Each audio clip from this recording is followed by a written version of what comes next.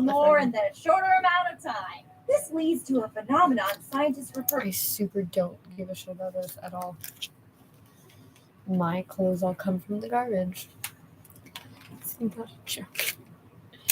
Not even a little bit. In all fairness, I have Zara clothes, so suck it.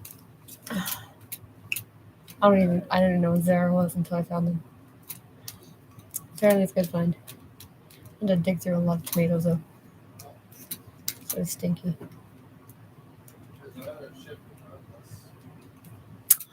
I like these actually.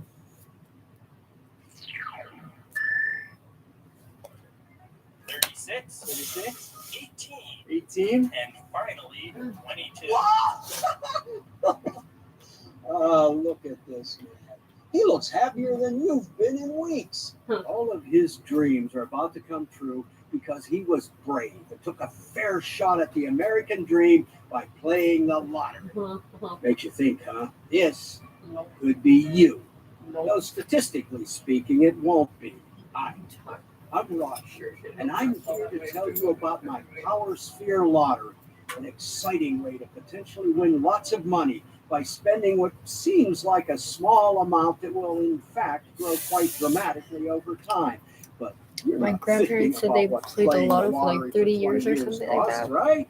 When they first immigrated here, I think my grandpa said the most one was like $300 or something like that. Tomorrow! Yes! I think it was like 3 months that I probably spent. It seems simple. Okay. All you have to do is pick a couple of random numbers, the birthdays of your loved ones, perhaps, or maybe just your favorites, and tell them to a sad convenience store employee. I would just give all my money away so that people would leave me the fuck alone. That's it. That's the game. You just play the game. If it seems too hard, just take your paycheck and plot it into a nearby shredder. That's about the same effect. While we'd like you to believe that the only thing preventing you from becoming a billionaire and following your dreams is only this scrap of paper, in reality, you're 5,000 times more likely to be hit by lightning and 8,000 times more likely to be murdered. I don't know, is it walk up one day, someone took my fucking break from me, I just sit down, eating the cookie, and phone dinner on their phone. Like, anyway, we'd like to say that we're selling you the American dream because that test I fucking thought they're probationary, and I'm black. Tax on the poor, I was like, which essentially it is. You see, we actively target lower income households who have no other way to climb out of poverty. I paid into union, I paid into EI, which I could not claim. It took twice as long as I worked 4 days. 4 days an hour, 4 days 10 hours. That's why the average low-income household spends almost 9% of their savings on these beautiful slips of paper. No, I'm not poor. I didn't have a license. I only play sometimes. You know, it's a fun distraction. After closing and 2 my weeks ago, I was only one I was number like, what do I off, do now? so I got pretty You close. go to HR and you That's ask how for a new probability job. works, right? Hey, for the purposes of my industry, probability works however you think it does. Let's say you win. I mean, you won't if you play our popular Power Sphere Lottery game. The odds are 185 million to 1 that you'll win. So we might as well just call it impossible. But let's not, for argument's sake. Because even if you are that lucky person, you can look forward to a life of regret and isolation. 33% of lottery winners eventually file for bankruptcy, and 50% feel absolutely no change in their overall happiness. The very thing the lottery promises to give.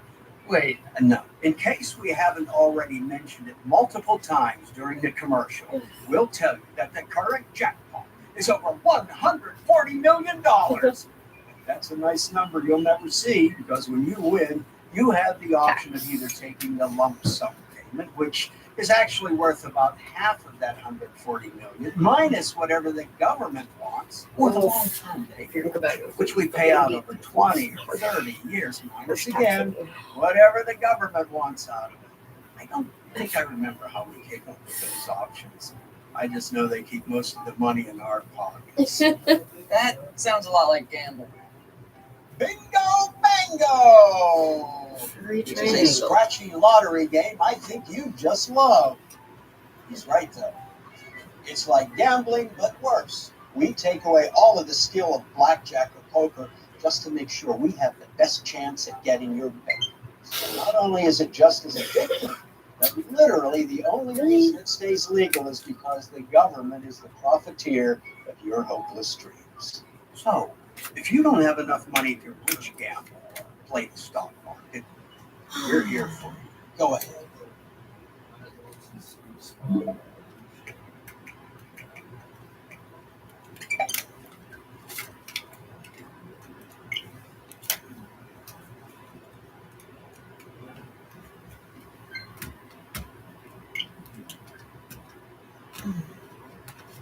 No. Oh my god.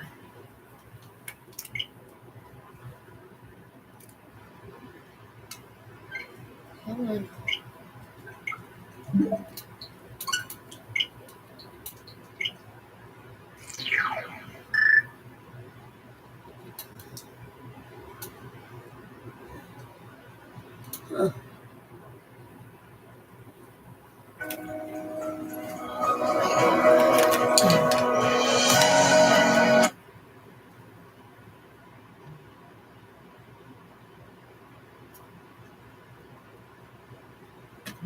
I think that a rarely discussed but commonly felt desire is to simply not exist.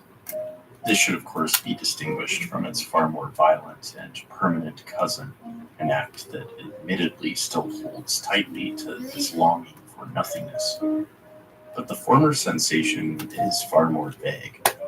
To not have to experience this anymore, to never have been born, to go to sleep forever. I feel it when I'm embarrassed or ashamed. House parties with strangers, social rejection, isolation. Sometimes, at its heaviest, it springs forth from the paranoid pondering of solitary thought. Would I want to live on a dying earth? Am I a burden to others? Am I enough? And sometimes I simply find myself condemned within a mind of misery. Within me emerges a deep longing to not be there, and sometimes to not be anywhere. In these moments, the hypothetical comfort of losing all awareness and sensation can be a little too inviting, which is quite strange in a sense. In the presence of immense suffering and discomfort, we find this capacity to fetishize oblivion. Fetish is, I think, an appropriate word here, as it denotes the obsessive and frantic pursuit of a fantasy that will likely fail to live up to its hype. However, the pursuit itself, fetishization, is already of such an immense degree that this promise of dissatisfaction is soon forgotten. And so the struggle continues. But with this unique pursuit, towards nothingness, we reach a radical attempt at this fantasy of non-being. If we succeed, we will never experience it fully. And that's kind of the point. We won't be satisfied. We simply won't be anything. But the escape hatch is always there. All that's needed are a few carefully drawn out plans, and more often than not, some substance of pacification. The idea that one can step out, the fetishized alternative, to finally exit, lingers at every corner of self-hatred and boredom and despair and fatigue. I suppose it's this feeling that we have some autonomy despite it all. We have a say in the matter. But I'm always several steps behind from the practical planning process, and the moment of longing rarely lasts. It makes little sense. One moment of freedom for an eternity of nothing, of permanent silence. Is this a worthy sacrifice? I think not. There are enough paths to experience this sort of nothingness while still being able to stick around. Sure, there are those mini deaths we engage in when life becomes too much. I scroll Instagram and sink into a burger and plunge into conscious nothingness, but rarely do I feel better afterwards. These small retreats from torment do little in the face of this godly ability to self-reflect on my own insignificance. Fortunately, there's also just enough moments I've experienced in my life that have made me feel this prospect of escape and simultaneously feel a preference towards being over nothingness, if that makes sense. Mhm. Moments of the sublime, of pure awe in the face of something larger than myself. I am nothing in the presence of a beautiful song or piece of art, or moments of shared connection between friends and lovers, or making something that others enjoy and perhaps even relate to. Those fleeting seconds that force me to stare into the fragility of it all, to realize that being itself is pure chance. My own existence is a brief moment awake. I'm barely anything to begin with. And that's perfectly fine, because at every moment awaits some beautiful potentiality I am not yet prepared for. And I know this only because I've experienced it before. But if I give up now, there's no going back. Non-existence will come to me soon enough. So why not stick it out for just a little bit longer?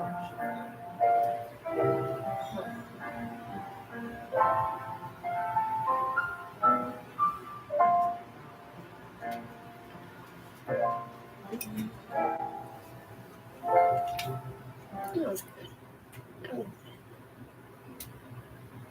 Did we learn anything?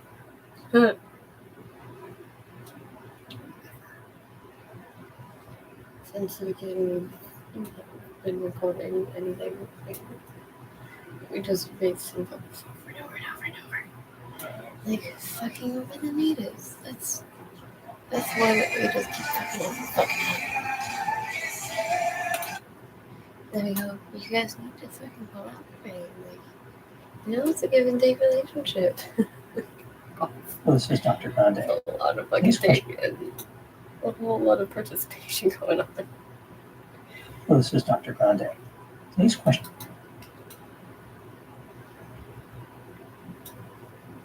Oh, jeez.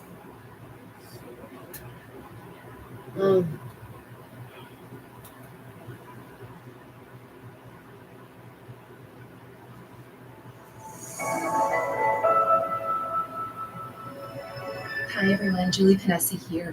I just wanted to hop on and give you a little update about something that has been going on in the judicial sphere. I know a lot of us have been concerned about the COVID mandates and especially the effect they will have on our ability to make healthcare decisions for our children.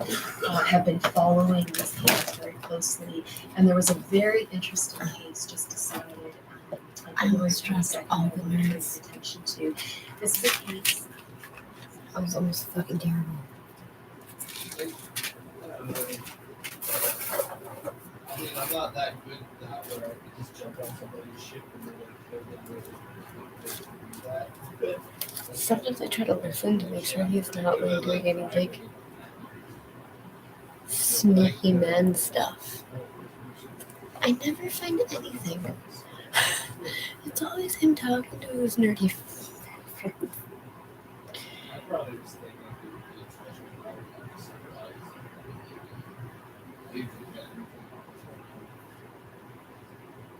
Oh god.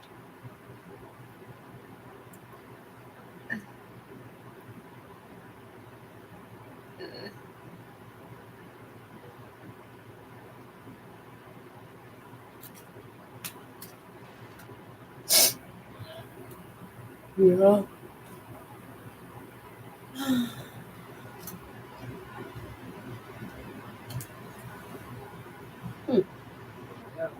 All right, Ruby. Where'd you grow up? Where are you from originally? Leslie County.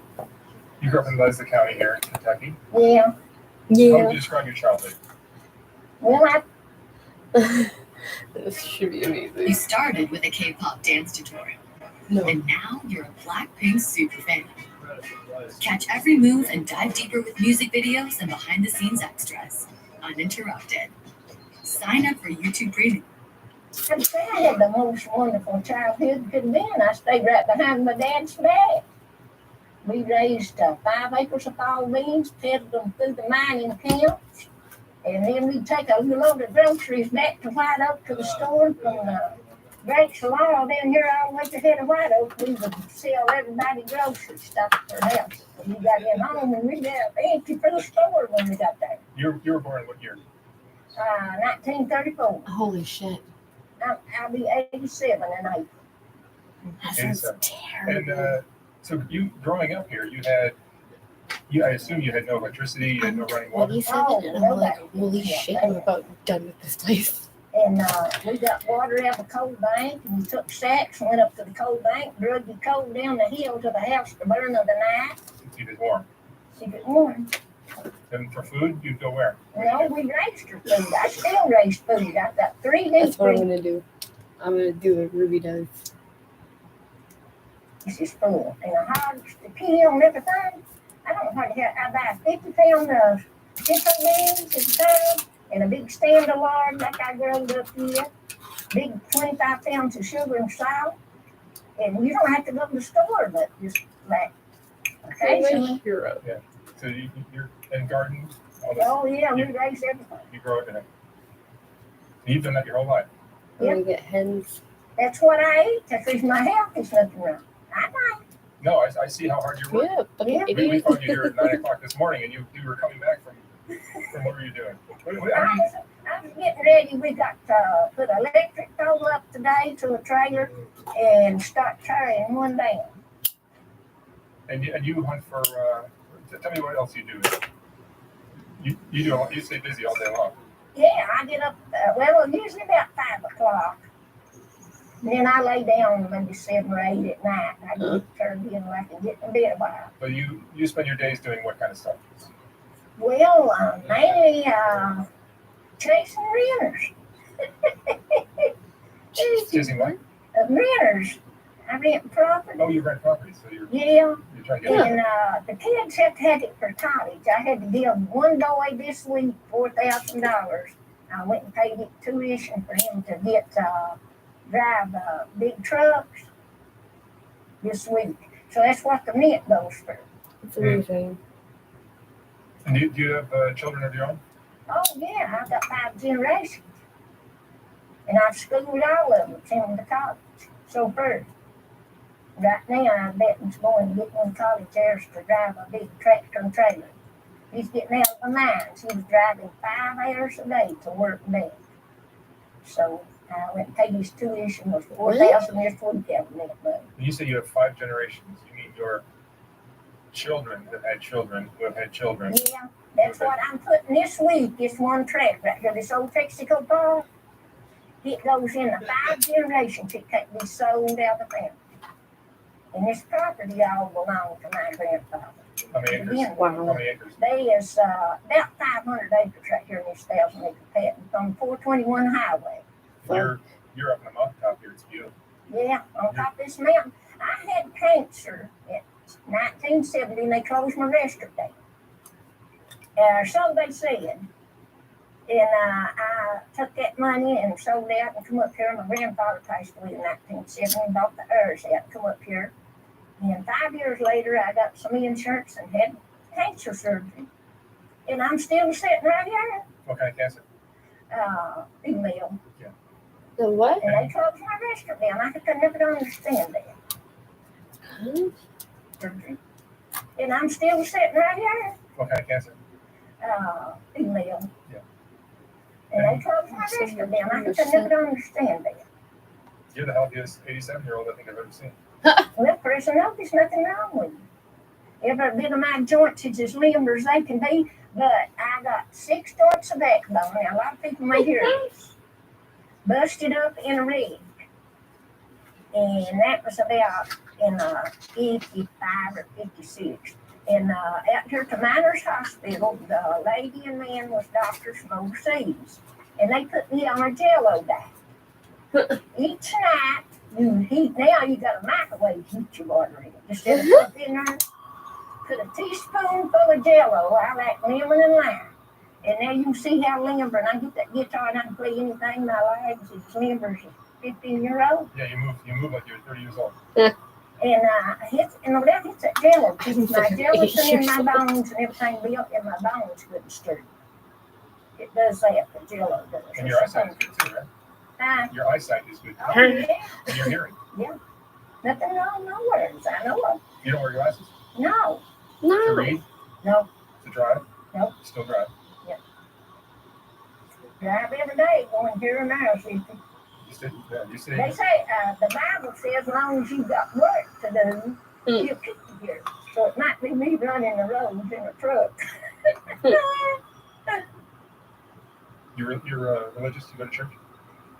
Not since my husband died. I just stay at the house. Mm. But you would consider yourself a spiritual, religious person. Oh, yes. That's a big thing here in Appalachia, isn't it? Yeah. Usually every night before I go to bed, I play Amazing Grace on the guitar and sing. Oh, that sounds And lovely. that tides me over in my jello. How And much my school did you get? How far did you go to school? I got a high school education at Berea. We worked our way down there. Fill taters in the morning, wash dishes of the night. To get you, that paid you board and place to stay. And have you traveled around the U.S.? Oh, I drove trailers out of Aurora.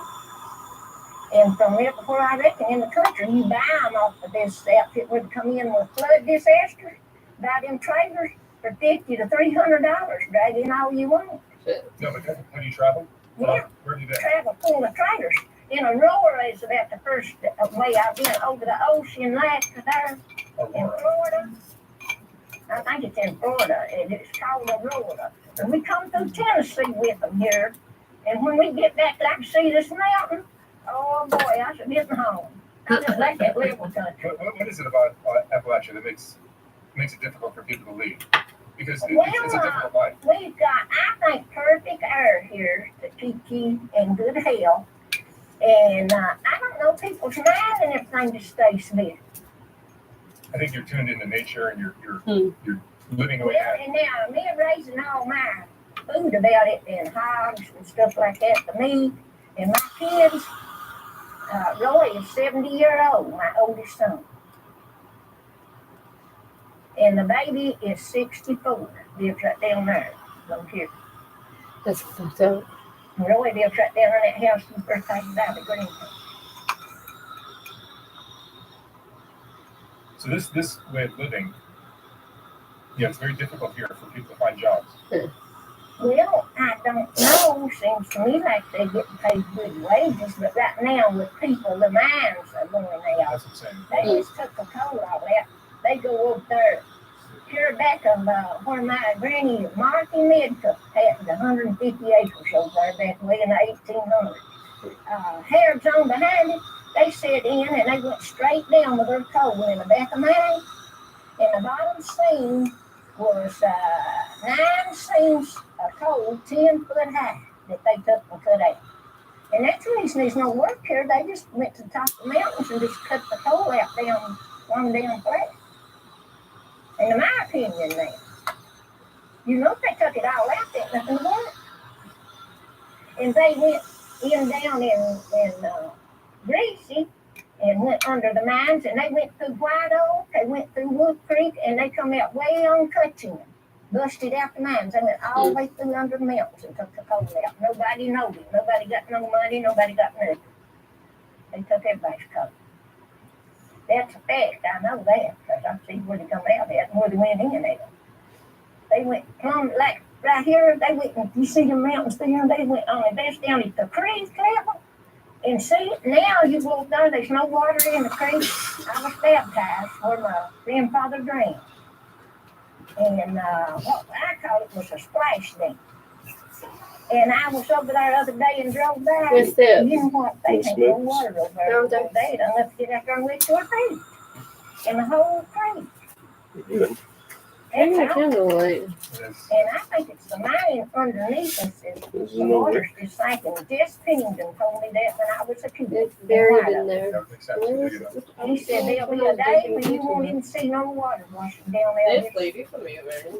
Right. Got pennies. What do you think of the future It's all of this dimes. part of the world? Yeah, part of this I know. country? It's coming back I to know. like we grew up. I mean, dimes and Nickels. nickels. Nickels, oh no, yeah, it's only nickels. There's no dimes there.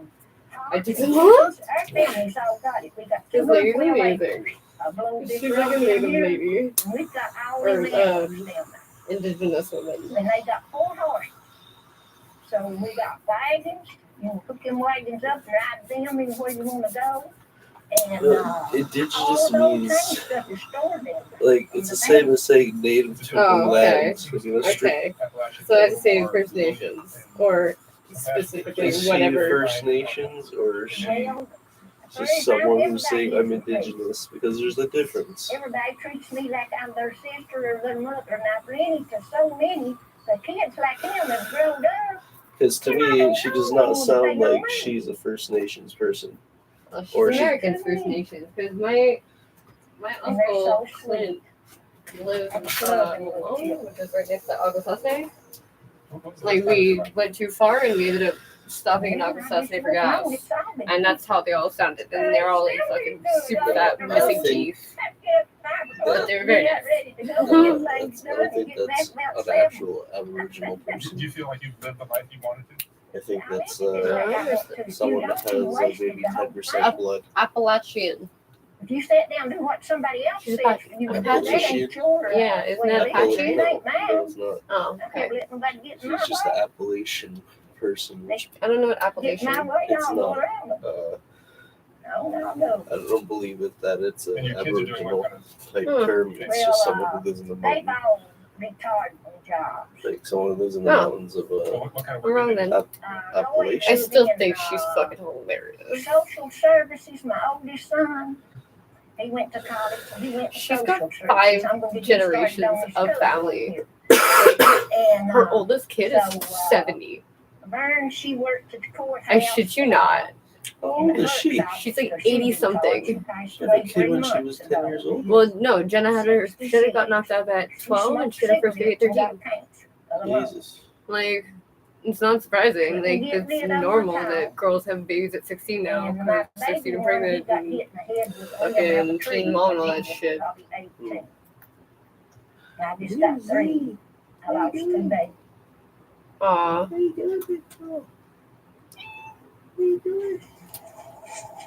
Listen.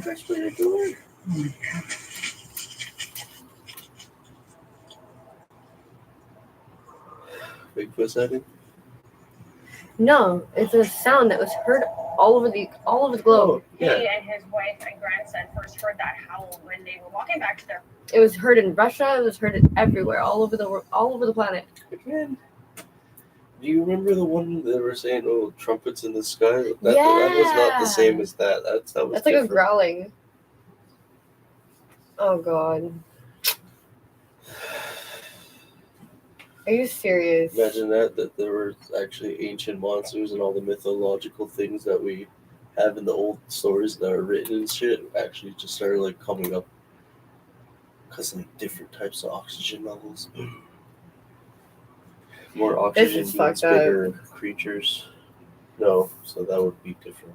This native chick fucking died and she froze to death. Again?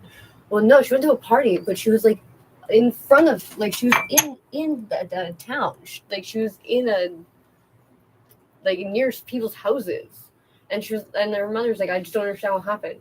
She left with some guy, and then she was outside for hours, and they said that she died from like hypothermia, because she wasn't dressed for the weather. It's like, who left her there? Like, What was this dude? that's what I'm saying. Apparently, they questioned him and they let him go because there's no reason that they can hold him because he was just like, yeah, no, like, fucking. I would like to know his alibi, like what his story is, because like she was around houses and shit, and she was just outside for hours by herself. Yeah. Like what did she like? She's like 30. knocked She's got out? kids. Did she get knocked out or something? Like what happened? Like That's what her mom's saying. Her mom is just like, I don't understand. Like, how does that happen? yeah. It's like But how many times does that happen, Cameron? many? They said that about that girl from town who died, but she got murdered by a fucking taxi driver or some shit. Yeah, that's what For they're- years, they were fucking saying. Tiffany Morris or whatever. But like for years, people were like, "Oh, she probably just got too wasted and passed out in a ditch somewhere." No, because the body was found hidden under the Yeah, road. like. I remember. But also, your friends. Where are your friends? My buddy actually found the body. Oh, no way. Yeah, he was walking because they just finished the Ugh. bike path there, and he That's was walking and they smelled the smell. They went looking for her and they found her. Well, they just like fucking went to another family bones, but another family just went to court, and it was the guy who was on trial. I guess he was innocent, or they said he was innocent, and the daughter, she was dismembered. Like, her body parts were apparently all found, like, all cut out. And, like, they fucking said he was innocent, and they showed, like, fucking mother and the father, like, walking out, and fucking mother's freaking the fuck out. She's like, you know what the fuck they said? Like, what the fuck? Like, and they're like, yeah, well, like, even if it isn't him, you guys need to do something about this, because Native people specifically are getting fucking murdered, like, left and right. Like, it's bad. Yeah, but you don't hear about it. Like, they don't talk about it. They don't do news about it. Like, a couple gets into a fucking domestic dispute on a fucking highway, and it's national fucking news, and people are calling it in. Like, fuck, man.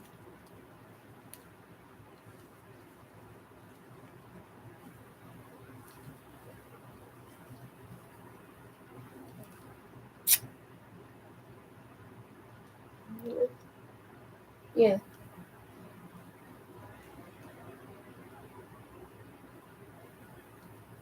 Have not had time to respond on the record, but An initial search didn't turn up any graves, but records show 44 children died at the school. Survivors say there are indeed graves waiting to be found. Kids and Sanders have them. The only grave that's been found so far was that of Henry Achinum. He was 14 when he died in 1910. His gravestone was found by a farmer 1 kilometer away from the ground-penetrating radar search conducted last year. Neil Sisakamus is the executive director at the Battlefords Agency Tribal Chiefs. A child that's a mile from where they're supposed to be. And so now our evidence is taking us to a totally different location. So the search grid for Delmas isn't an immediate area anymore. It's going out to the Saskatchewan River. Sisakamu says elders and residents in the area say that children's graves were moved, possibly twice. Some might have moved together. Like, say, if they were in that area where they were building the Yellow Highway, there might have been movement there. Like desecrated There might have graves. been movement just inside of the town of Delmas, but there's residences now there on top of on what they think.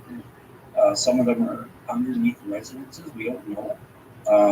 It's really a sad story. The radar search is set to resume this spring. Sisakamu says it's incredibly challenging trying to get landowner approval and also trying to pinpoint where to look.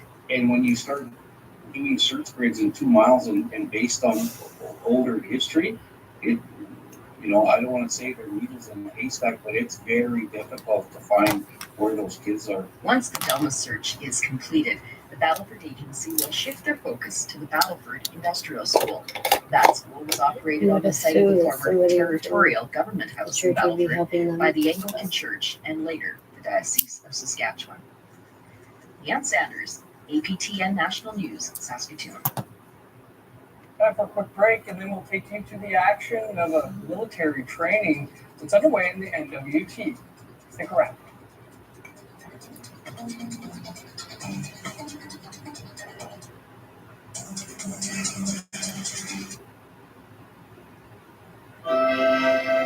Really? You bitch. What an accordion. So goddamn bad. Welcome back. A long-running military operation is in full swing along Beaufort Sea in the Northwest Territories. Our reporter Charlotte Moore Jacobs brings us all the action in the sky, under the water, and on the land. This cold weather operators course is the first of its kind in the Arctic for regular and reserve force members, many of whom work, train, and operate nowhere near here. Okay, left over right, right over left. And they're learning from the best. Swing over. CWO Joel Pedersen is the only First Nations Chief Warrant Officer in the entire Canadian Canadian Armed Forces. When you get to my rank, you don't get the opportunity to do this to share with young soldiers. Where they're going to be operating is where we were last night, sleeping outside in the -40 with wind chill, and they may have to get up, put on their snowshoes, and be prepared to do the job, which is being out on the land. More than 200 Canadian Armed Forces personnel are in the small Inuvialuit communities of Tuktaktuk and Inuvik, participating in Operation Nunaluvik. For 2 weeks, CAF will conduct activities such as long-range patrols and complex logistical supports to demonstrate their ability to sustain forces in the Arctic. They'll work with armed forces from the US, the UK, and even divers from France. At the Commander's Update Brief, we meet important figures, like the Padre. I've been going around since we came, trying to see where they are. Captain Augustine Eslerig, a spiritual advisor who looks after the group's emotional and mental well-being. If someone needs an urgent attention, then I go direct to the CEO, to the commanding officer, and say, hey, we have to pay attention to this soldier. The Padre has lived and worked in Saugeen First Nation for 15 years. That gave me an opportunity to educate people who haven't been, in the community. And it's very unfortunate that so many people, they only see the town, they don't see the people and who they are. They are people with wonderful, open hearts, so welcoming, so generous, and down to earth. So for Ranger 1, they've had a pretty hard time going up. They're facing some pretty nasty weather right now. The success of the operation is also reliant on joint patrols with the Canadian Rangers. And they've learned the skills and the knowledge that's been passed on the same way it has been passed on to Indigenous culture and land and that aspect. So again, if we look through history, the Indigenous peoples have always helped out our military, and they continue to do so. Patterson, a member of Fond du Lac Dene First Nation and Mikisew Cree First Nation, says he's also learning from locals. We're going to be going out for a night move. We're going to pack up our tent, and they're going to put their snowshoes on in their rucksack, and we're going to go for about a 10K walk, and then we're going to set up a tent. We've already talked to the radio staff. What do you think of that?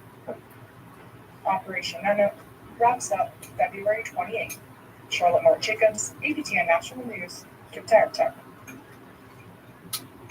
Adult volunteers and high school students spend part of their weekend postering headshots of Indigenous people on buildings around Montreal. It's part of the Inside Out project. As Amelia Fournier reports, it showcases community concerns at an international level. Perfect. Look at you, you're a pro. Naguset is already a familiar face in Montreal's community activism circles, and these Indigenous faces will soon be familiar to Montrealers across the city. Students from Mine High School are helping Naguset and the project's volunteers put up posters for a project entitled Indigenous Forced Displacement. Naguset says this uprooting of Indigenous people is ongoing. Because I work in and around the Capitol Square area, there's condos that are going up, there's a space in the park where there are a lot of Indigenous people. They're getting forced out. And it's a real shame, right? And where are they going to go? But she also says the posters show Indigenous perseverance. We all know how many Indigenous people used to make up Canada and what the percentage is now. But I also want to have a project where it shows that we are thriving, that we're still here. Autumn Godwin is a volunteer with the project and a member of the Montreal Lake Cree Nation. She's making sure her daughter Clara learns about her heritage. Autumn says her daughter was happy to be on one of the posters. She's super excited, she sees all the work that I'm doing and she sees how passionate I am about everything. So I think she really gets into it. And she's, it's something that we didn't have growing up. So I think for her, I get to see it through her eyes too, so it's pretty cool. The photos were taken by 3 Indigenous photographers, Craig Commanda of the Algonquin Nation, Vicky McDonald, who is Ojibwe, and Martin Loft, a Mohawk of Ganawage. That's my Loft uncle. photographed mostly Ganawage residents. I especially like photographing the elders, because when you see them and you hear their voice and you've known them for a while, You know, it's kind of like it's like home. Martin Loff says, while Ganawage is an established, prosperous Indigenous community, Montrealers can forget that the Mohawk community is so nearby. In a sense, we never left. You know, and you wouldn't think that if you just got off the plane and came into downtown Montreal, or even for the people who live here. You know, like where are the Mohawks? Where are the original inhabitants? Well, we're right there. And with this exhibition, it gives the opportunity to give it a face. Despite the painful stories Indigenous displacement brings up, Nagusat says the project was a positive experience. Every photographer whose picture is here is thrilled to have it. The models are happy to be here. The people that are pasting are happy to be part of it. So, it's like you're the part of the problem or part of the solution, and this is part of the solution. Emilia Fournier, APTN National News, Montreal. February is Inuit Language Month, which is a big deal in Nunavut, where around 76% of the population can hold a conversation in Inuktitut. But to keep that language alive, Nunavut schools need Inuktitut books and Inuit authors. Ken Driscoll set out to meet one of those authors who publishes Inuit stories in English and Inuktitut. Hi, Bobby. What's up? What's up, Joey?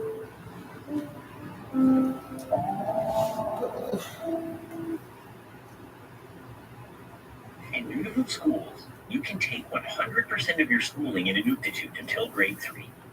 That's where Nadia Samartuk comes in. She began writing children's books while attending the Nunavut Teachers Education Program. She writes in English, and the books are published in English and Inuktitut. When I was a student in the Nunavut Teacher Education Program, one of the summers during that program, I worked as a summer student with Inhabit Media, the publishing company. And so during one of the summers that I worked there, I came across a short paragraph from an Inuit legend that I was really drawn to. And so I thought about attempting to turn it into story form, like book form. Samartuk now has 10 children's books in English and Inuktitut. Her stories have Inuit characters, take place in Nunavut, and feature things the kids will recognize. Her daughter sure knows what this is. She's really kitty. What's that boy inside? Is that boy inside? Samartuk's parents speak Inuktitut, but like many Inuit, she was raised as an English speaker. These books are part of how she reconnects with that Inuktitut part of her culture and shares it. I've had to work on my fluency and practicing and speaking in Inuktitut all my life, and I'm still practicing. So I don't consider myself fluent, but for younger children, I think it's very important that they don't miss out on that opportunity to learn as much of our language as they can, especially younger. Keeping a young child's attention is half the battle to teaching. Samartuk sees the focus go up with the students when they see familiar stories and images. I'm very excited because they're like, oh, I know that story. My mom used to tell me that when I was younger, or my Ananatsa wrote that story, sort of thing. So you can see a lot of connection between the students or children and the stories. That's great. Inuktitut does well in Nunavut, but it is on the decline. The 2016 census showed that 65% of Nunavutians say Inuktitut is their mother tongue. That was a drop from the previous census, and the language data from the most recent census is still pending. Getting every early reader matters, and this is how you do it. One reader at a time. Ken Driscoll, APTN National News, Sheldon. Time for another quick break, and then the connection between computer coding and reconciliation. Stick around.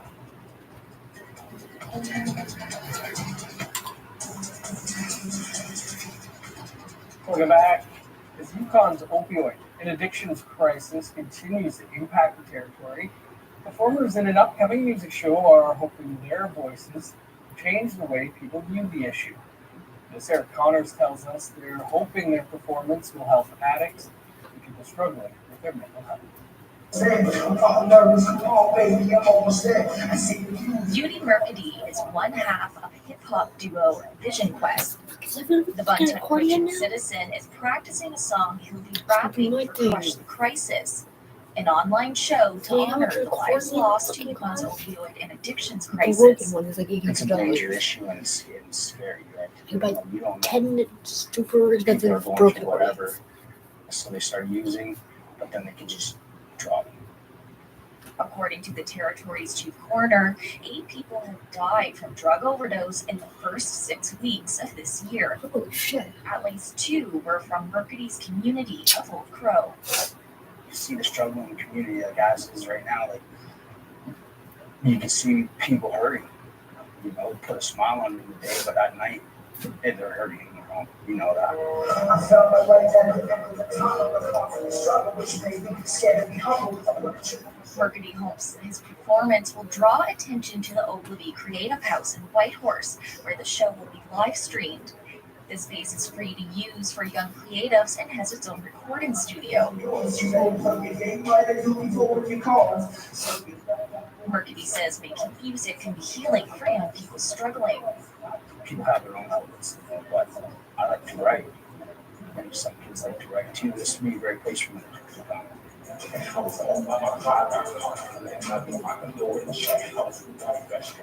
Dalton Moore, a rapper who represents Mob Dignity, is unspoken with his voice to the issue. The Champion and Ajax citizen says addiction is often rooted in intergenerational trauma from residential school, something he's experienced firsthand.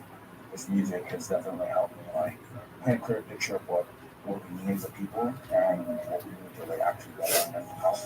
The fact that they have to fucking come to our schools to get like half decent education and then like fucking educate them. Rap has an underlying message about And addictions we and just mental totally health, shit on the which he history. hopes will help people who are I'll struggling. just sit there and just like stomach it. Like, A lot of people will see what I have to say. It's like a matter of my lyrics because my lyrics are definitely the most important thing.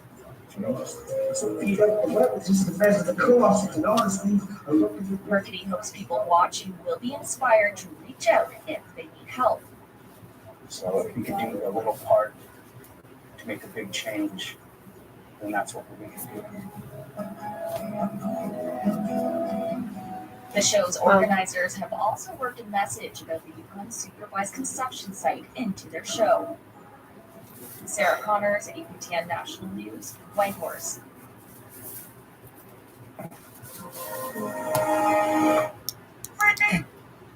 oh fuck, what is it? I just heard a new band or like rapper. Experience the delicious intensive. What the fuck are they called though?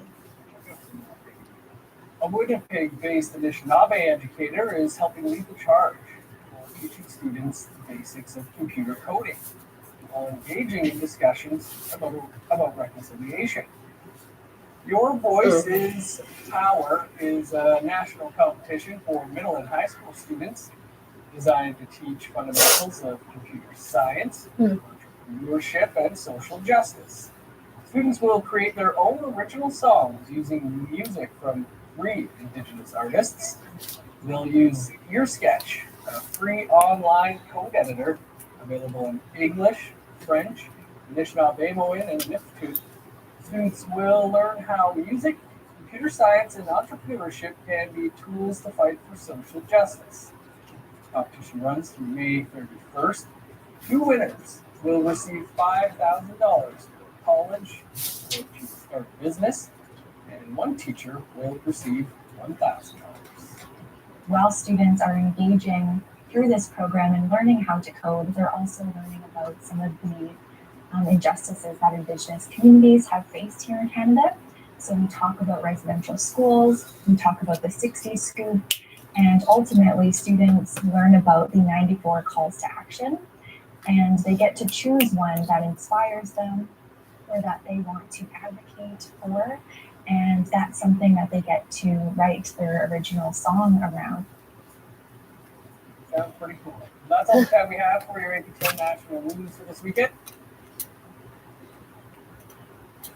Really for cost action?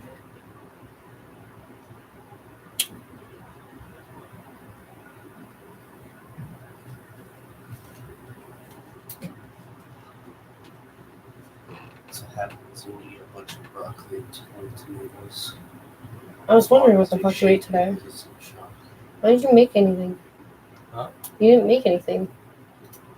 Yeah, no, I mean, like at lunchtime, that's all I ate, and then it's broccoli and some green tomatoes.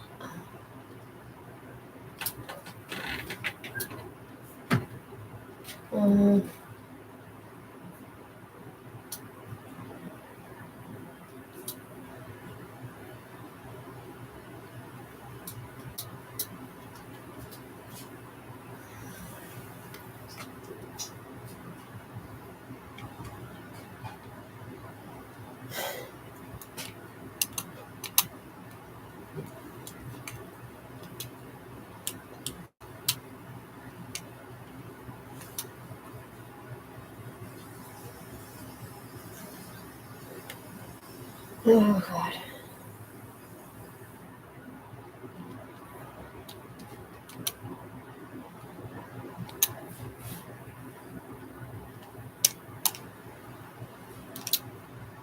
Oh yeah.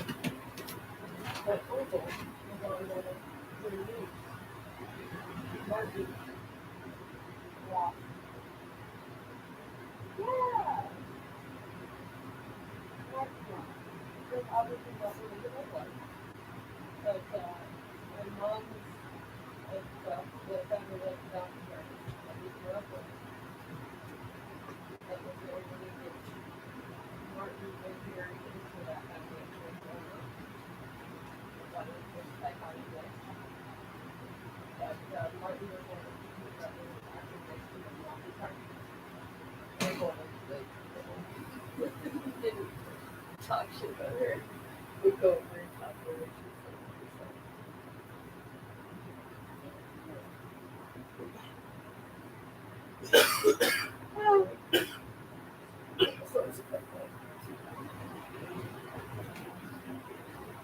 Yeah, they're putting up pictures of the Native people around Montreal. They got like poster-sized pictures of like black and white Native people, and they're just going First Nation people and just going around the city. Pretty cool.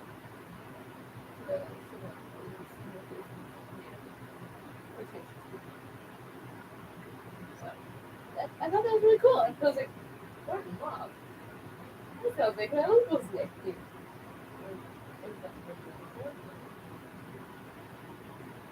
Lena is my mom's cousin. It's kind of like a mom thing.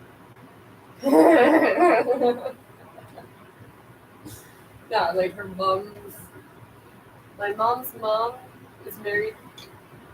That is me constant. That is my constant every time I move or do anything like that. My mom's husband, or my mom's husband, is White Eagle, but his real name is Danny. Yeah, he's fucking weird. He used to run the Elizabeth home in Montreal. And it's fucked up because when my mom was getting adopted, he was running the place. And we did not know until we reconnected that was a coincidence. Anyway.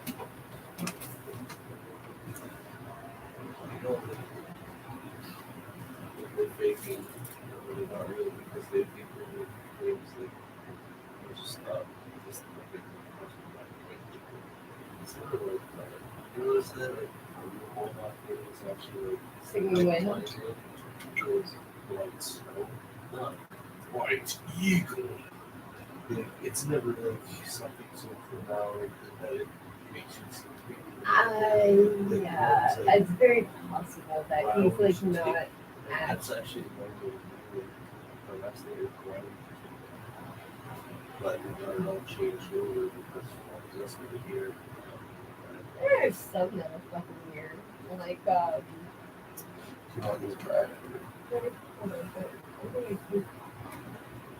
no, these are good. Oh, yummy. I'm waiting for this. Oh, for fuck's sake. Why are you so smelly?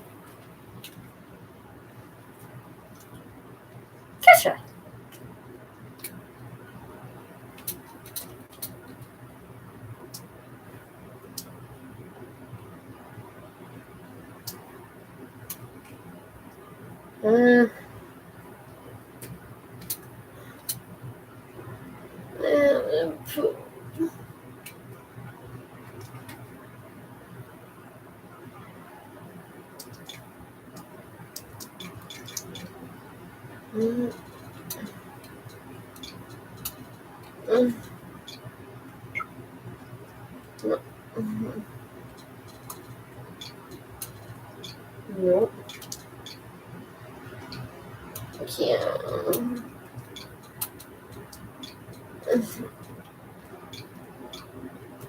There we go.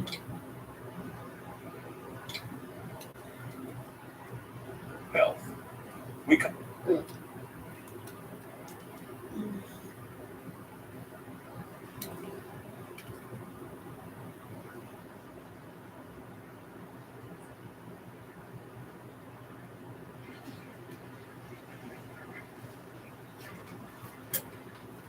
Huh. Thank you.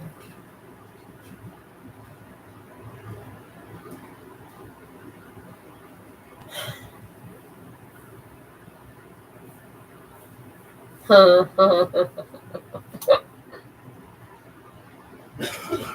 welcome back to the world tonight. We've been following for you the tension on the world stage between Russia and Ukraine. It's complicated, sometimes hard to follow. But TikTok influencer I Am Legally Hype breaks it down and what may be just the best explainer out there. Take a listen. We was mad at Big P for being cool with Big Bang P, but Big Bang P just went out with China, and if I'm not mistaken, Big Bang P is one of the richest men in the world, and everybody in the mama owes China some money, so we might have an issue, but this is what happened. Big Bang P was looking at Ukraine, and he like, I like that territory. It's like real close to Russia, and I feel like they belong to us, so I'm gonna come get it. So he just moved his military close to the border, and he let them know, like, I'm gonna come get it, like, just letting y'all know, right? And so Ukraine is like, we don't know what he's gonna do, so they got their military out there teaching their citizens how to do typos just in case they gotta defend themselves. But some of the Great. citizens, they like, you know what, Big Bang P, he is kind of crazy, but he ain't gonna bust a grape. And if he do bust a grape, guess what? That's gonna come over and help us. So I'm all thinking like, I don't know if that's what happened in Afghanistan, but we was over there for over 20 years and nobody understood the assignment. So personally, I just will now put on my eggs in the American basket. I can see a lot of people that are American military deployed, and no disrespect, but talking to go to them TV rental schools in the hood and go do some real shooters. That's all I'm saying. But anyway, so they got everybody here talking to him, and he like, look, hey, stop playing with me. I know you're trying to be funny because America over here arguing about abortion rights and affirmative action during Black History Month, but I ain't got time for this right now. Pull up over there. Pull up over there and promise some smoke. And you get attention. I'm sending you a whole receipt. Like, you don't have to pay this bill. And he is like, bruh, let me tell you something, buddy. Look at the inflation in America and y'all homeless problem y'all got over there. Y'all need this money. So go ahead and send me the bill, bruh. I'll pay it cash. And so at this point, it's like our hands. That's great.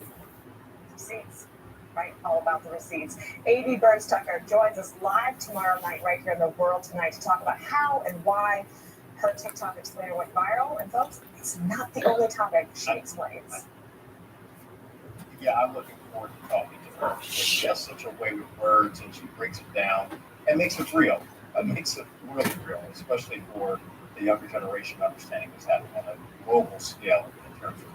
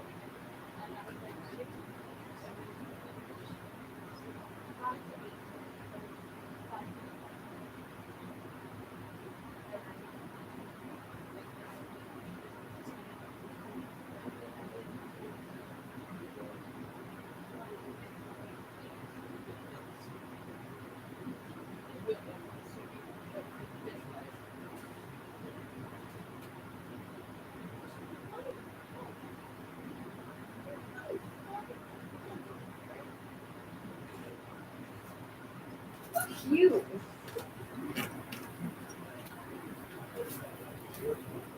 Douchebag. Doesn't even know how old I am.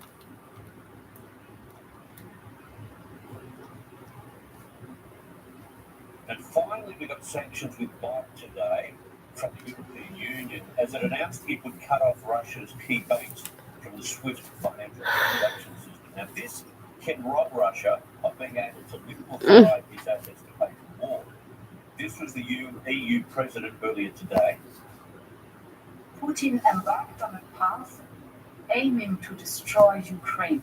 But what he's also doing, in fact, is destroying the future of his own country. Meanwhile, Donald Trump has spoken about the conflict.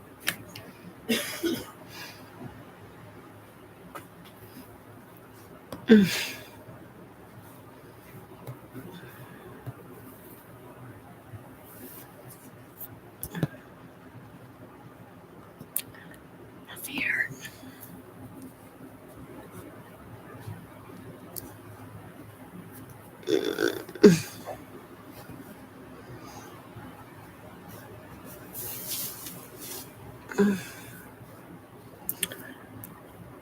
Nope.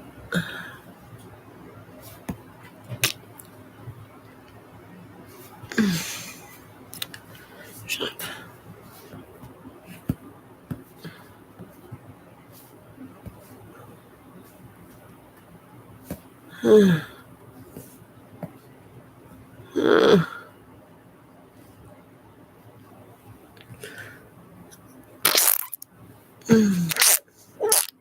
That's gonna be my nickel.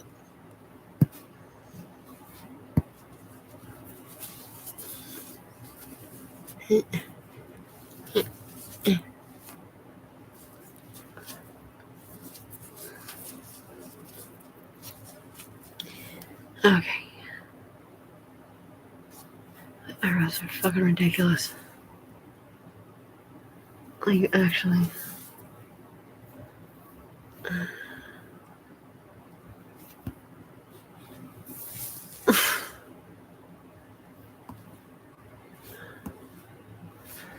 Oh.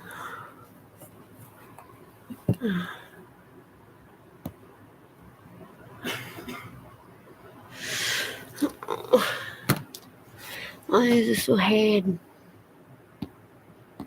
Harder. I'm fucking talking about Pepperidge Farm.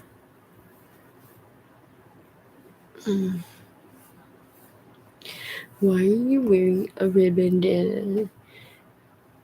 You fucking think you're like some fucking gang member in the Bloods? Yes, that's why. Fuck. That's why it's still exclusively the dollar store lets you know if you buy this.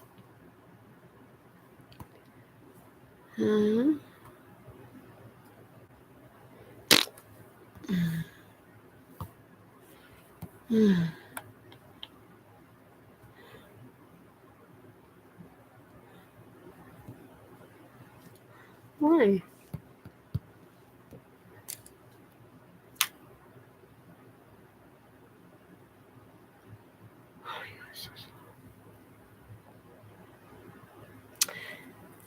This shit is ridiculous.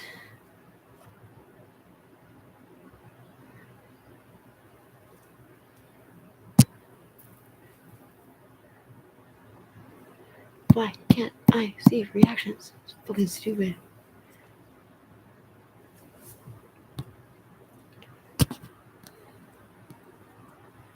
What the hell?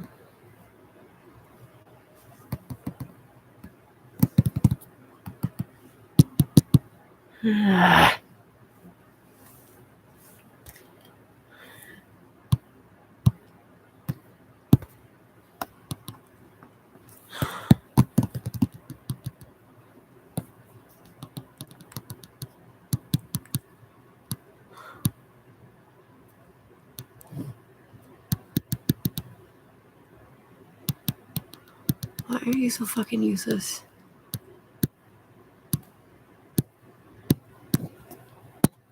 Wow, okay, whatever. Cancel.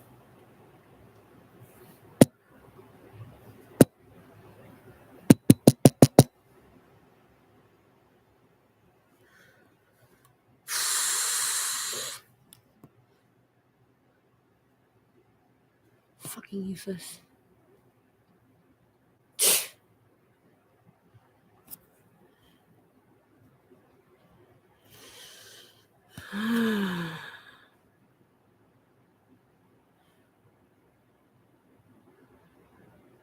Why?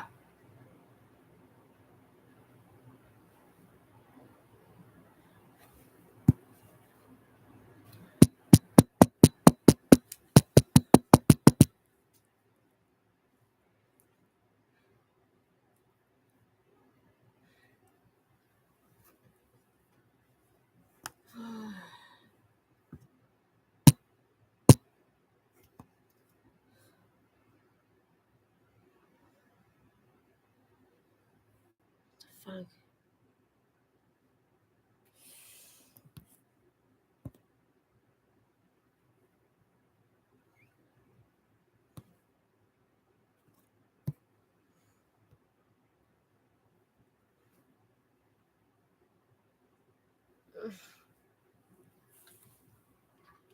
Recent activity, blah blah blah.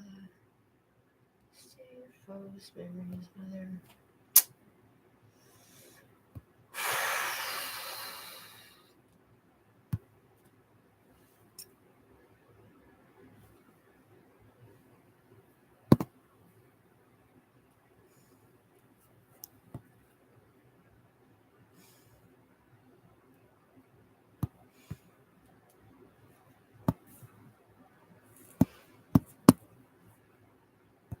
Fuck off.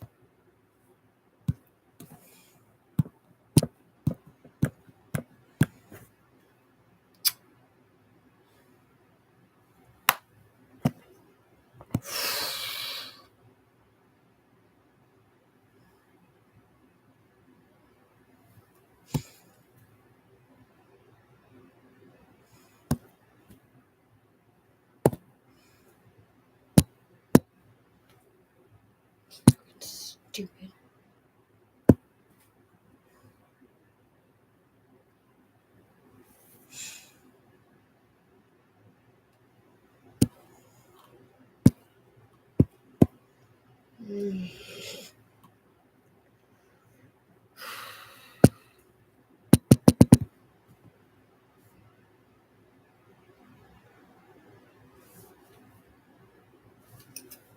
Wow, I fucking hate this. I fucking hate you. I fucking hate you. Oh my god, just fuck off.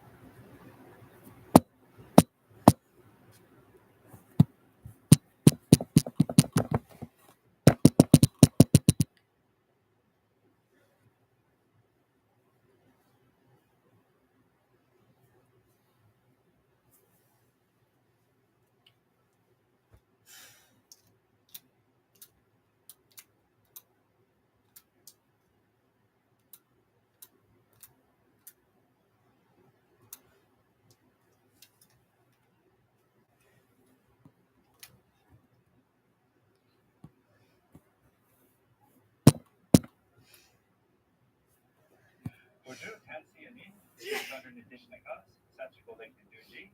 Hello, my name is Jim Thunder, and I'm the board chair of Reconciliation Thunder. And I'm Kate McKenzie. I'm a volunteer and researcher with Circles for Reconciliation. From the time of the first discovery of the children in unmarked graves in Kamloops, BC, and subsequent discoveries until now, Canadians have been thinking about the horrible tragedy of residential schools. The legacy of residential schools has left a lasting impact. And so Canadians today are asking, how can I respond and what can I do? In 2015, the Truth and Reconciliation Commission published the 94 calls to action to answer that exact question. Tragically, 6 years later, many Canadians still have not read the 94 calls to action. These calls are not just for the government. These calls are designed for any member of society. This is where we need your help. The Truth and Reconciliation Commission's final report says that reconciliation cannot be left up to the government, courts, and the churches alone. Dialogue and action needs to take place in communities all across the country. Reconciliation must take place across all sectors of Canadian society. We are living in a time when social media can be a powerful tool for collective action and collective impact. We are launching the 94-94 campaign to challenge Canadians to read the 94 calls to action and choose at least one to act on. Starting on June 29th, Circles for Reconciliation and Reconciliation Thunder will be posting one call to action every day for each of the days leading up to Orange Shirt Day on September 30th. We'll be posting these calls on Instagram, Twitter, LinkedIn, and Facebook. If you're not on social media, then you can go to reconciliationthunder.org and sign up and receive these calls every day via email. This campaign includes a challenge for corporate and community leaders. So beyond sharing these calls every single day for 94 days, the real potential for this campaign is when leaders like you organize the people that you lead into conversation, where you move beyond discussion and into action. Circles for Reconciliation is a full and equal partnership between Indigenous and non-Indigenous peoples with the aim of establishing trusting, meaningful relationships. Each circle meets once a week for 75 minutes for 10 weeks in a row and involves 5 Indigenous and 5 non-Indigenous participants. Reconciliation Thunder is a nonprofit established to provide online resources to community leaders. These online resources empower leaders to address institutional racism, act on the Truth and Reconciliation Commission's 94 calls to action, and create long-term change in their communities. The 94-94 campaign is simple, but it's profound. When enough people get behind a simple vision like this, we can take all of Canada one step closer towards reconciliation. Visit circlesforreconciliation.ca or reconciliationthunder.org for more information on how you can get involved.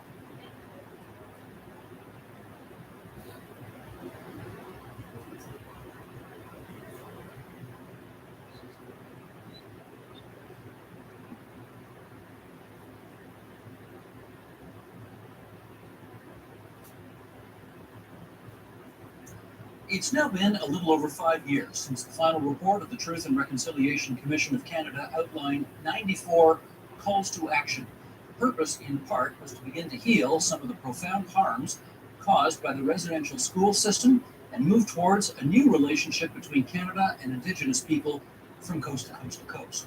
With us now for their perspectives on what's transpired in the years since, and let's introduce our guests, as is our custom, from furthest away to closest to our studio in Kanesatake, Quebec, Grand Chief Serge Simon of the Mohawk Council of Kanesatake. In the nation's capital, Gabrielle Fayant, a youth activist and co-founder and CEO of A7G, that's the Assembly of Seven Generations, a national youth-led nonprofit organization. In Ajax, Ontario, Pamela Palmater, professor and chair in Indigenous governance at Ryerson University, and in the Greektown neighborhood of the provincial capital, Clayton Shirt, elder in residence at the Wakabanesk Rice Institute for Indigenous Health at the U of T's Dalai Lama School of Public Health. And we really appreciate all 4 of you making time for us and our viewers and listeners here on TVO tonight. I just want to start our conversation by playing, well, some tape from back in the day. Here is Murray Sinclair, Chief Commissioner of the Truth and Reconciliation Commissioner, as the TRC kicked off its research. We want Canadians to understand that this is not just an Aboriginal problem. This is a Canadian issue that needs to be addressed. The relationship between Aboriginal people and non-Aboriginal people in this country has been damaged by these schools. And part of that damage is not merely what happened to the students in the schools. That damage is also what happened to Canadians who went to their own schools, who were taught what they were taught, or not taught what they should have been taught about Aboriginal people in this country. Pamela, I'll volunteer to you first. Do you believe the TRC has achieved what it set out to do? I think the TRC has, in terms of public education, in terms of increasing awareness, in terms of making some of our problematic colonial history knowledgeable, and including, students in schools. That is completely separate to whether or not governments have done their part to implement the recommendations, which I think for the most part they haven't. Okay, Grand Chief Sir Simon, where do you come down on that? When it comes to the report, I truly respect Judge Sinclair. I've read some volumes here that they sent to us and the horror stories that were in it. And I can't imagine Judge Sinclair through all those interviews and coming out of it with some scars. I read a good portion of these volumes. I don't know, it's so disheartening that grown-ups, young people, go and do such things to children, to any child. There's no justification for that. But it takes time. It may have taken 120, 140 years to get to this point. It might take a little bit longer to try to find an adequate way for First Nations to overcome the breaking of that chain in our own evolution because of the residential schools.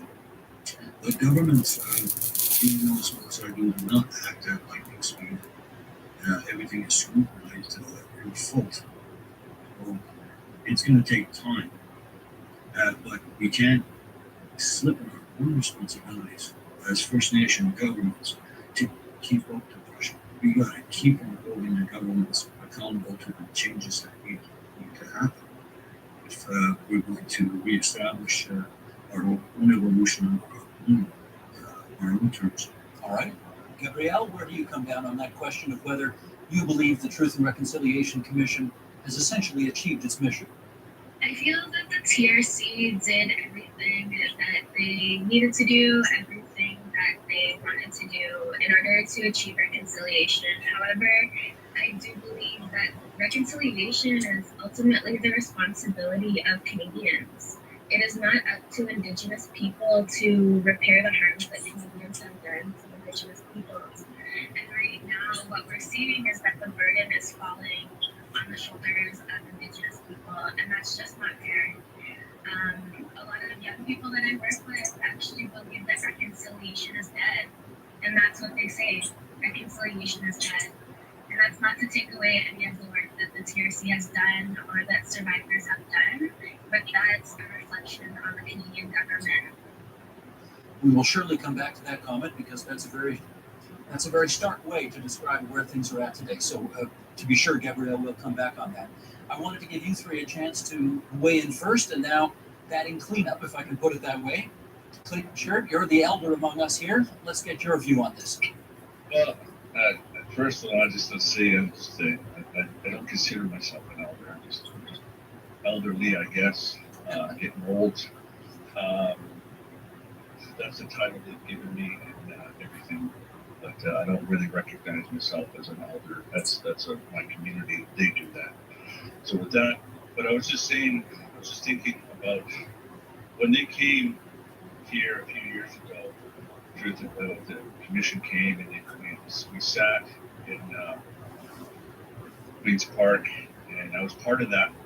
I was doing a pipe ceremony there, and we did the ceremony, and all the ministers, everybody was there, and it was part of it. So as they traveled, it was really something to see, and I was amazed, and I was very happy to be there. But I knew that this was just the beginning of the beginning. And I would just say that it's really important to keep this conversation going, because that's all it It's just nothing's been done. That's the reality. Nothing has been done. If that was the beginning of the beginning, where do you think we are right now? We're still there. We're still trying to have that conversation. I mean, and I get the youth. I get their frustration. But it's with us, what we're trying to do, and what I'm trying to do, and other people, is to keep that conversation alive. That's all. It's up to them to take that responsibility and to say, okay, and to have that conversation and keep it alive. Because in the reality of all of this, nothing has been ever done yet, right?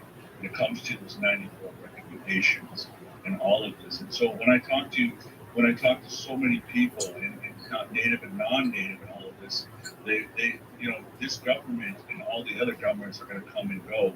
They always like to write a report, right?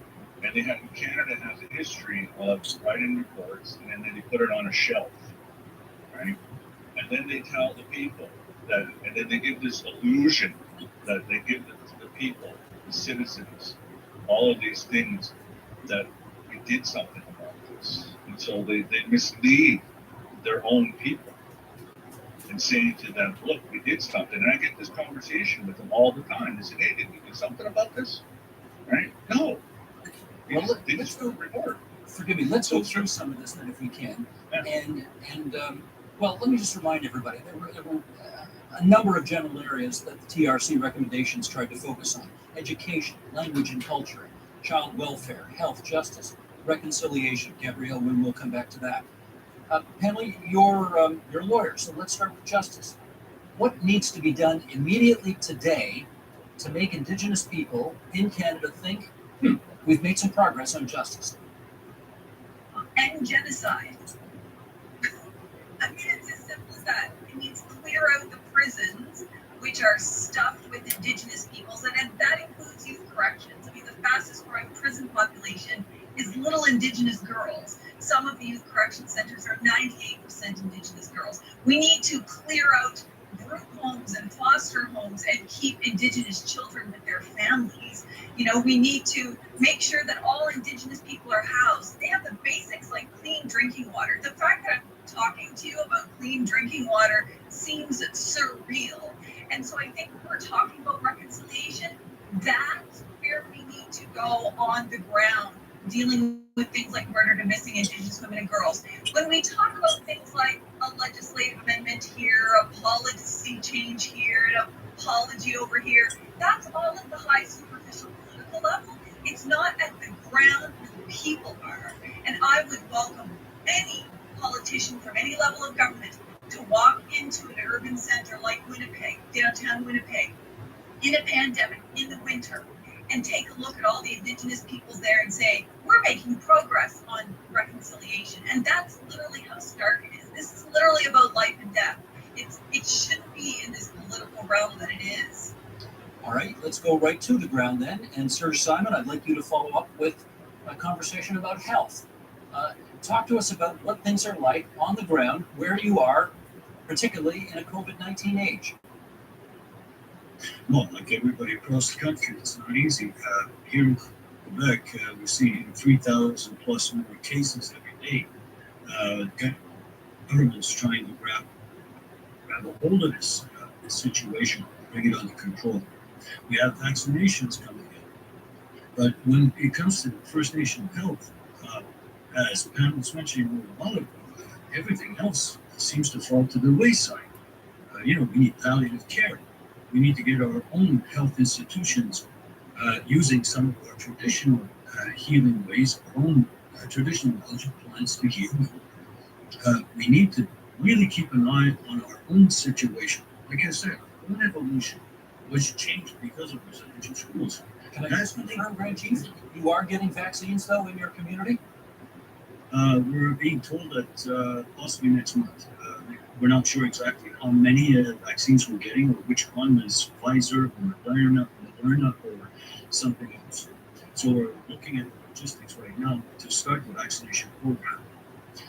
Whether there'll be enough vaccines for everyone in the community is another matter. But we are in contact with health organizations from around the provincial provincial jurisdiction, as well as Ontario. So what Pam is mentioning there is again the disparity or the lack of prioritizing when it comes to First Nations people, maybe because we're just not that significant in contributing to their economy. So oftentimes we fall through the cracks for that very reason. Well, for what it's worth, there's stories in the newspapers today about the fact that seniors who don't live in long-term care homes, they're going to be moving themselves further down the, well, they're not moving themselves, but they are being moved further down the list of receiving vaccines, just because there are others that in the wisdom of health officials, they feel are more of a priority. I don't know, how do you react to that? Well, I think it's up to us to make it a priority. Don't just depend on them. That's the thing about this. We hold the federal government accountable for this or that. Yeah, that's fine. But we have to work on our side. And when it comes to implementing our own destiny or our own ways to do things within our communities, that's up to us. Our own inherent lawmaking authority compels us to do these things for our own people. And you don't always have to take their word for it. Okay, Clayton Shirt, let's look at one of those other areas of recommendation from the TRC, and that was language and culture. Are things better on those two fronts today than they were before the TRC held hearings? Absolutely. I think they are. I'm part of that generation that my parents were part of the 60s, right? And there was a large majority of us were gathering our medicines and our teachers and becoming, finding our identities, and my parents gave me that. So, and Murray's part of that. He's a little older than me, but he was a good friend of my mom and my dad's, and they were doing that. So that cultural stuff was there. There was a time when we weren't allowed to do this, but now we are. We're allowed to be cultural. But then there's cultural and then there's spiritual. So all of these things, so those things are very important. We're allowed to do those things now. But still things need to be a little more. So in all of this, and so I wanted to say this, and I think that one of those recommendations is to talk about that spiritual part. And that what I mean by that is the doctrine of discovery to be denounced. And there hasn't been any denouncement of that. No, the Christians forced this on us 500 years ago. That is still there. It's in the, you can ask Pam. It's in there. It's in the Canadian Constitution. It's in the American Constitution. It's in there. So that has to be addressed, and that's a pronouncement of that document, right? The doctrine of discovery, and that's what that document says to. What it said, it says we have the right to do whatever we want to anything that's non-Christian. Take whatever we want, and so that's that spiritual part. We had a way of life. It was a beautiful way of life, and we're trying to get back to that, and from coast to coast, from nation to nation, this is what we're trying to do to allow our youth to say, hey, there's a way of life here, and we're doing this. And so it's so important that we have those supports, and we have our allies, we have our people, and there's, what happened is, it wasn't just us. We're not talking about civil rights, human rights, etc. We're talking about our rights. We're talking about us as human beings. And that's our way of life. We are the human beings, and every tribe, every nation has had a way of expressing that. I am Cree, I am Anishinaabe, right? I am a human being before I'm my race, my gender, my class, my citizenship, my age, etc. Nothing wrong with those things. It just comes second. They all is well. But we're the human beings, and we have a way of being. And this is what we're trying to say to our youth. This is what we're trying to do for our youth. And so with the 94 recommendations, it's part of that. It's just part of that. And so it's so important. And I see that so many Canadians don't understand that. And it's very disheartening when I see that. Because they're saying, well, wait a minute. And I just want to say this, I think it's important. And it's very important for us as who we are as Indigenous people. We're the people.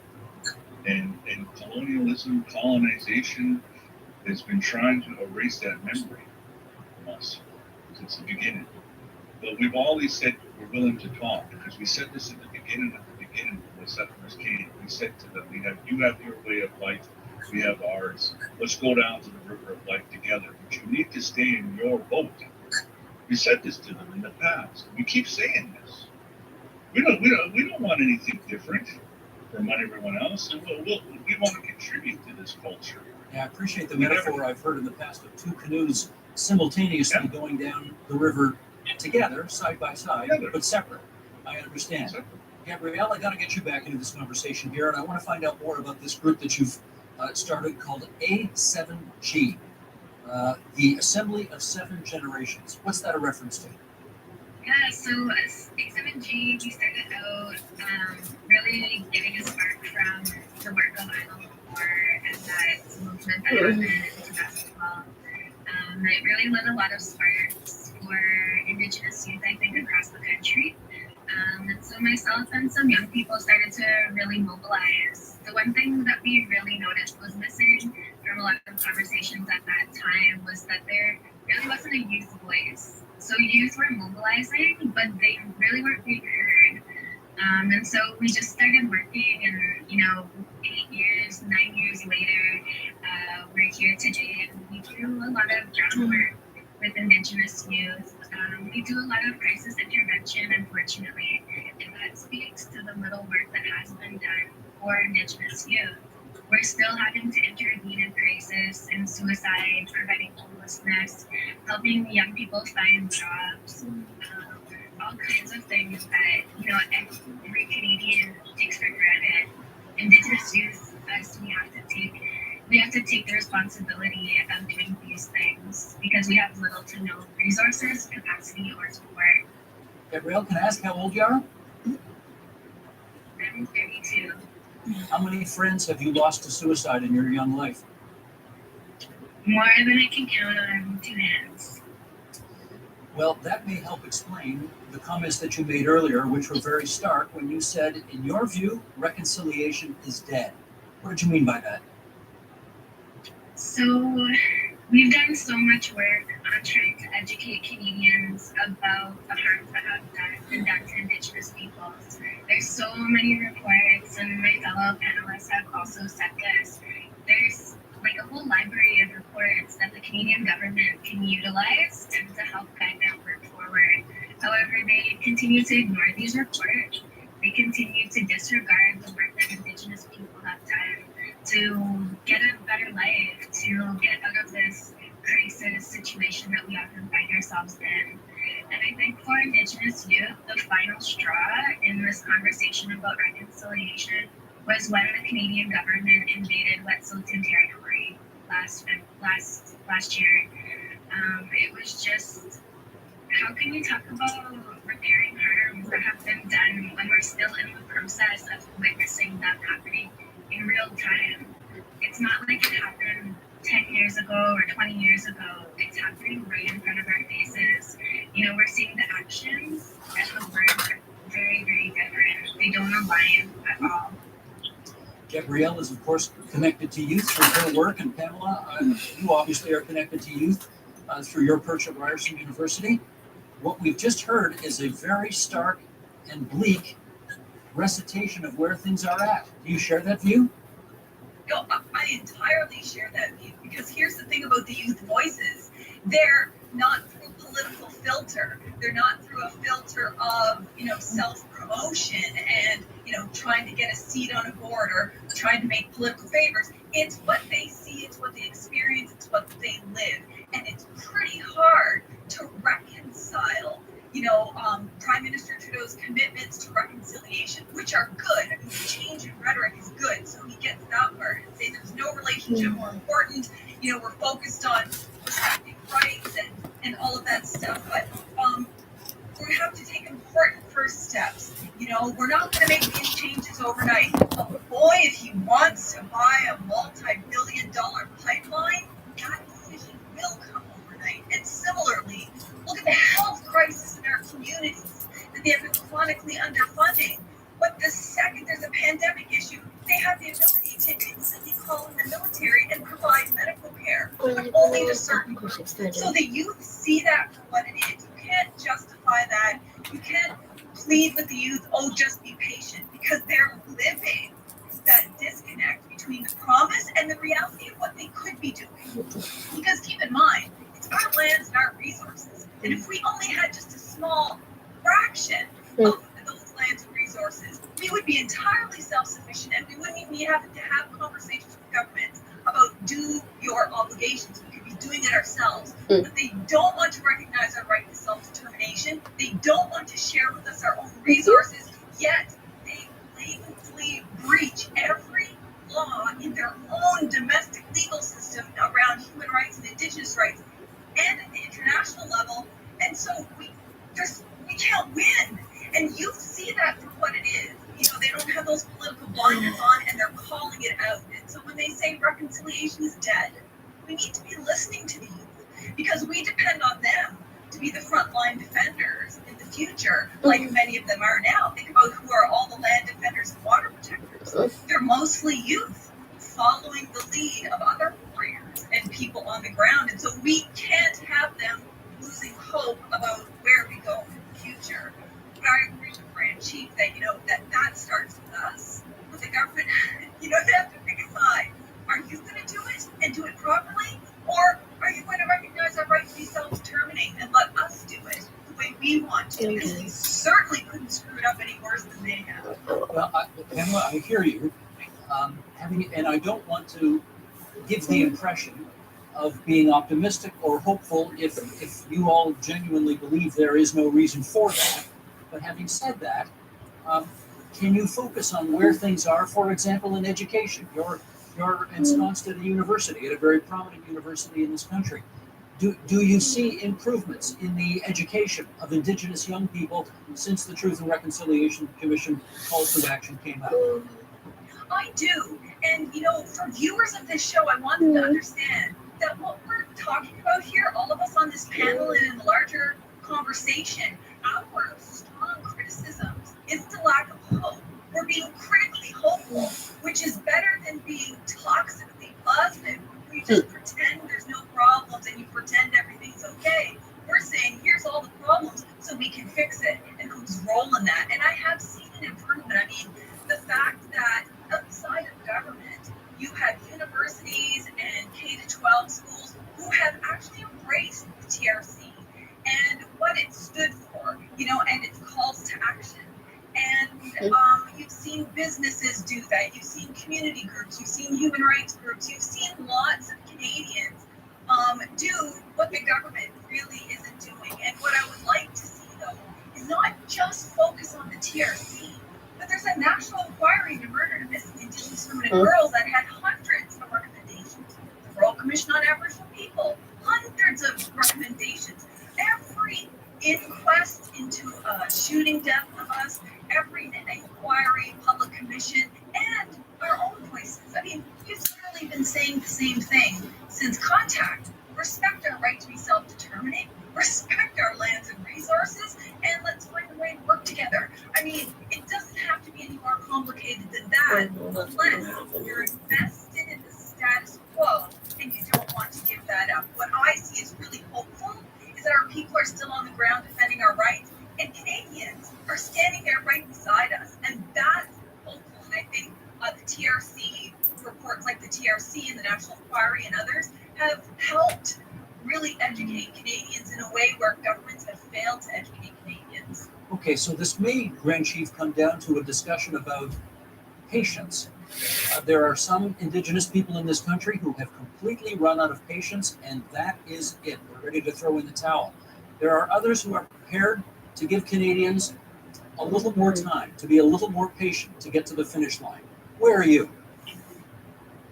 Well, first of all, I share concerns with the youth. But you also have to recognize that one of the virtues of youth is impatience. While the elders lament, where did all the youth play so fast? There are those in the middle of this that have to take everything we have right now, like the Royal Commission on Indigenous People, the UNTRIP, the American Declaration, which is oftentimes ignored. You see it in the Truth and Reconciliation the implementation of UNDRIP as one of the recommendations. Well, what did the Canadian government do? They said we will implement UNDRIP so long as it is compatible with Canadian law. When it's Canadian law that got us in this mess in the first place. And now they're going to tangle up the UNDRIP within Canadian law and we're backwards. So I share a lot of their discouragements because I have to sit at the table and I have to conscience while trying to fight against it, trying to be diplomatic, trying to be a voice of peace, a voice of reason.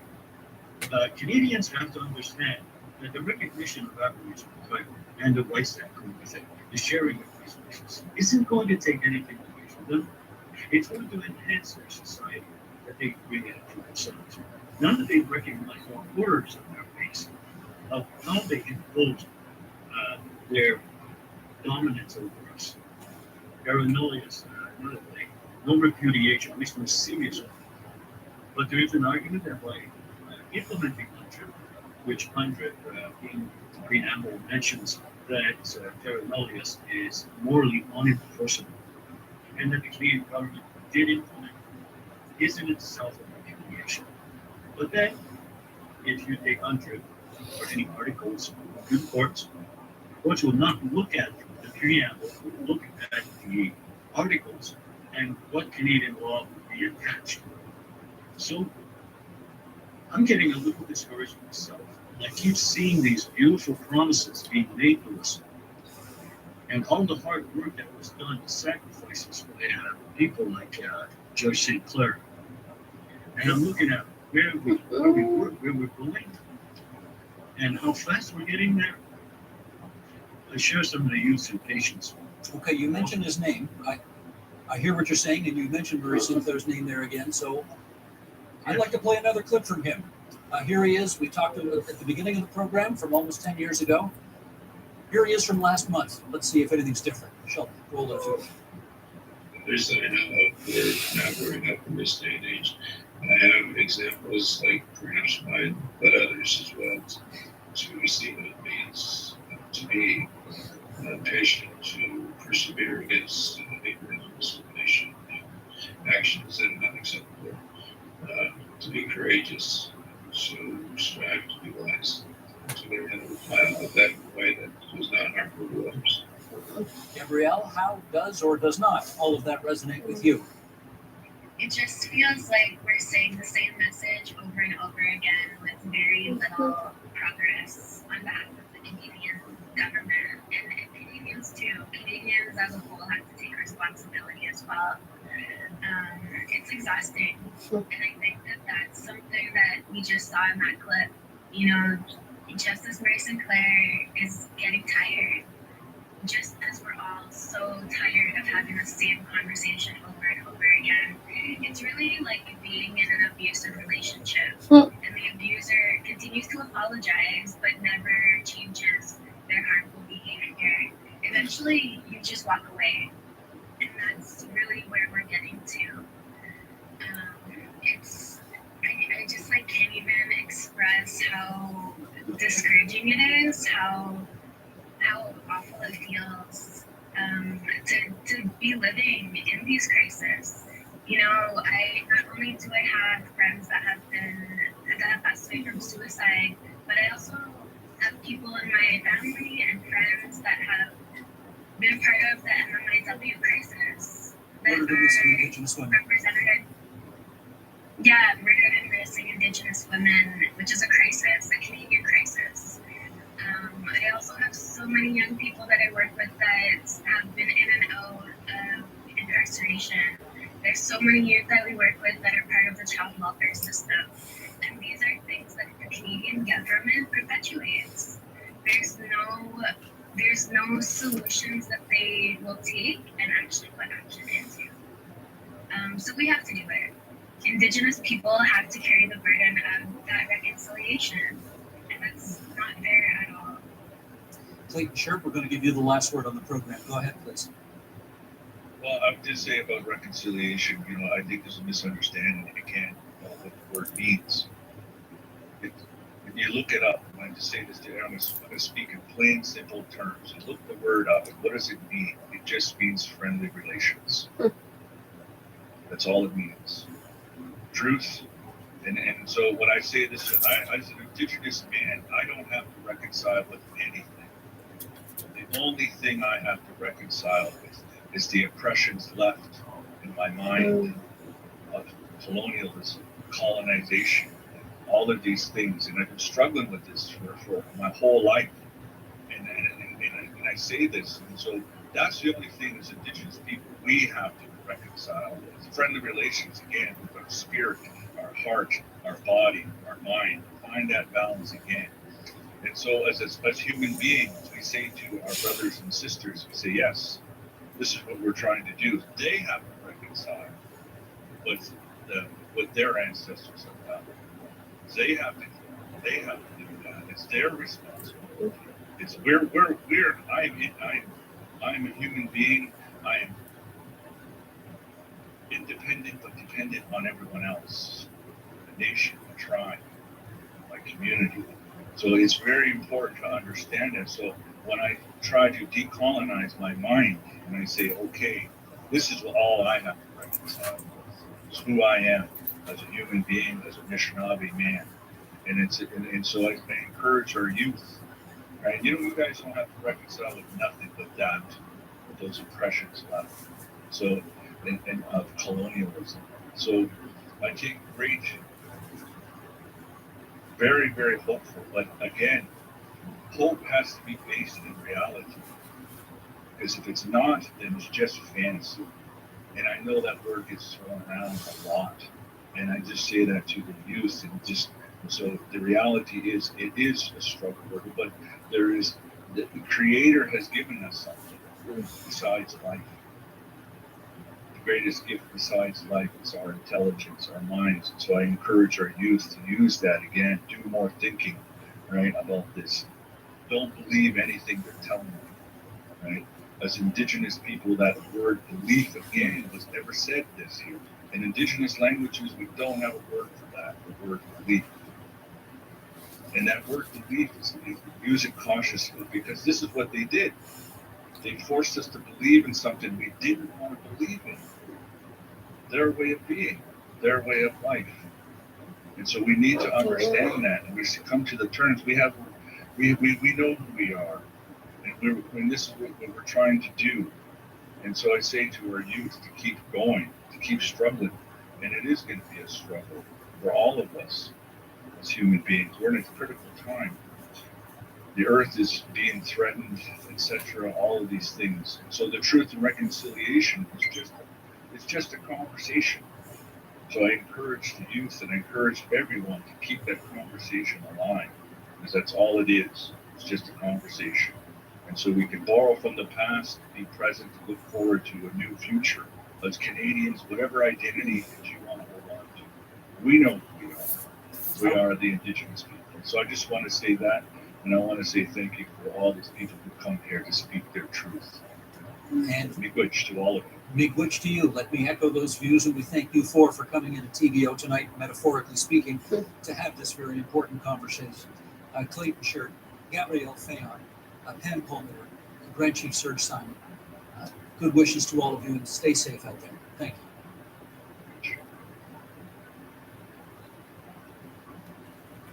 Unanimous evening.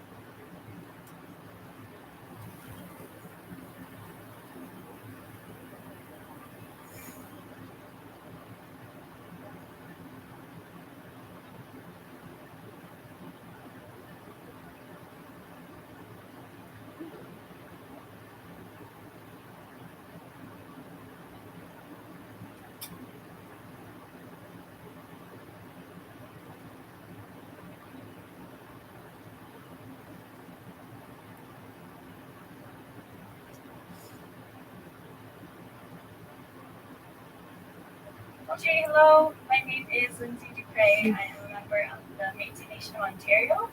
I sit on council for the Toronto and York Region Métis Council as their women's representative. And I am a Canadian Roots Exchange alumni, past staff, and I'm very honored and excited to be a part of the 94 Days of Reconciliation campaign that we have started. First, I want to congratulate and express my gratitude to Canadian Roots Exchange for their ongoing commitment to inspiring reconciliation initiatives across Canada between Indigenous and non-Indigenous youth.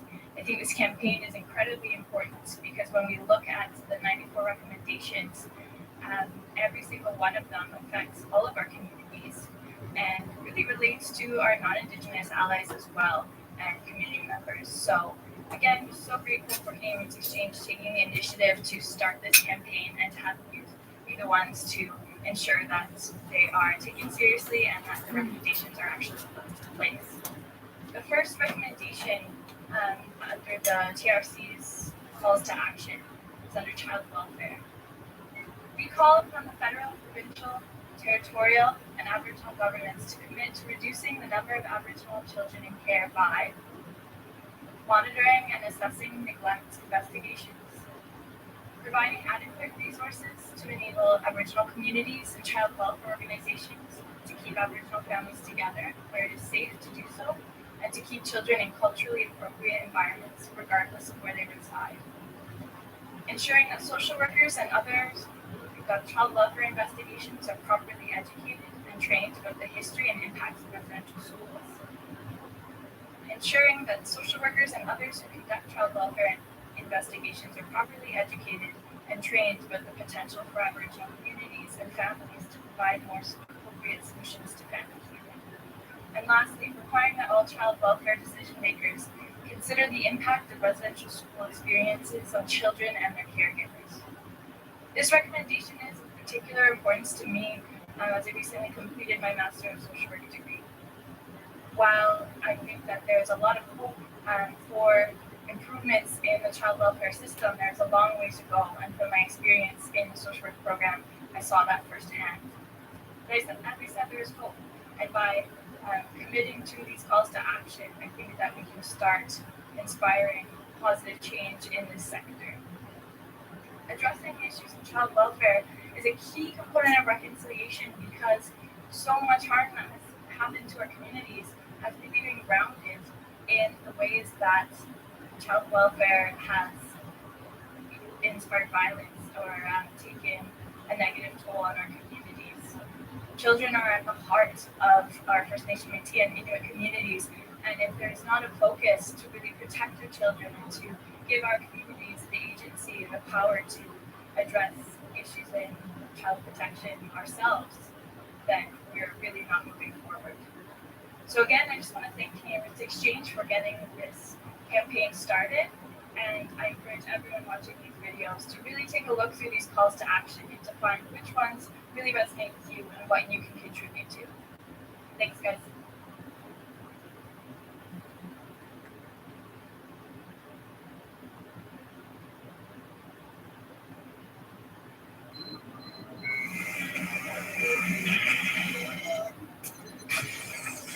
Hey everyone, it's Glenn Greenwald. Welcome to a new episode of System Update here on our home on Rumble.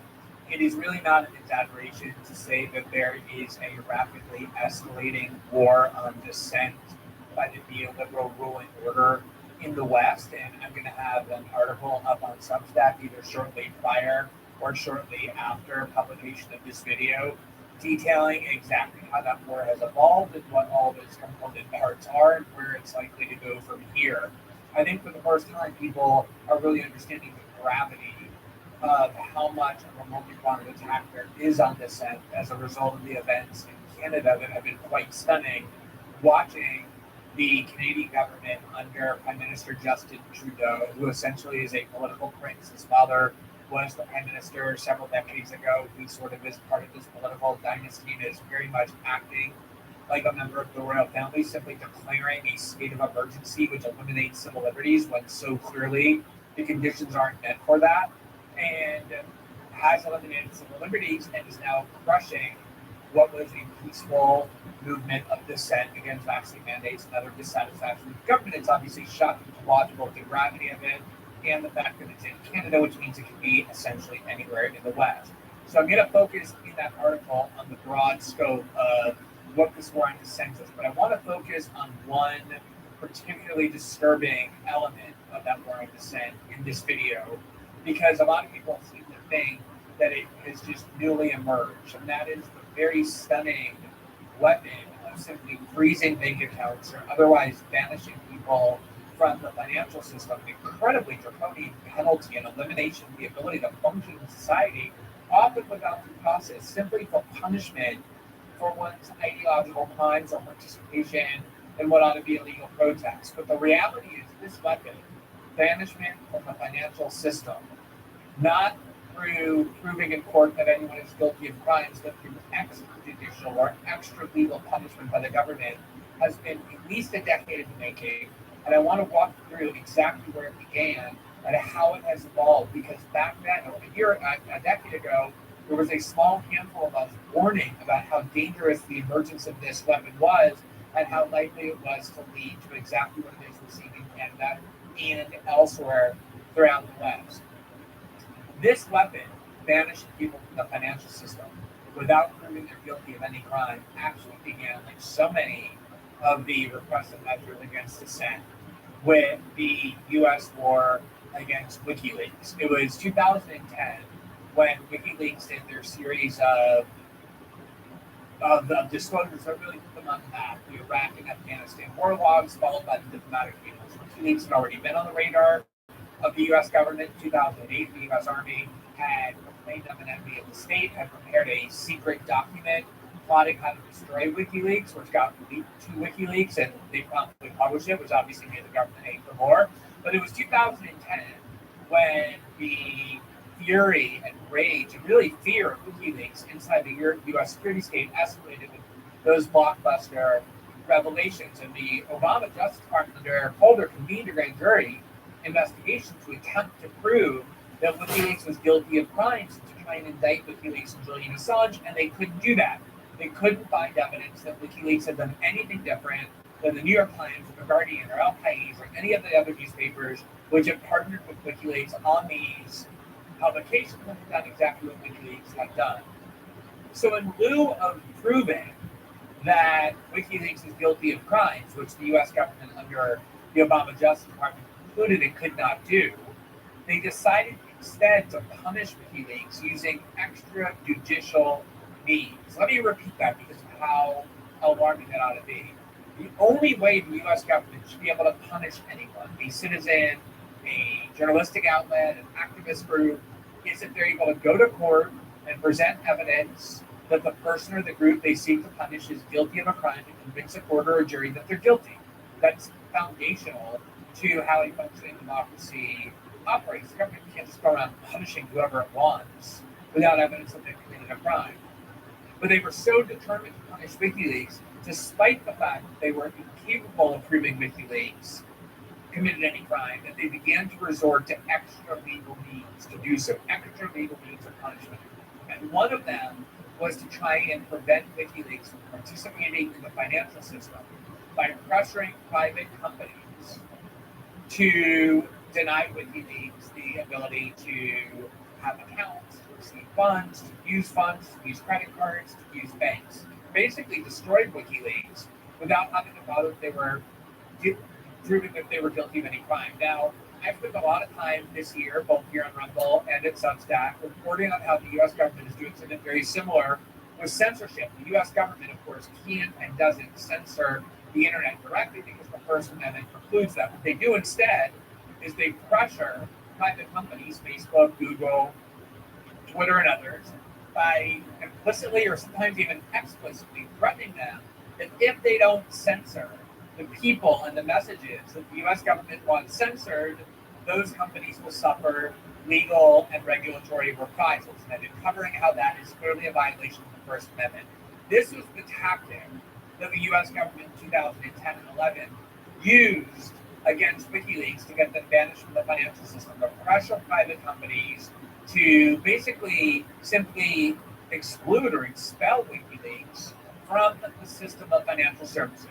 And it was led at the time by the neoconservative senator from Connecticut, Joe Lieberman, who, as many of you may recall, was the vice presidential running mate of Al Gore in 2000. He was then defeated in 2006 by Democratic Party activists as punishment for his support for the Iraq War, but he ran as an independent and won in 2006. And so by 2010, he was the chairman of the Homeland Security Committee in the Senate a very potent pose. And what he did was he used that platform to threaten financial companies to banish or kick out WikiLeaks by alleging, without having to prove, that WikiLeaks is guilty of a crime, and therefore by allowing WikiLeaks to raise funds.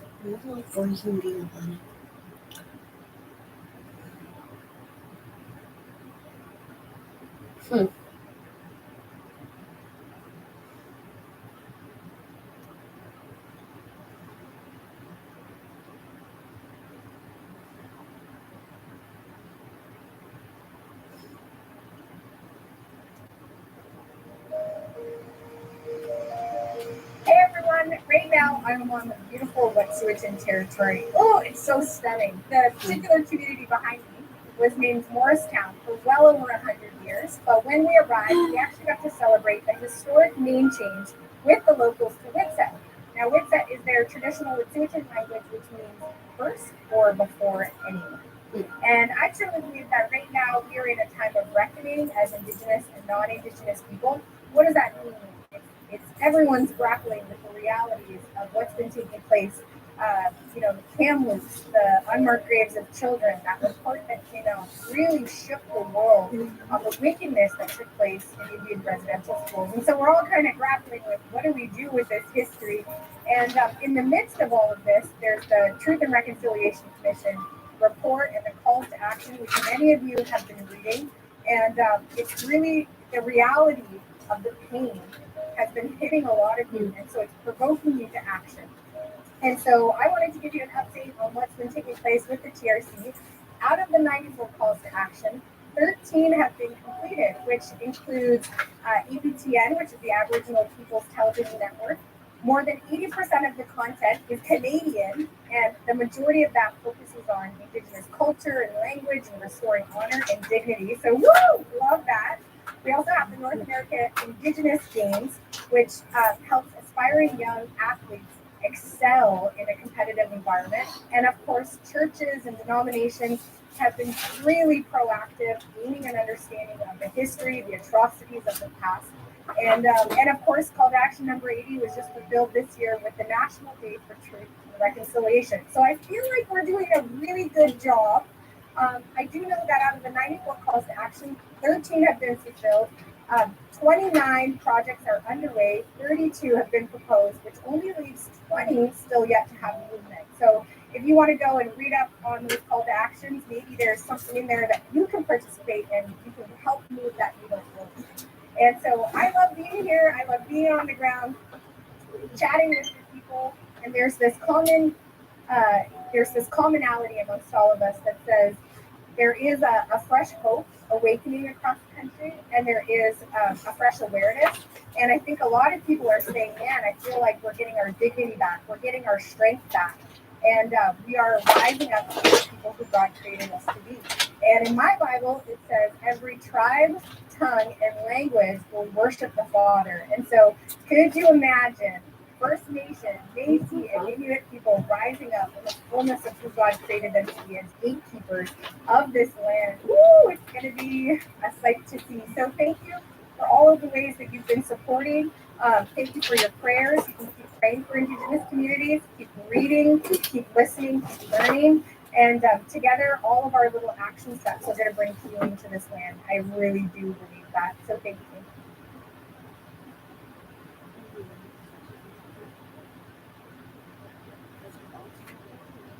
The once vibrant European capital Kiev is living under a blanket curfew right now.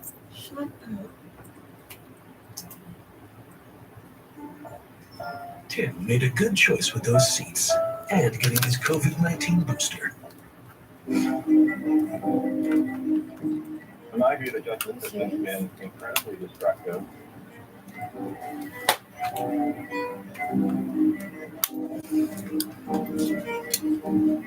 The doctrine of discovery, in a lot of ways, has served as the legal justification for dispossessing Indigenous peoples of their land. I very often encounter federal or provincial governments who effectively are looking to deny the existence of Indigenous title and rights. And I can tell you that this approach is completely unhelpful to reconciliation. Despite all of the great work that was done by the TRC, As we know, questions are still being asked about whether all of the relevant documents were obtained, and the government still seems to be dithering to some extent on fully implementing the recommendations. I think we as a society must be able to come to terms with the sort of full and unvarnished truth about these issues in order to move forward. I think we can definitely see that we've made progress in some areas, while in other places we remain slow. We're not creating enough infrastructure near Indigenous communities, having people come into environments of care where they don't feel trusted. You know,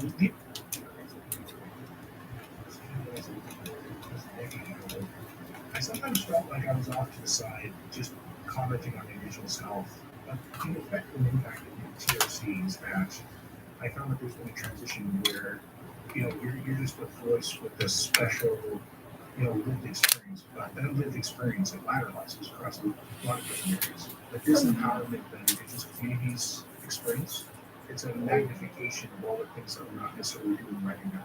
National Indigenous Day is a great opportunity for us to reflect on the role of Indigenous peoples in the founding of this country on the 22nd. That's where we see where I want these conversations having impact. The quote is something like, education got us into this mess, education will get us out.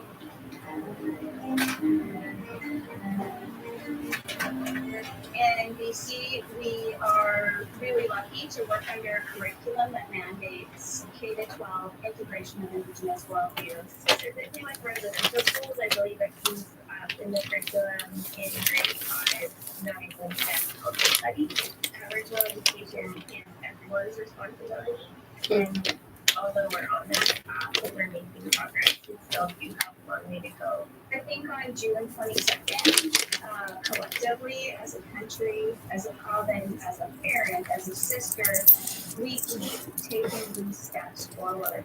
Reconciliation is not a one-day event. Celebrating Indigenous peoples in Canada is not a one-day event. It is a journey moving forward.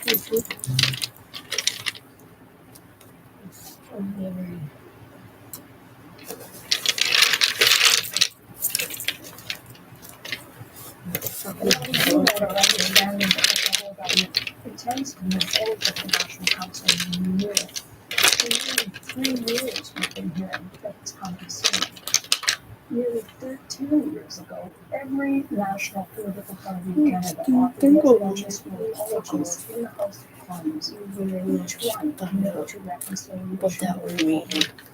That is essential for the just and inclusive society Canada claims to be.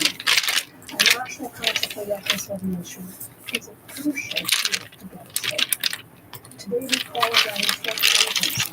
No more delays. Canada needs this. All Canadians need this. I also want to speak briefly about part of our calls to action about the missing children. Canada kept shameful, incomplete records of children who did not survive residential school. RTRC confirmed 3,200 deaths, but little more than half the identities. We applaud the continuing efforts by the National Center for Truth and Reconciliation on the Student Memorial Registry. With help from survivors and families, that registry now nears more than 4,000 children who never made it home from school. As this sacred gift of finding Katie's grandmother, her sister. continue this year towards a national nominee for residential school and the front. All casualties of state-sponsored Her saying that she was every 2 lost child when her deserves remembrance. sister went missing. Every grieving family needs comfort. And I think that she's kind of random. As a mother and grandmother, I pray that you remember of these children today. It's also very emotional to speak alongside my fellow commissioners. Together today we remind you that reconciliation belongs to each and every one of us, as individuals, as governments, and as citizens. Reconciliation is not dead unless we put it to our own impact. We have to take a break, but when we return, the commissioners join us live to discuss the progress and challenges, and we'll hear from survivors and perspective on what's happened, and what needs to. Stay with us.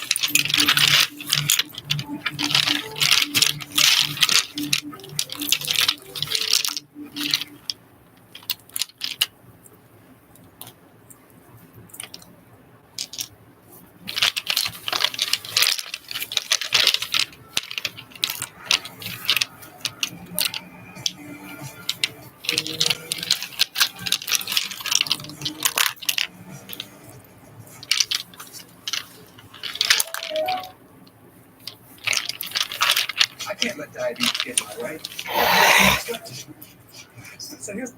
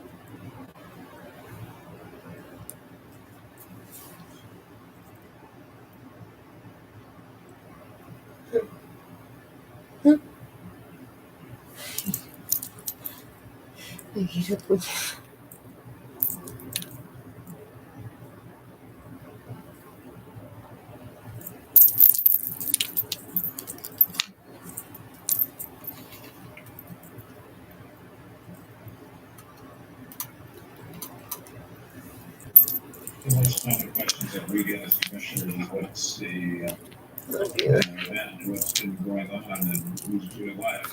And we, quite frankly, can't tell anybody because we don't have a single source where we can check. We know that there are events going on. We know that there are changes to school curricula at the local level. We know that some of the school curriculum programs have undertaken to do changes to the curriculum at a provincial level, but some of that's been developed. We know that in the Northwest Territory, there's probably been more activity to ensure that educational changes are being made. In parts of Canada, we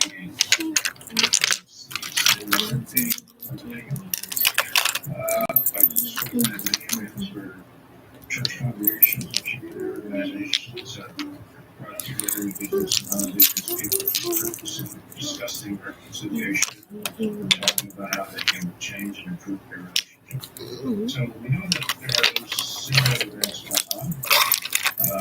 We know for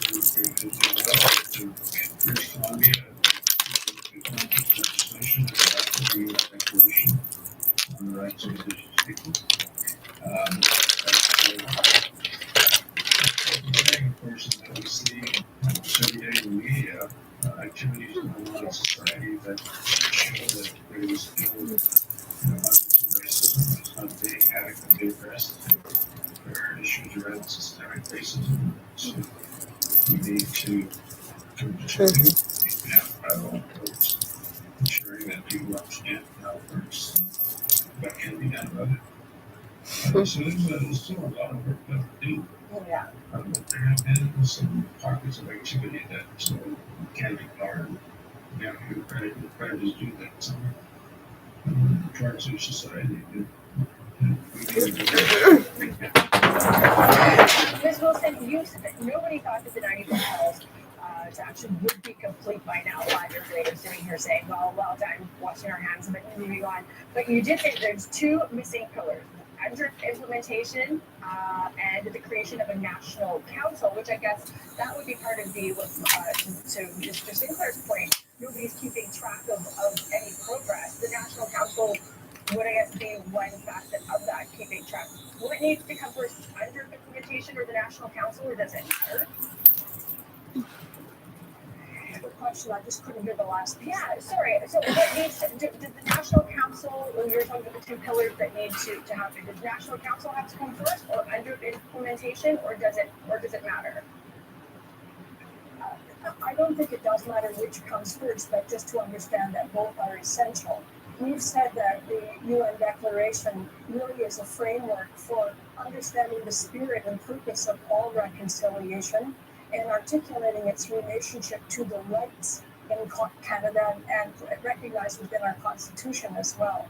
But the National Council is more of a, if I can put it this way, more of a practical day-to-day, year-to-year operational vehicle for all of us as a country to be able to pay attention to what's getting better, what may be getting worse, what are those things that we need to hold up to a light for celebration and cause for, joy at the great things that have been done. And what are those areas where there's things may actually be getting worse and we need to figure out how we drill down and apply either more attention or more resources or whatever is needed. And without that, nobody has the complete picture. Yeah. And so we aren't learning from each other and we aren't learning from the realities. Mr. Littlechild, you called out provinces who say that under implementation is moving too fast, and you had said, and I quote, "You're stepping squarely in the way of reconciliation. It's your efforts to deny the rights of Indigenous people." I would ask you, Mr. Littlechild, do you think that the lack of understanding of what UNDRIP entails, and particularly some of the buzzwords that maybe Indigenous people know and understand, but that non-Indigenous Canadians don't grasp, such as self-determination, fiduciary responsibility, free and prior and informed consent, things like that people, regular Canadians, maybe can't get their heads around, has maybe made it so that people don't understand it, so they don't apply pressure for politicians to implement it. Your thoughts, Mr. Wilson? Sorry, that was a really long, meandering way to ask a question. When I said that they were standing in the way of reconciliation, and I mean that because when Canada finally endorsed and supported the reconciliation, the UN Declaration, since that time the clock started running, and it's been, 5 years for TRC and 10 years for the Declaration. There's been a lot of time for provinces to become aware of the Declaration. They make it sound like we just sprung it up on them 3 weeks ago or something like that. And I think that's just a cover-up for their not wanting to support either the Declaration or the legislation. Some of them even divide it up into 2. They say, yeah, we support the Declaration, but we don't support the legislation. So they have to make up their mind in that regard. As far as right to self-determination, this is the most fundamental human right that every human in the world has. It doesn't say in the international covenants that Canada signed on to in 1976, all peoples have a right to self-determination except Indigenous peoples. It doesn't say that. So we had to get the Declaration to catch up to the rest of the world so that A, we can be recognized as human beings, B, we can be recognized as having human rights, one of which is a right to self-determination that everyone benefits from. For many years since 1948, when the Universal Declaration was not adopted, or was adopted, we were not there. Nobody represented us, so we were fully left out. Consequently, when you look at the statistics around the world, thousands and perhaps millions of our people got killed, assassinated, for defending their lands, territories, resources, water, timber, but they were not considered human, so it was okay. Now, as far as free, prior, and informed consent, that's the very most mischaracterized part of the UN Declaration. They've done a very good job of calling it a veto. And when you look at all the 46 articles and the preamble paragraphs of the UN Declaration, you will not find that word veto in there. What it does, though, it calls on us to work together. Wherever you see the word veto in 9 articles, it's about working together on something, whether it's economic development or social development, parts of the right to self-determination, as you know, are economic, social, and cultural development. Indeed, there's 30 references to culture in the UN Declaration. And to look at that, plus our calls to action, saying this is the framework to reconciliation, what we're talking about in a final analysis is our survival, our dignity, and our well-being. That's what the UN Declaration is about. Our survival, dignity, and well-being. And for those provinces who are objecting to that, that's what they're voting against. They're voting against you and your survival, you and your dignity, and you and your well-being. And I don't think that's right. I think that's very wrong to mischaracterize terms like free, prior, and informed consent, because that's not the truth. The truth is they're trying to protect their own provincial jurisdiction and lock us out. I'll give you a good example. In the letters to the Minister of Justice by the provinces, they said that we want to keep having our own private, provincial government, territorial government meetings. We always invite the leaders to come in and say a few words. Yes, they do. But then they kick them out. And then they can go on and they say, then we can have a very frank and earnest discussion among ourselves. And then the next sentence, they say, we all have to be at the table at the same time. So it's a total contradiction in their position, in my view. Yeah. I want to go now to, let's hear from Survivor, Wanbadi Wakita.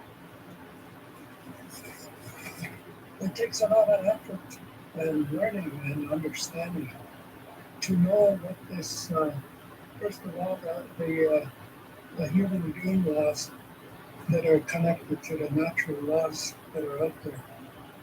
And more importantly, how sacred laws are all connected to everyone. And so it's that time of the year again where we gather to make ceremony, to make sure that we cover everything, the teachings, the learnings, the understanding, the accepting of ceremonies. And we really need to go back, whatever it is that we're doing, we really need to go back to realize how important these ceremonies are. And with ceremonies, there's something called culture. And this culture is all the language, the songs, the ceremonies, the prayers, history, education, it's all of it. So we are going back to that. Remember now that we're working with the holy ones, the spirits that are up there, which is a great deal part of what we're working with. The voices that we heard over the years, they're up there now, and they're listening to us, and we're asking for their help. And so that's an important path that we should go. We need to take a quick break, but when we come back, lots more discussion about where we're at in terms of the implementation of TRC calls to action and more words from survivors themselves. Don't go anywhere.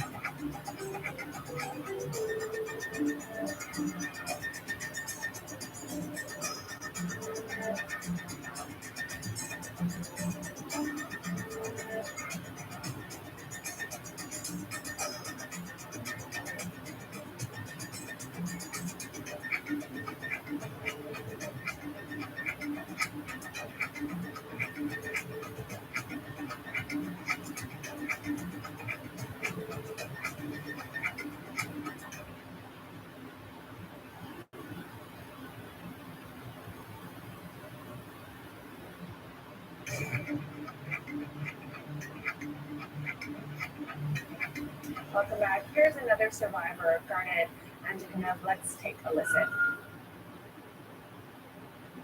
I often ask myself, do I feel more empowered? Do I feel more in control of my life as a result of the Indian Residential School Settlement Agreement? And I really, honest to God, wrestle with that question in so many ways. You know, as a survivor, we still hear about the governments fighting, for example, St. Anne's residential schools and fighting them in the court of law.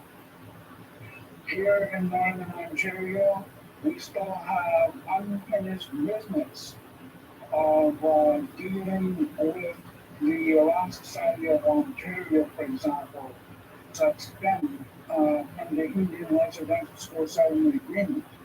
The people continue to be harmed, people continue to be injured by the inaction of the Law Society here in Ontario, here in Northern Ontario. And so then, you know, what about the behaviors and the actions of someone like Senator Lynn Beck, who continues to spew out negative rhetoric about the Indian residential school system and how those words and those behaviors impact at the community level. And so, we've got a lot of work to do to restore relations, to build relations, even though we have a lot of good work that has happened to rebuild and to redefine our relations with Canada, with our communities, with our families, and indeed at the island where we live in, whether it's in the cities or the smaller municipalities. I really praise the work and the efforts that have gone on for the last 10, 15 years, but we do have a lot of work to do. And so overall, what has this cost? What has this cost in terms of the price that the survivors have to pay, in terms of the suffering that they went through? And I'm not just talking about the financial costs. There are other costs associated with the legacy of the Indian residential school system. Thanks for that. Mr. Sinclair, let's go to you then, to Garnett's point. After all of this, was justice served for the survivors? I'm curious how you guys feel after going through all of this. That was it all worth it?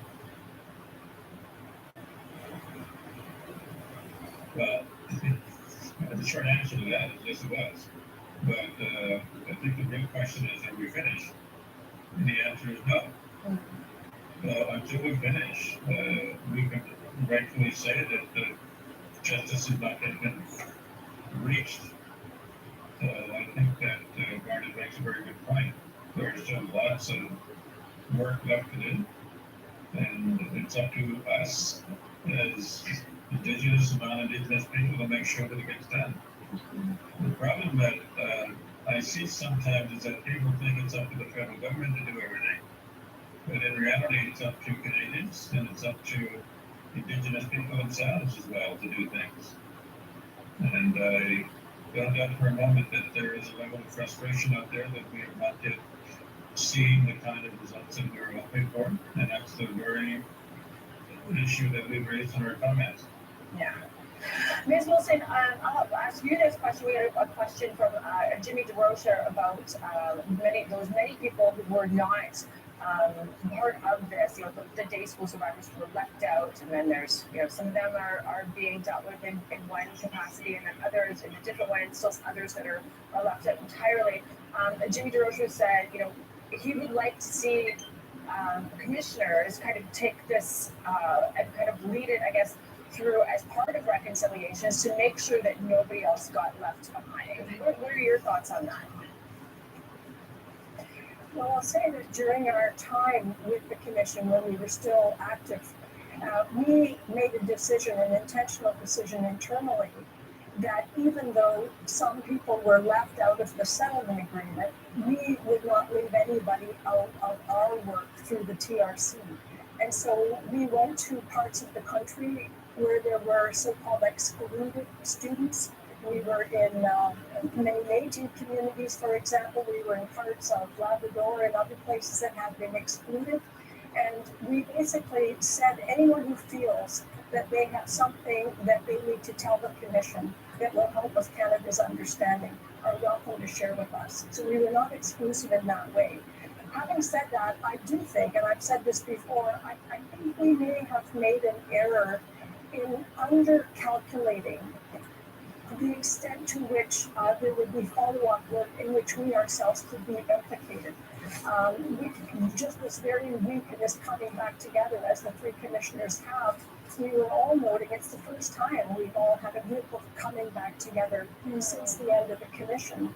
And our ongoing relationship with the National Center for Truth and Reconciliation has been intermittent. And so I think there are things that we are actively thinking about.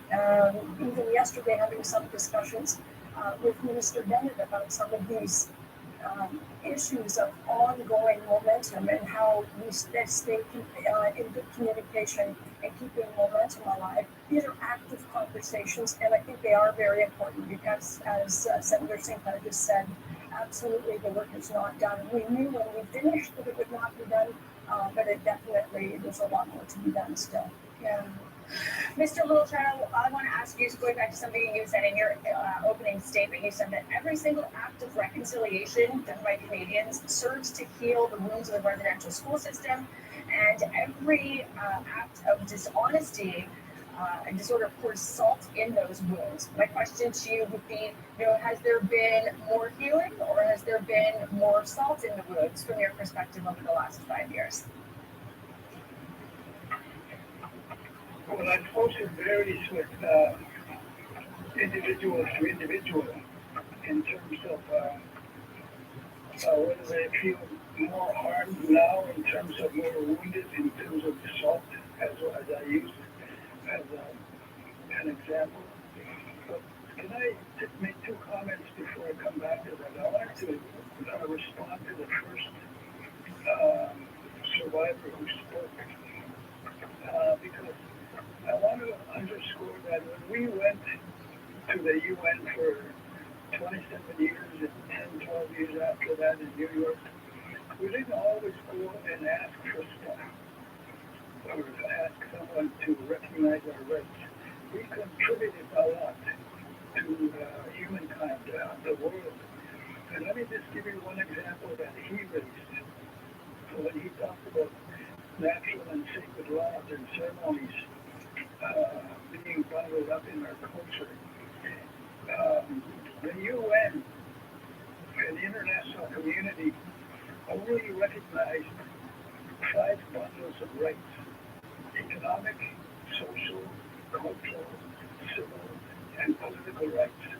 And those are divided up into 2 international covenants. Now, what was missing there was spiritual rights. And it was not until our sacred leaders, spiritual leaders, brought the issue of spirituality to the UN that the world finally recognized that there is such a thing as having a right to spirituality. And that was a contribution the elders made to the world. The other contribution they made that's obvious, especially in a situation today as we speak, there's a conference going on climate change. The protection of the environment, Mother Earth, and stewardship of environment is another contribution Indigenous peoples made.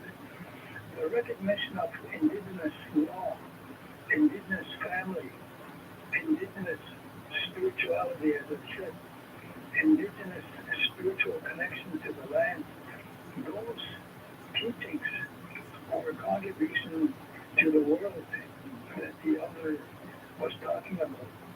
Now, when you ask, I think with Garnett about healing, it was a very difficult mandate for us to go from truth and then immediately to reconciliation, because it's a spectrum. Everyone has the right to know the truth. Then we have an apology, but there was never really an opportunity given or extended to forgive someone that wanted to give forgiveness to those that harmed them. Then you begin to feel a sense of healing. And once you do that, then you begin to feel a sense of justice. Then, as a combination of all of that, you can go to reconciliation. So it's a spectrum, and healing is only one step of the way. As far as harm and wounds, don't forget I spent 14 years of my life in 3 different residential schools. And I can tell you it took me an awful lot of work and counseling to try and get myself to a healing position. Healing. I'm not saying I'm healed, but I'm still working on it on a daily basis. So there are those that have been wounded very seriously by what happened to them as children. And when you lie about this history, when you say it's a fad, when you say it didn't happen, then I think you're pouring salt into the wound, and that's really harmful to the survivors that have experienced, especially negative experiences in the residential schools. Okay, we need to take another break. We still have a lot more ahead, including, is reconciliation dead? I know that's something that you spoke about, Mr. Littleton. I can't wait to hear your thoughts on that. We have a lot more from survivors as well. Please stay with us.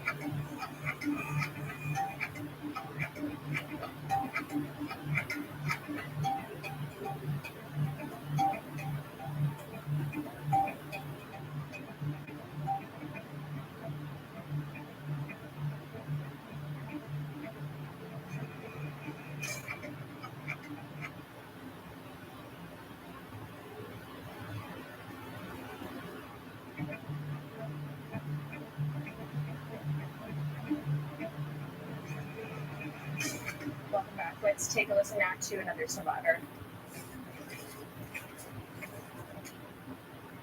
Hi, everyone, and good day. On behalf of my Inuit Nations of Nunavut Territory, of course, it is my honor to express my heartfelt gratitude for the work done through the Truth and Reconciliation Commission on the District year anniversary.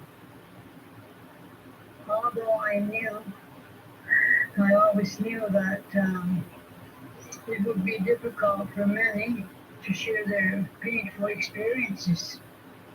The dedication and compassion of the commissioners that helped us voice our voices, strength to resolve to share our truth. For many survivors, the Truth and Reconciliation was the first time we heard and the first time we were believed.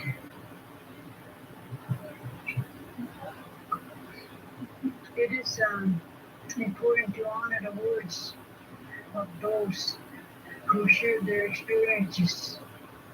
I believe we do this by teaching the history of residential schools in all Canadian schools. My question to the commissioners is I have to think about this part because I feel there's not many survivors left. It's important to remember all the survivors. And the question I had was how can TRC commissioners, how could they further help us, the survivors, to better their life? Because sometimes we feel sad and those experiences and those things that had happened in the past. So, Ms. Wilson, I guess I'll put that to you. What, to Lavita's point, is this something that a national council would be useful in? We've got survivors who are saying, we poured it all out, and now we kind of feel, in addition to the pandemic, just kind of left twisting out there without support. Is this something a national council would be helping with? Well, it is something that a national council would play a role in because they would be able to tell us where there are activities going on that are in fact addressing some of the concerns and the needs that Lavinia is talking about. One of the things, for example, in our calls to action, and we always talk about the 94 calls to action, some of the 94 calls to action are actually repetitive of 20 other calls to action that were described in our interim report. And one of the ones that was very particular there had to do with the need for ongoing healing supports and healing services, and indeed healing lodges. We talk about that in the context of correctional facilities, but we also talk about it in the context of healing programs closer to home, particularly for those in northern Canada who have to go so far away to receive any kind of residential or continuous care.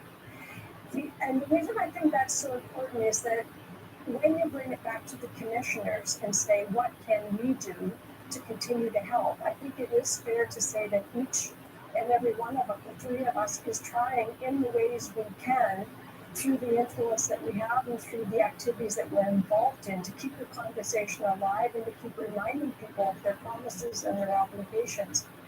But I think also with those things that happened during our commission that people found so helpful. And one of the really simple ones was just that of creating space, sharing circles, convening opportunities for people to sit together and to hear each other and to be inspired and encouraged by each other. And some of that, and that's what Senator Sinclair, I think in part was referring to when he said, what is the leadership that Indigenous peoples and communities have to take on themselves? Some of that, and COVID notwithstanding, don't do it now, but when you can, to think about ways and places that we might come together and be of support to each other as well. So we'll continue our part, and communities have to feel confident. They've already demonstrated so much courage that they also have things to contribute themselves and being there for each other. Mr. Sinclair, I'll ask you this. In the past 5 years, you had said earlier, this isn't just about what can the federal government do. That's just one element of what needs to happen. But I would ask you, what are you most pleased with that you've seen from Canadians in terms of reconciliation in the past 5 years? And I guess then conversely, what would be something in the past 5 years that you've seen that's been incredibly disappointing to you? Well, probably the area where I think that the most work has impressed me has been with teachers. Teachers are really taken to the need to change the way they make children, students about the history of Canada, the resident experience was like. They've been doing it without the necessary curriculum materials in many cases, but they have outside courses that they can help. We speak to a lot. Oh, I think we just lost Mr. O. Melvin, right. Did you get some of that? Right, thank you. There's a lot of outside resources that teachers can rely upon. I get requests all the time for reading lists for teachers. And I would say that it's the work that teachers are going to change the way that children are educated so that children themselves can develop a relationship early on and can maintain that relationship with respect further on into their lives. That needs to be nurtured, that needs to be more effort further along the line. But it's when you get into the high school years and the university years, that appears to lose some momentum. So we still need some work to do there. But that's the one area where I've always hoped that there would be growth, but I think there's also been a lot. And that's at university scholars as well. We're doing some writing in this area. And the one area that probably disappoints me the most is that the federal government itself, which bears a significant responsibility when you look at the United Nations Declaration on the Rights of Indigenous People, it speaks about the responsibility of nation states to come to terms with the fact that they are largely responsible for the destruction of indigenous cultures, indigenous societies, indigenous landholding rights, and all of their legal rights as Aboriginal peoples, and that they have to recognize that they paid a lot of money in order to do that. They spent a lot of money to bring in settlers. They spent a lot of money in order to take up lands and to support those immigrant population coming in to take over those resources. And they financed the capitalists who were mining the resources and cutting the timber, digging for the gold and digging for petroleum. And they spent a lot of money to do that, and now they have to recognize that they need to also make a financial commitment to reconciliation as well. And it's in the UN Declaration as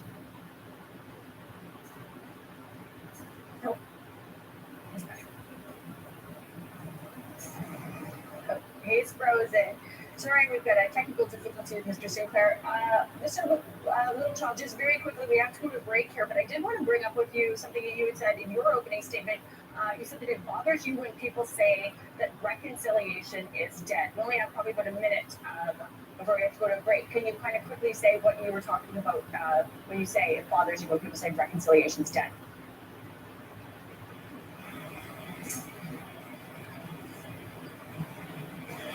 Yep, I think we've lost Mr. Littlechild as well. You know what? Why don't we just go take a break right now? We can get our technical glitches all sorted out. When we come back, we're going to talk about the thousands of children who died and vanished at residential schools, and of course, we'll hear from more survivors on this 5th anniversary of the TRC's final report. Please stay with us.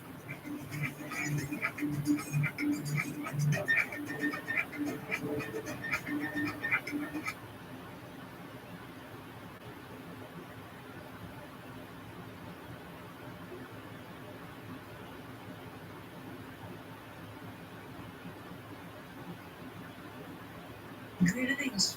I'm Marla Breeder, and I'm originally from Christian First Nation, and I'm happy to be here today and to share more or less a comment with you in regards to residential schools, survivors, and the pandemic.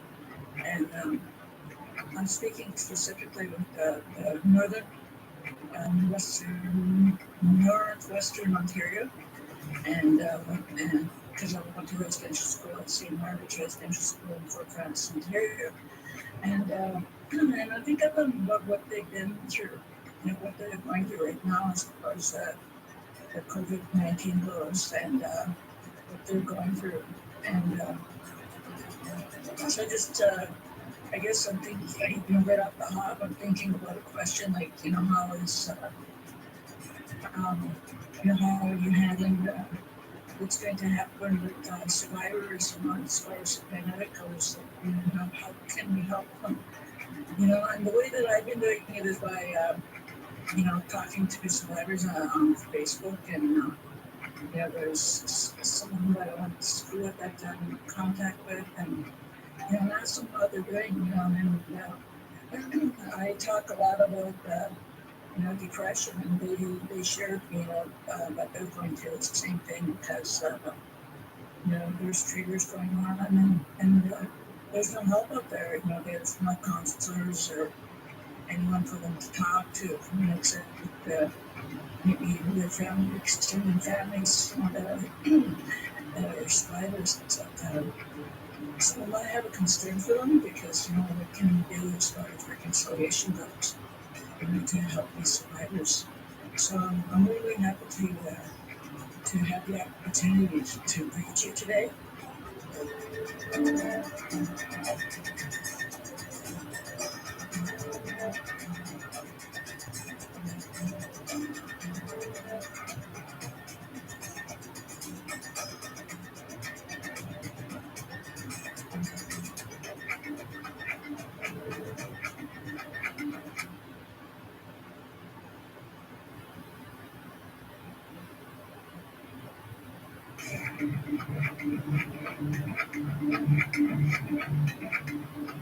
Welcome back. We have another survivor, Phyllis. Let's take a listen to her. Hi, my name is Phyllis Kubu. I am Indian residential school survivor who attended the Indian residential school in Nova Scotia. This year in particular has hit survivors twice as hard due to the pandemic, social distancing requirements, and once again we are separated from our families. Survivors are still in need of healing. It's critical that survivors are not put on the back burner. So I would like to ask the commissioners, how can Canadians continue reconciliation efforts when so many are concerned about the economic climate? Mr. Littlechild, I wanted to ask you, I'd asked before the break, we had a little bit of technical difficulty, so I'll go back and ask you the question again. You said that it bothers you when you hear people say that reconciliation is dead. I want to know how come. First, I was thinking that it's a shame that I have wasted 6.5 years of my life if reconciliation is indeed dead, because that's not what we were working for. Some people say, how can we have reconciliation when we didn't even have conciliation? Others say, what's reconciliation mean? And if you say, well, it's 3 R's: restoring respectful relationships, and that's going to be action-oriented phrase. And then they ask, what about the 4th R? Revenge. After how you were treated as a child, how come you don't have any feelings for revenge? So it's a difficult topic in the sense of how you come at it. But for me personally, I was very disappointed to hear our own people say that, because it's also been said if it's going to die, it will be us that will kill it. So when I talk to my colleagues sometimes, my fellow chiefs, I say to them, we have to begin practicing the politics of hope. And by that I mean we have to give hope to our people, to our leaders, especially the young people. Give them a hopeful future to look towards and go forwards, rather than other options that they may choose to pick if they've lost hope already. So it's what I meant by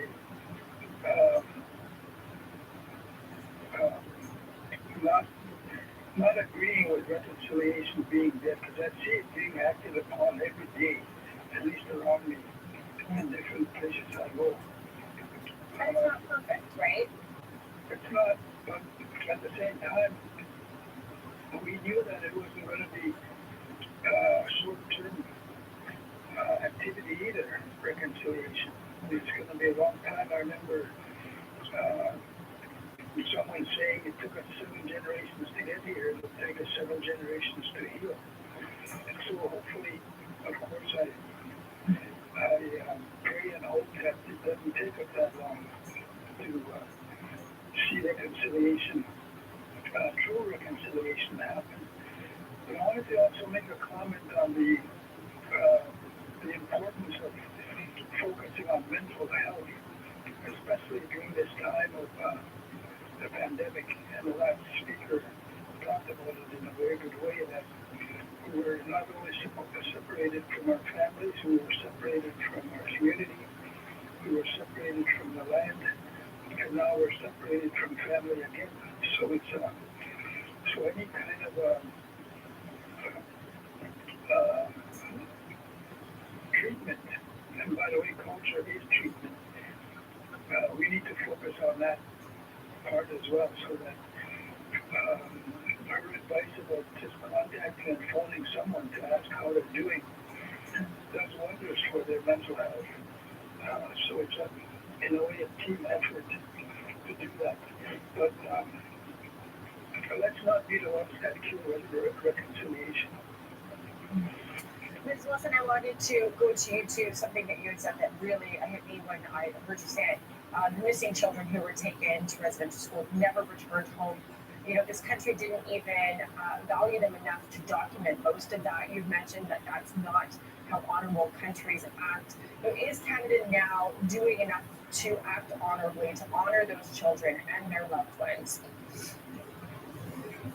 Well, I think to this point, most of the practical credit goes to the National Center for Truth and Reconciliation and the efforts that they have made with federal financial support for sure, and infusion of federal monies to allow them to really dig into the archives and literally, I hate to say it, but piece together the fragments of storyline of the children who died in the schools. And that's how we've come to know the names. But we don't have all the information about these children, and we certainly don't know yet where all of them are buried. So the work is ongoing, and I know that there is work being done within the federal government to figure out how to move forward with that piece. But again, we've talked all day about the issue of urgency, because the survivors are aging and they need some peace around these things that truly are at the heart of individual and family well-being and coming to terms with the realities of their losses. So I think there needs to be renewed effort on that front and timely effort. I think it needs to involve all parts of the country. That can't be done in a sort of centralized way. And it needs to be done with the reverence that we would for any other context in which we take care of the fallen. We have only to look at military losses to know how we take care of that as a country. And we surely can do far better with our own children. So we have a lot of catching up work to do there. Can I just also say on your earlier question, Melissa, about reconciliation and what Chief Littlechild was saying, we need to remember when we're tempted to be disdainful of the word reconciliation, I think it's not the word itself, it's the frustration at the slowness of things, the perceived slowness of things. Because we have to remember that it was the survivors themselves who gave us that term to work with. They were the ones who fought through the courts and got this Truth and Reconciliation Commission, a hard-fought term of the overall settlement agreement. And that was the terminology we were given, and it described it not as a quick fix, not as a definition, not as a recipe, but as an ongoing individual and collective process that would involve the survivors for sure and their families, that would involve the churches, that would involve the governments, and that would involve the people of Canada. And for me, that's the important thing that we have to constantly come back to and remind ourselves. This is not an Indigenous issue for Indigenous people to muddle their way through in isolation. It is for the country to take this on and to realize that we need to take practical steps and we need to treat it with the urgency, if I can put it this way, as if it were, as it is for so many of us, as if we were dealing with our own family members, and to treat it, therefore, urgently and with respect. I love that. And I love the point you made about, look how we treat people who serve in our military, have a little bit of that dignity as well. We're going to take a quick break. I've got a couple pretty heavy questions for you guys when we come back. We're going to hear about, how Truth and Reconciliation Commission, the work you guys did, how does that carry with you every day? I'm sure there's There's lots to talk about that, and also next steps. Where do we go from here? So stay with us. We'll be right back.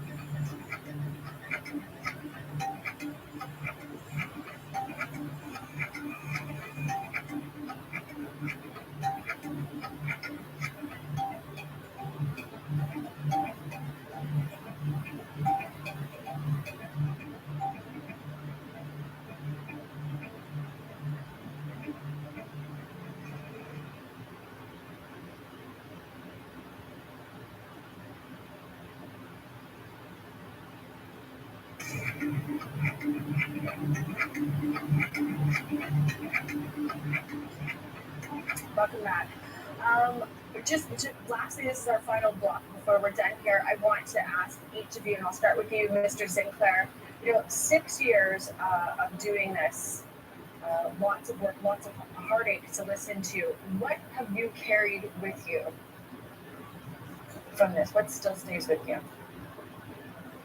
Well, probably the understanding that this work was something that take place, and that we were in many ways fortunate to be asked to do it because we were all very strong spiritually, emotionally, people that were able to be prepared to undertake this work. So working alongside my colleagues was probably the highlight of this whole process, because in many ways we had to rely upon each other. We had to get through this together. When we started out, we knew that I for one, because of experience that I had with other inquiries that I had done, that you have to prepare yourself for what it is you're going to hear. And we have to understand that when we make a commitment to the survivors, to see this through to the end, that we have to hold that commitment. So we can't afford to fail, because if we fail, we not only fail ourselves, but we fail them as well. And so when I was finished with this, I was quite exhausted, and I think probably my colleagues were too. And I had made a commitment that I was going to step back for a couple of need more time with my family because you have a lot in order for me to do this, but also they will probably come. I thought then still do the thing. As it's turned out, they're going to become a huge source of comfort for me coming out of this because they were with me the whole time that we were doing this. Ms. Wilson, what effect did this have on you personally, this journey?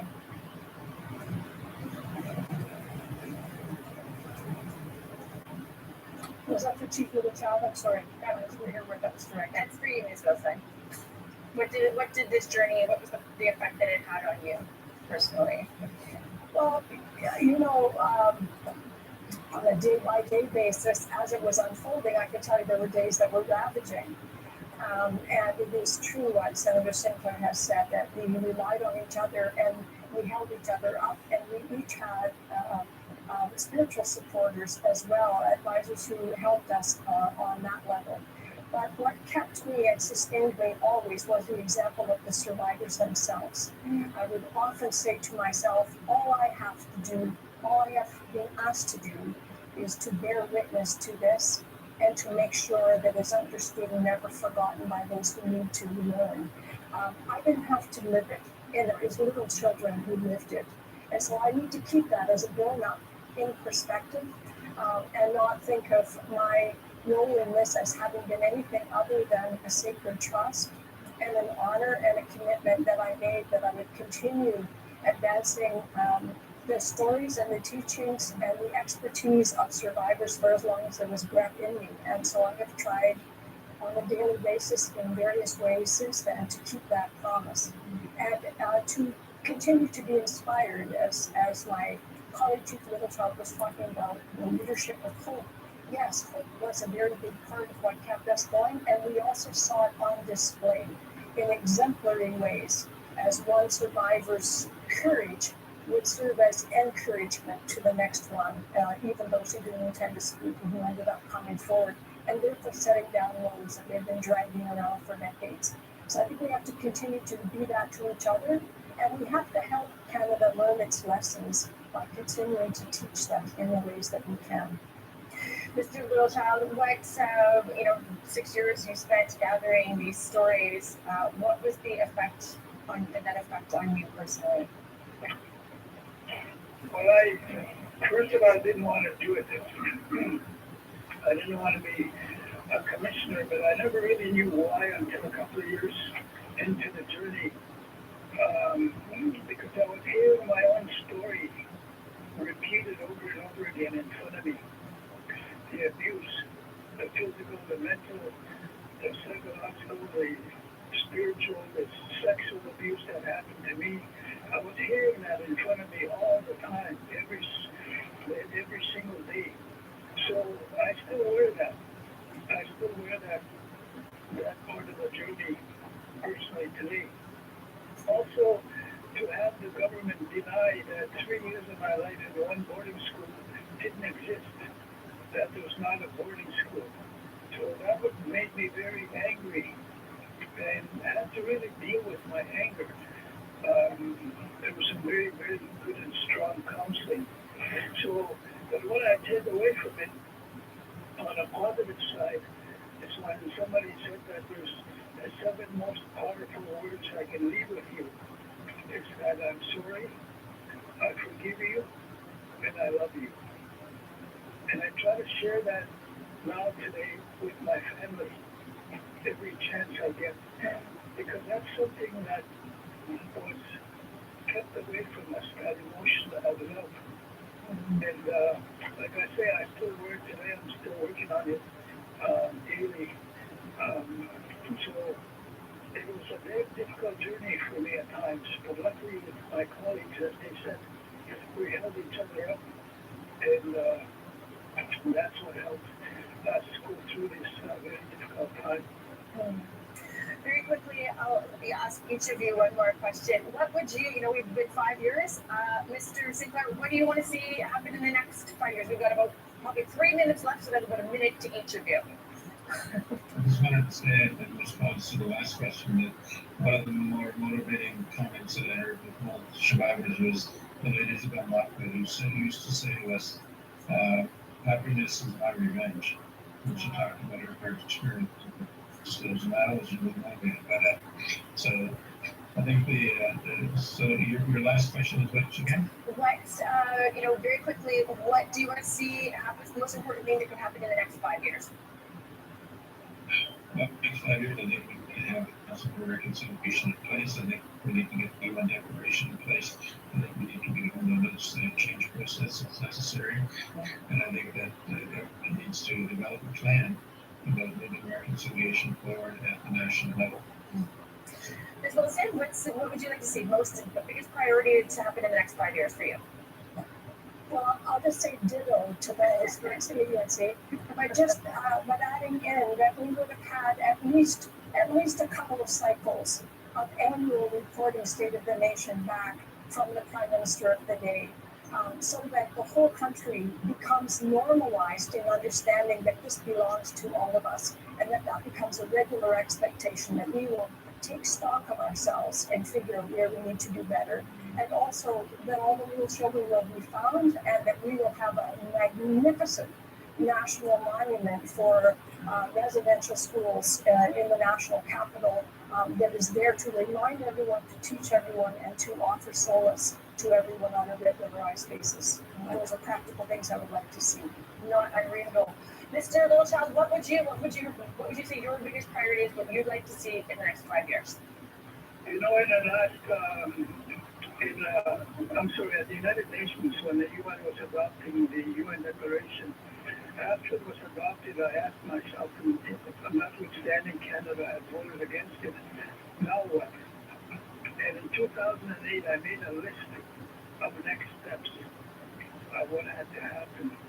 And the first one about governance was for Indigenous peoples, tribes, and nations to adopt and implement the declaration themselves. Secondly, to include it in their constitutions, for example. And I'm seeing that happen, which is absolutely amazing. The third one is fairly difficult right now because it works on having the regional, state, and provincial municipal governments support and endorse the declaration. The fourth one is underway, which is to get the federal government to ensure that there's new legislation introduced, adopted to implement the declaration. Fifthly, we need to utilize all relevant parliamentary and legislative committees. At the academic level, also it's happening. The UN Declaration has to be in the curriculum at all schools and colleges, teaching the Declaration. At the local level, the very most important level is to educate our own people about the UN Declaration, so that not only members and staff in our governments and administration understand what it is, and for private industry to ensure that in their policies and core operational activities, for example, that they too adopt the UN Declaration and provide education for their management staff. I wrote that in 2008 after the article for the Declaration was adopted. We're going to have to wrap it up there.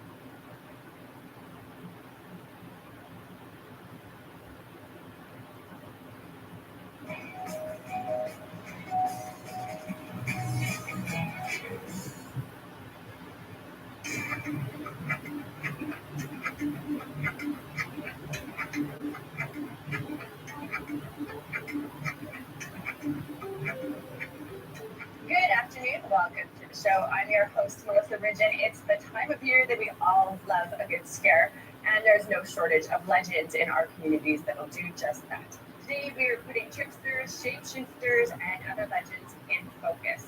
We are talking about little people, those tiny pranksters who've inspired stories for millennia across Turtle Island and beyond. Sasquatch, the large, hairy, primitive, man-like forest and mountain dweller. Loopaloop, I think is how you pronounce it.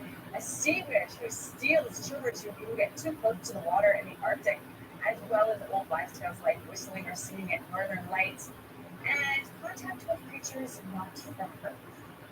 We want to hear your stories. We want to hear the tales that kept you awake at night as a child, passed down through generations. And what have you encountered? Give us a call toll free at 1-877-647-2786. You can also tweet us at ATN Focus. Joining us now, Chris Rutkowski. He is an astronomer and a world-renowned UFO researcher with a keen interest in the unknown and the unexplained. One of the many books that he's published is Mysterious Manitoba, and he narrated a Canadian TV special called The Monster of Lake Manitoba. It's about the big snake said to live in waterways connected to that central Manitoba lake. Many Métis and First Nations along the lake have stories going back generations about this creature that some people call Manitoba. Chris has been investigating otherworldly encounters since the 70s, and his philosophy is don't always believe the believers, but also be skeptical of the skeptics. And joining us too is Darlene White. She is a curator with Winnipeg Art Gallery's Inuit Art Center. Darlene has spent nearly 4 years, researching and curating Inuit art and has extensively traveled to communities working closely with artists. Winnipeg Art Gallery is home to the largest collection of Inuit art in the world with 13,000 pieces, I believe, held in trust. Darlene is part of the team curating the collection as the Inuit Art Center prepares for its grand opening in the fall of 2020. Right? Excellent. Well, thank you guys both for joining us. It's a fun topic to discuss, right? Chris, I'll start with you because you're closest to me. What got you interested in the weird and unexplained? Well, like most people, I've always looked into the sky and wondered, is there anything more than what we just see? And, I quickly learned that there's many different types of cultures that have traditions about things that are, not accepted by science, but they're just on the edge of science. So creatures that may exist in the shadows. There's wonderful religions. You talk about bird creatures, whether they are quasar or leprechauns or whatever you want to call them. There are traditions like that, and they're associated with objects that come down from the sky and descend from the sky themselves. There's such a richness of these types of stories throughout many cultures. So I've always been intrigued by that, and it really can involve me. And the overlap of we were just talking before the show about some of these, especially like Little People would be a good example of these stories have so many similarities. They transcend time almost. They go back millennia and all corners of the globe, and then they share all of these similarities. So it makes you think there's got to be something to it, because back then people didn't have the ability to communicate like we can tweet around the world now. So why don't we be truthful? Well, that's a good question, exactly. Why do people still persist in this, even though the scientific age couldn't possibly exist? And yet, we still get these stories. I get stories about UFOs and people seeing creatures today. We have Sasquatch stories throughout Canada, creatures like Sasquatch. Even in Manitoba, we're just finishing a cataloging of Sasquatch really monster stories. And there's something like 100 Sasquatch stories in Manitoba alone. Just imagine how many there are in BC and the Pacific Northwest. And so this is something that we continually hear from into these decades, that there are continuing stories about these types of phenomena. Have you found any evidence? Well, you keep going back to that. No, and we don't have the solid evidence. We have some footprints. There's people who come forward with further and things like that. Eyewitness testimony. Some people have pointed out that eyewitness testimony is enough to get you to look at the law. So, and yet, is it good enough to say yes, definitely these creatures or UFOs will exist? But they really have to understand the English to really describe our experiences. Yeah. I'm looking forward to your suggestions of how these cultures interact. Yeah. So Darlene, you have gone extensively through the North in your career. When I started researching for the show, I was a little bit surprised that right off the top, I found there's 32 different legends that are specific to Inuit culture. What are some? You would have heard a lot of them up there, and I've seen a lot of those brought to life through art. So tell us some of the favorite ones that you've heard through your travels or through the pieces that you curate. Well, I guess one of the most told stories throughout the Arctic, and amazes me that you can go from place to place and see created is Kibik.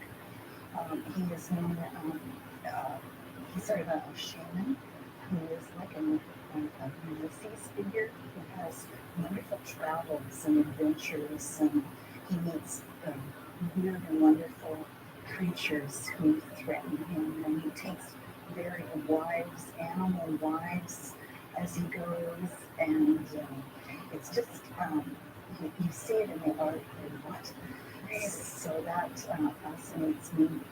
And you say 32 legends. That's just the whole online. I just had a very quick Google, and there was 32. So I'm sure if you've spent any amount of time looking further, the Indians seem to have an inordinate number of legends. Yes. Well, it's because of the shamanic belief system that pervades their culture. And this is a belief system that has animals and people on the same level. They both have souls. And so people respect the animals. They can turn into animals. The shaman would have the ability to take the form of his animal spirits, which would give him more power. So this it pervades the stories, really, this relationship between human and animal. We see it in practically everything. Okay, so I want to I'm going to go back to, so I know that little people, that's something that there's legends about little people in the Arctic too, throughout Manitoba, everywhere really. We want to take a look at a video that somebody sent me, and I want to get you guys' thoughts on this. I'm curious if you've heard or have seen anything like this. Let's just go to the video and we'll talk about it after.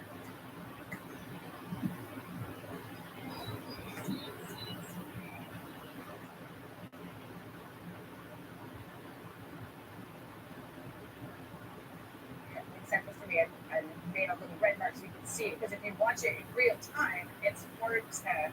It just kind of goes by. This was shot by a lady out in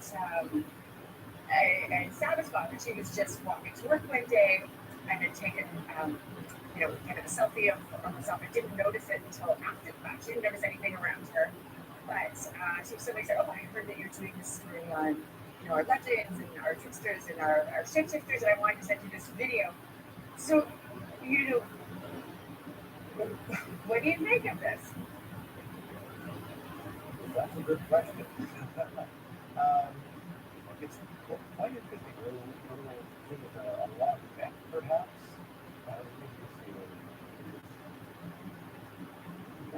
I don't know what I expected. I mean, I obviously we're not saying that's. I don't know. It's something that was on the camera. It could be just light. I don't know. But I don't think that's what I thought people would maybe even look like.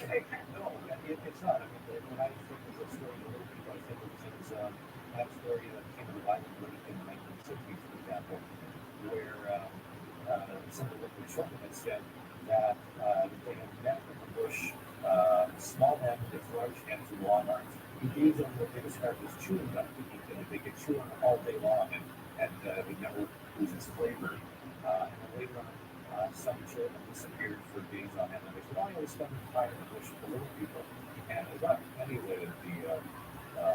the parents and the elders very upset with what was going on here, and a lot of these stories kept on being repeated and repeated, and when you hear those types of things, that suggests there is something going on, and you don't know exactly what it is. You have a video of a small guy, something or other, as opposed to somebody else's feature with kids, that type of thing. Yeah, and has an interaction.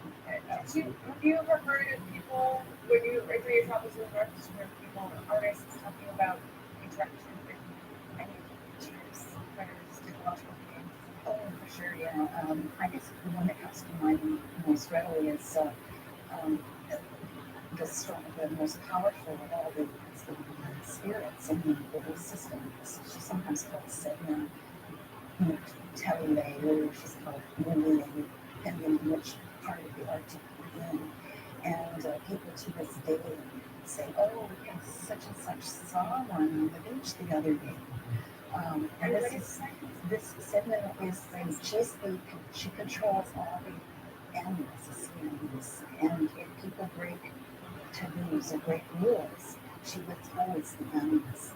And the shaman has to visit her in the ocean and appease her, trying to find out what was looking, maybe comb her hair, just interact with her.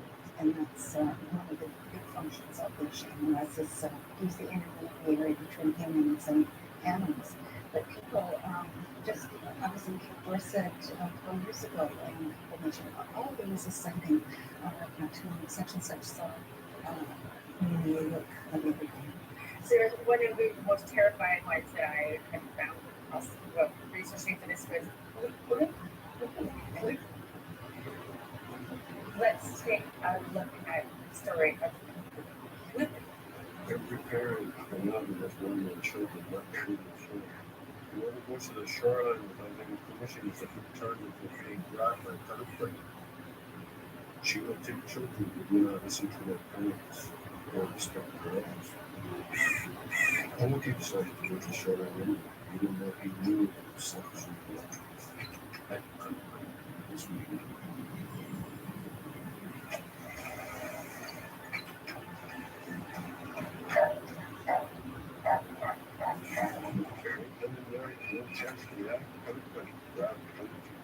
He himself and Hunter, he ran back as fast as he could to flip until his parents were out. Everybody depends on children to keep her skin clean and hair special. She is half human and half sea creature. As you grow old, she grows old. we have, Darlene, you have a photograph of a settlement on art that was inspired by. Yes, this is a sculpture. The figure on the left is Caligula. And you see that Caligula has snatched a child from the water.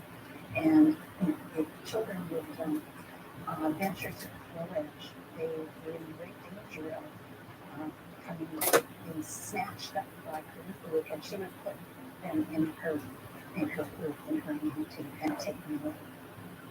Well, in fact, it's to make you stay away from the edge of the Arctic. I don't know what way. We have Roy Goose on the phone. Welcome, can you hear? Hello. Roy, how are you? I am here. Good to chat with you. So, did you hear stories of Very similar to that. In the lecture, entity Canada, and that was second in command to the great bosses of the ocean. And these are kind of a spiritual belief that we have without people since then. They're very old beliefs.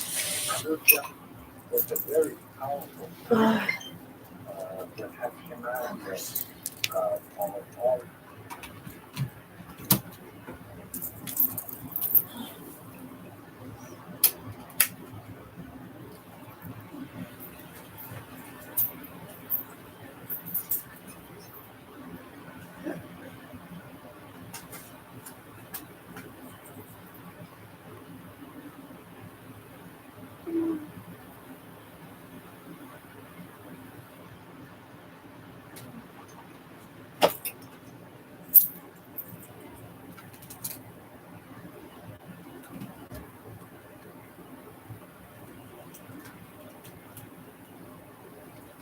Life in the ocean, the whales, the seals, the fish, anything alive there, and have the power to send them to places where people may have been,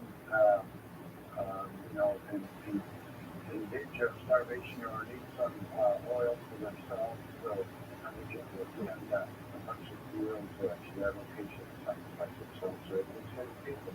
So from that perspective, they are renowned by some of it, but through time, when we were college children, they come back and when the bus returns to the island, come on, get inside, stop my myself. It's very difficult for those kids to do that. So they come up with stories that kind of change the Terrifying them seems like a good way to do it. We have some fun. Right. We have photos of. Not sure if we have some on the back. We had some on the back wall here. It's like these would be nightmare-inducing images for little kids. I'm sure. Lloyd, you have before you finish with the phone here, we were talking about little people, like how it seems like cultures across the world legends have stories that they've passed on. About a little people your grandmother had one. Can you share with us? Yeah, my great grandmother made me mommy up. Who was, her, we got, she was born, somewhere in that area. We passed on stories about the little people.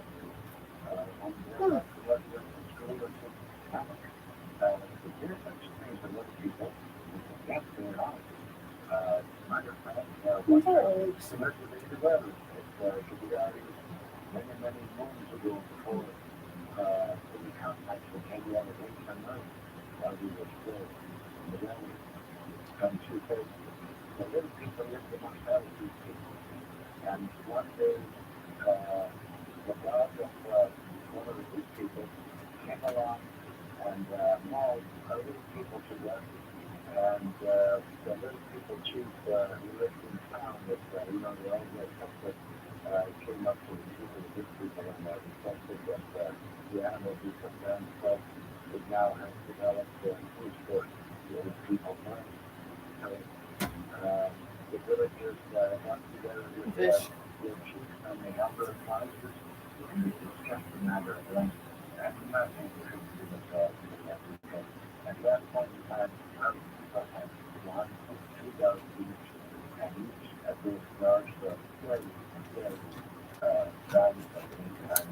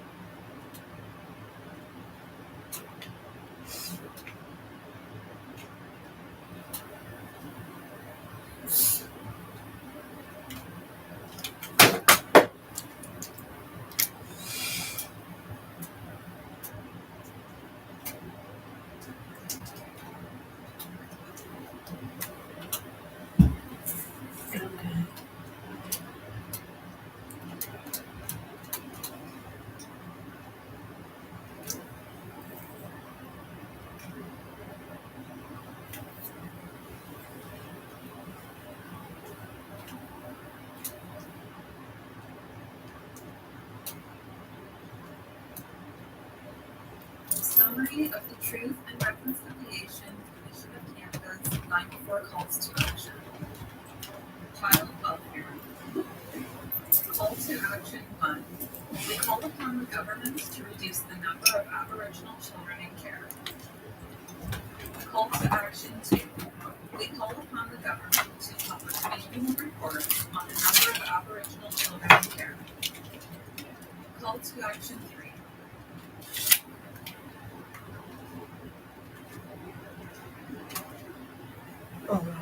Summary of the Truth and Reconciliation Commission of Canada's 94 calls to action. Child welfare. Call to action 1. We call upon the government to reduce the number of Aboriginal children in care. Call to action 2. We call upon the government to publish annual reports on the number of Aboriginal children in care. Call to action 3. We call upon all levels of government to fully implement Jordan's Principle.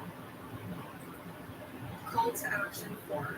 We call upon the federal government to establish national standards for Aboriginal child apprehension and custody cases. Call to action 5.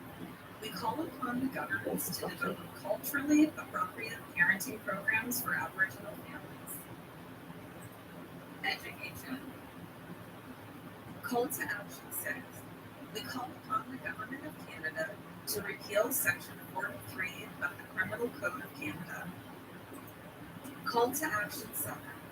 We call upon the federal government to develop a joint strategy to eliminate educational and employment gaps between Aboriginal and non-Aboriginal Canadians. Call to action 8.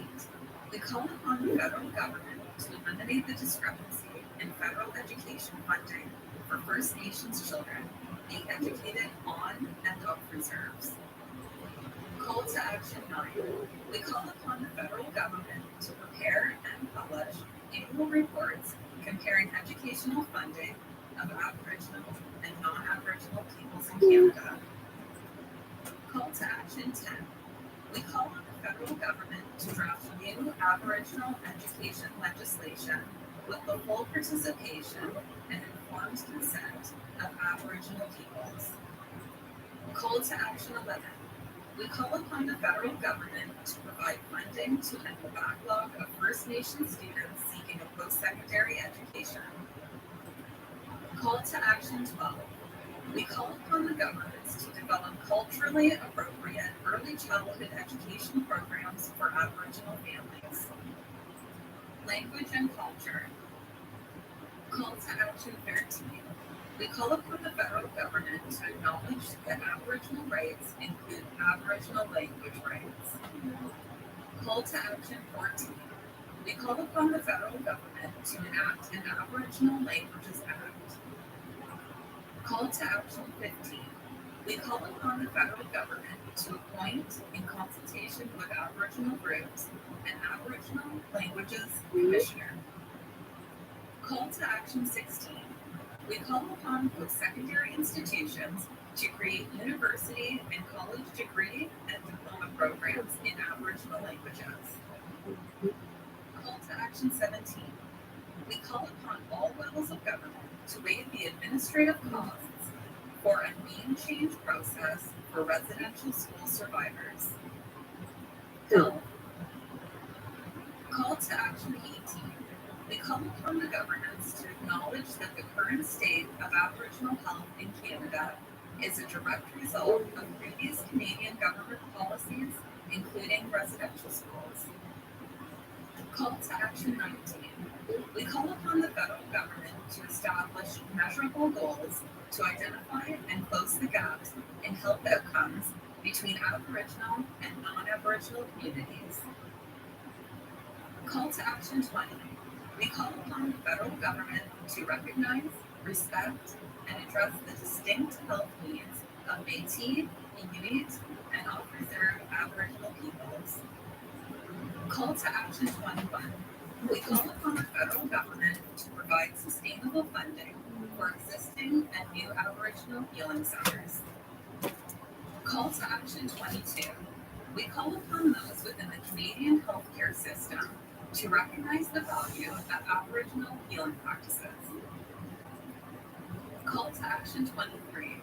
We call upon all levels of government to increase the number of Aboriginal professionals working in the healthcare field, ensure their retention, and provide training for all healthcare professionals. Call to action 24. We call upon medical and nursing schools in Canada to require all students to take a course dealing with Aboriginal health issues. Justice. Call to action 25. We call upon the federal government to reaffirm the independence of the RCMP to investigate crimes in which the government is a potential party. Call to action 26. We call upon the governments to review and amend their respective statutes of limitations. Call to action 27. We call upon the Federation of Law Societies of Canada to ensure that lawyers receive appropriate cultural competency training. Call to action 28. We call upon law schools in Canada to require all law students to take a course in Aboriginal people and the law. Call to action 29. We call upon the federal government to work collaboratively with plaintiffs not included in the Indian Residential School Settlement Agreement. Call to action 30. We call upon governments to commit to eliminating the overrepresentation of Aboriginal people in custody over the next decade. Call to Action 31. We call upon all levels of government to implement and evaluate community sanctions that will provide realistic alternatives to imprisonment. Call to Action 32. We call upon the federal government to amend the criminal code to allow trial judges to depart from mandatory minimum sentences. Call to Action 33. We call upon all levels of government to develop fetal alcohol spectrum disorder prevention programs that can be delivered in a culturally appropriate manner. Call to Action 34. We call upon all levels of government to undertake reforms to the criminal justice system to better address the needs of offenders with fetal alcohol spectrum disorder. Call to Action 35. We call upon the federal government to eliminate barriers to the creation of additional Aboriginal healing lodges within the federal correctional system. Call to Action 36. We call upon the federal government to provide culturally relevant services to inmates on issues such as substance abuse, sexual abuse, and family and domestic violence. Call to Action 37. We call upon the federal government to provide more supports for Aboriginal programming in halfway houses and rural services. Call to Action 38. We call upon the federal, provincial, territorial, and Aboriginal governments to eliminate the overrepresentation of Aboriginal youth in custody. Call to Action 39. We call upon the federal government to collect and publish data on the criminal victimization of Aboriginal people. Call to Action 40. We call on all levels of government to create appropriately funded and accessible Aboriginal specific victim programs and services. Call to Action 41. We call upon the federal government to appoint a public inquiry into the causes of and remedies for the disproportionate victimization of Aboriginal women and girls. Call to Action 42. We call upon all levels of government to commit to the recognition and implementation of Aboriginal justice systems. Canadian government and the United Nations Declaration on the Rights of Indigenous Peoples. Call to Action 43. We call upon all levels of government to fully adopt and implement the United Nations Declaration on the Rights of Indigenous Peoples as a framework for reconciliation. Call to Action 44. We call upon the Government of Canada to develop a national action plan, strategies, and other concrete measures to achieve the goals of the United Nations Declaration on the Rights of Indigenous Peoples. Royal Proclamation and Covenant of Reconciliation. Call to Action 45. We call upon the Government of Canada to develop a Royal Proclamation of Reconciliation to be issued by the Crown. Call to Action 46. We call upon the parties of the Indian Residential School Settlement Agreement to develop and sign a Covenant of Reconciliation. Call to Action 47. We call upon all levels of government to repudiate doctrine of discovery and terra nullius and to reform laws that rely on such concepts. Settlement agreement parties and the United Nations. Call to Action 48. We call upon the church parties to the residential school settlement and other faith groups to adopt and comply with the United Nations Declaration on the Rights of Indigenous Peoples. Call to Action 49. We call upon all faith groups to repudiate the doctrine of discovery and terra nullius. Equity for Aboriginal people in the legal system.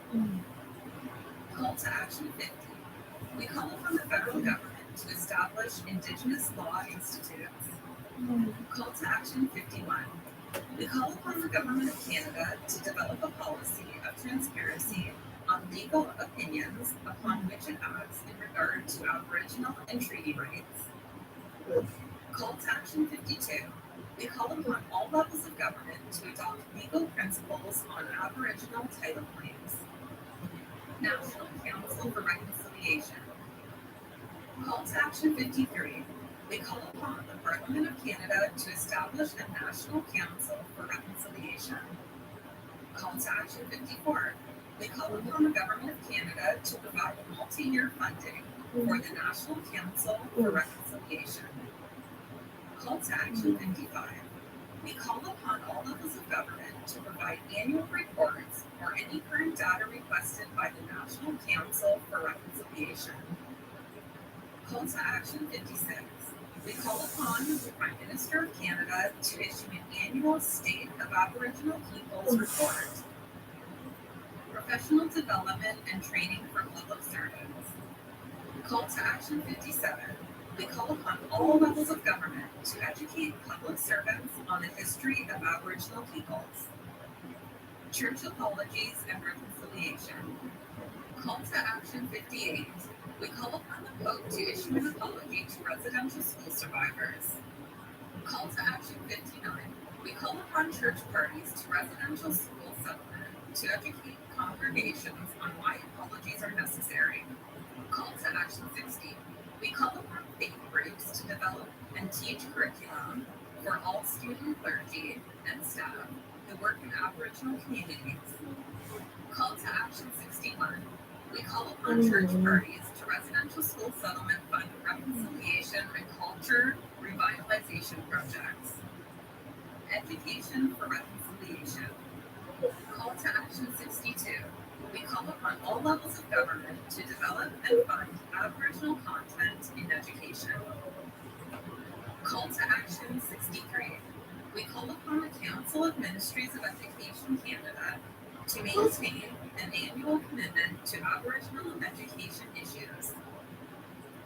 Call to Action 64. We call upon all levels of government to require publicly funded denominational schools to teach comparative religious studies, including Aboriginal spiritual beliefs. Call to Action 65. We call upon the federal government to establish a national research program with multi-year funding to advance understanding of reconciliation. Youth programs. Call to Action 66. We call upon the federal government to establish multi-year funding for community-based youth organizations to deliver programs on reconciliation. Museums and archives. Call to Action 67. We call upon the federal government to fund a national review of museum policies and best practices. Call to Action 68. We call upon the federal government to mark the 150th anniversary of Confederation with a funding program for commemoration projects on the theme of reconciliation. Call to Action 69. We call upon Library and Archives Canada to adopt the United Nations Declaration on the Rights of Indigenous People and ensure records on residential schools are accessible to the public. Call to Action 70. We call upon the federal government to provide funding for a national review of archival policies. Missing children and burial information. Call to Action 71. We call upon all chief coroners and provincial vital statistics agencies to provide records on the deaths of Aboriginal children in residential schools and make them available to the National Centre for Truth and Reconciliation. Call to Action 72. We call upon the federal government to develop and maintain the National Residential School Student Death Register established by the Truth and Reconciliation Commission. Call to Action 73. We call upon the federal government to establish and maintain an online registry for residential school cemeteries. Call to Action 74. We call upon the federal government, churches, and Aboriginal community leaders to inform the families of children who died at residential schools of the child's burial location. Call to Action 75. We call upon the federal government and all involved to develop and implement strategies and procedures for the identification and maintenance of residential school. Call to Action 76. We call upon the parties engaged in the work of documenting, maintaining, commemorating, and protecting residential school cemeteries to allow the Aboriginal communities to lead development of cemetery identification and naming strategies. National Center for Truth and Reconciliation. Call to Action 77. We call upon all levels of the community archives to provide residential school records to the National Center for Truth and Reconciliation. Call to Action 78. We call upon the Government of Canada to commit to funding of $10 million over 7 years to the National Center for Truth and Reconciliation. Commemoration. Call to Action 79. We call upon the federal government to develop a reconciliation framework for Canadian heritage and commemoration. Call to Action 80. We call upon the federal government to establish a national day for truth and reconciliation as a statutory holiday. Call to Action 81. We call upon the federal government to commission and install a residential schools national monument in the city of Ottawa. Call to Action 82. We call upon governments, in collaboration with survivors, to commission and install a residential schools monument in each capital city. Call to Action 83. We call upon the Canada Council for the Arts to establish a strategy for Indigenous artists to undertake collaborative projects. Media and reconciliation. Call to Action 84. We call upon the federal government to restore and increase funding to the CBC Radio Canada to enable it to support reconciliation. Call to Action 85. We call upon the Aboriginal Peoples Television Network to support reconciliation. Call to Action 86. We call upon journalism programs and media schools to require education for all students on the history of Aboriginal peoples. Sports and reconciliation. Call to Action 87. We call upon all levels of government, in collaboration with Aboriginal peoples, sports halls of fame, and other relevant organizations, to provide public education that tells the national story of Aboriginal athletes in history. Call to Action 88. We call upon all levels of government to take action to ensure long-term Aboriginal athlete development and growth, and continued support for the North American Indigenous Games. Call to Action 89. We call upon the federal government to amend the Physical Activity and Sport Act to support reconciliation and build capacity in the Canadian sports system for the inclusion of Aboriginal peoples. Call to Action 90. We call upon the federal government to ensure that national sports policies, programs, and initiatives are inclusive of Aboriginal peoples. Call to Action 91. We call upon the officials and host countries of international sporting events to ensure that Indigenous peoples' territorial protocols are respected and Indigenous communities are engaged in planning and participating in such events. Business and reconciliation. Call to Action 92. We call upon the corporate sector in Canada to adopt the United Nations Declaration on the Rights of Indigenous Peoples as a reconciliation framework and to apply its principles, norms, and standards to corporate policy and activities involving Indigenous peoples and their lands and resources. Newcomers to Canada. Call to Action 93.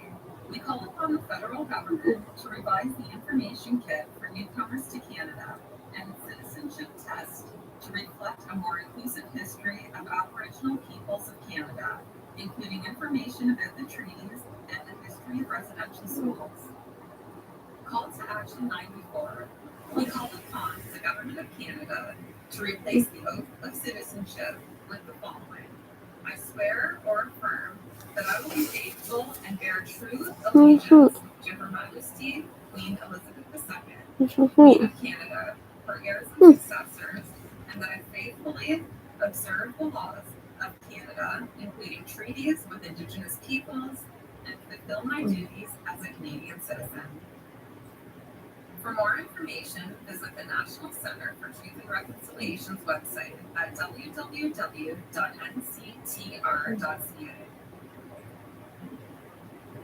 Woohoo.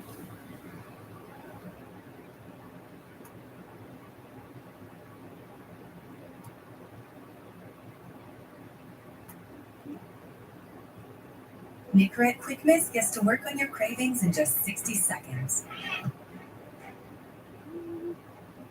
Just over 2 years since the Truth and Reconciliation Commission released its number. Over 94 calls for action. CBC has taken a hard look at how far we've come and how far we have left to go on the road to reconciliation. So we're embracing the Truth and Reconciliation Commission and wrote the 94 calls to action. I sat down with him and asked him what Canadians today better informed residential schools. Absolutely. Well, I got a question for that. I think the question though is whether they're more motivated than they were at least. Because over time, the energy from pregnancy tends to wane and drop off. So I think the market felt like they probably still largely struggles with the question of Just for people that maybe don't already think about the Truth and Reconciliation Commission, how would you explain it? So the Truth and Reconciliation Commission is about giving a forum to survivors and also to those who are survivors to be able to come together and process to address that problem in the schools, but also in the country. When you were writing the calls to action, who did you have in mind?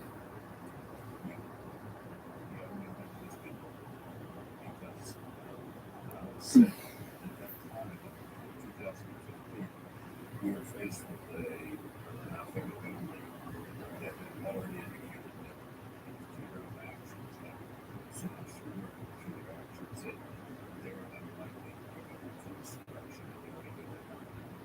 And in the event that they continued in power, we said that we were writing this for those people who wanted the tools to do this in their ways.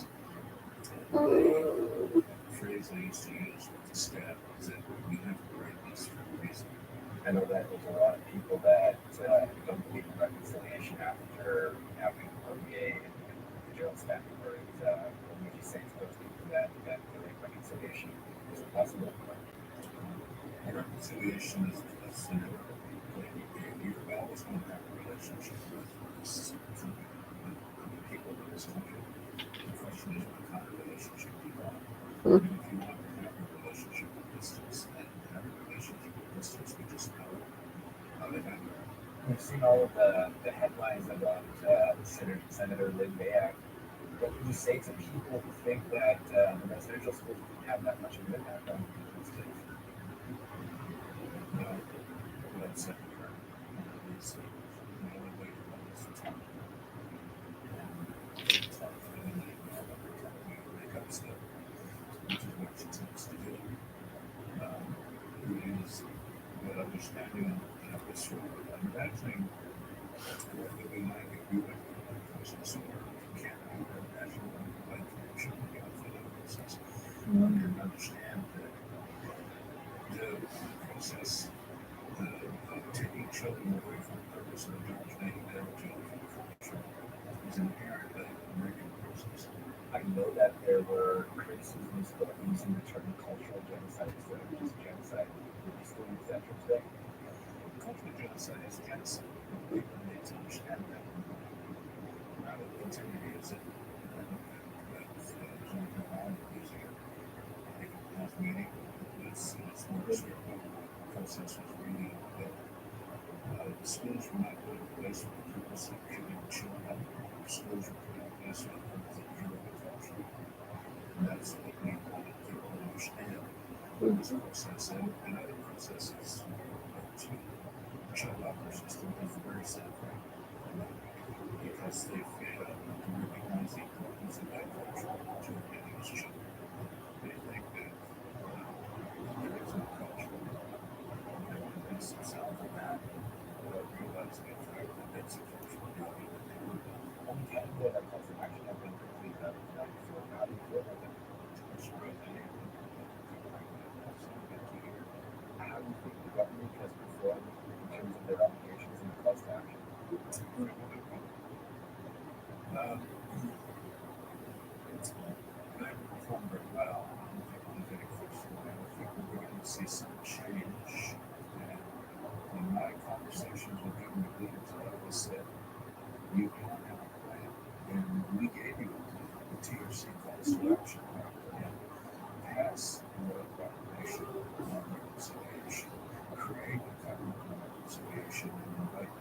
of territories and First Nations leaders and Métis leaders and Inuit leaders and the church organizations that contributed to this relationship, designing a reconciliation. You say to people who aren't sure how to get involved in reconciliation, what advice would you have for them? Well, I was telling you already involved really like it now. This is not an audience reconciliation. You're already engaged, so the question is how are you engaged? And how do you want to change your engagement? That's the real question. And when people ask me, what can I do? I'll say, well, first of all, read the summary at least, and it is a worthwhile endeavor. And if you can't figure out after that, read the thoughts to option and figure out which one of those you're interested in, or which one of those you can do something about, and then do something. Because people who can should. People who can. Yeah. And that's also because we have an interest in making change. You have children, and your children will have children. And we believe in our children. We believe that we have an obligation to make change for our children. And that's key. As long as we have that belief in the need to improve the future.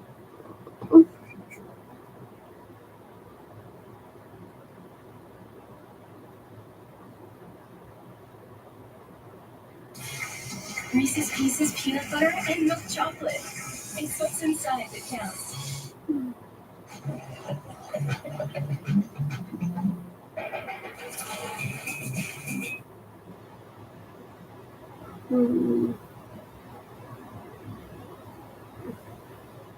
The Truth and Reconciliation Commission released its preliminary report on Canada's Indian residential school system in June of 2015 with a list of 94 recommendations for action. 1 year on, and with the new government in Ottawa that's pledged to enact that list in its entirety, has any real progress been made? Let's ask the man who chaired the commission, Murray Sinclair, now an independent senator, and he joins us now from the nation's capital. Senator Sinclair, is it still odd to respond to that, Senator Sinclair? Well, it is. It takes some adjusting because I was a judge for 28 years, and you get used to a certain title and a certain way of responding to titles, and so I do have to think twice before I wonder if you're talking to me.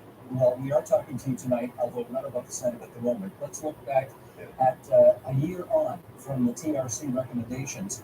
Looking back over the past year, are you personally satisfied that you think the hearings did an adequate job in painting a complete picture of the residential school situation in this country's history?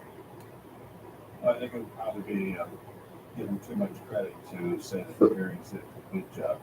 What we did was we opened people's eyes, public's eyes, and the eyes of leaders of the country to the importance of understanding the legacy of Indian residential schools, not only for those who were there and for their children and families, but also for the spillover impact of residential schools on those who were in public schools as well, including those who worked there, and what was taught in those schools. And as a result, I think people now understand why things are the way they are. There's a pretty fair incline about that.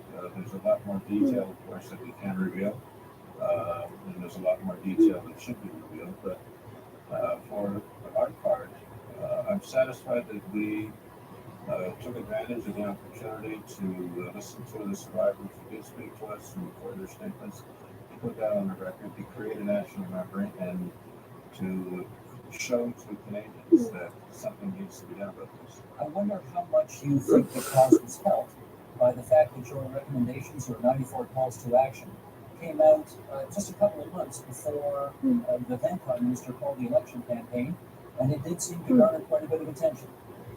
When the report came out, people may remember that there was a certain degree of coolness towards our summary report in June of last year by the federal government and the Prime Minister at the time. And my comment at the time was that we didn't write this report for this government.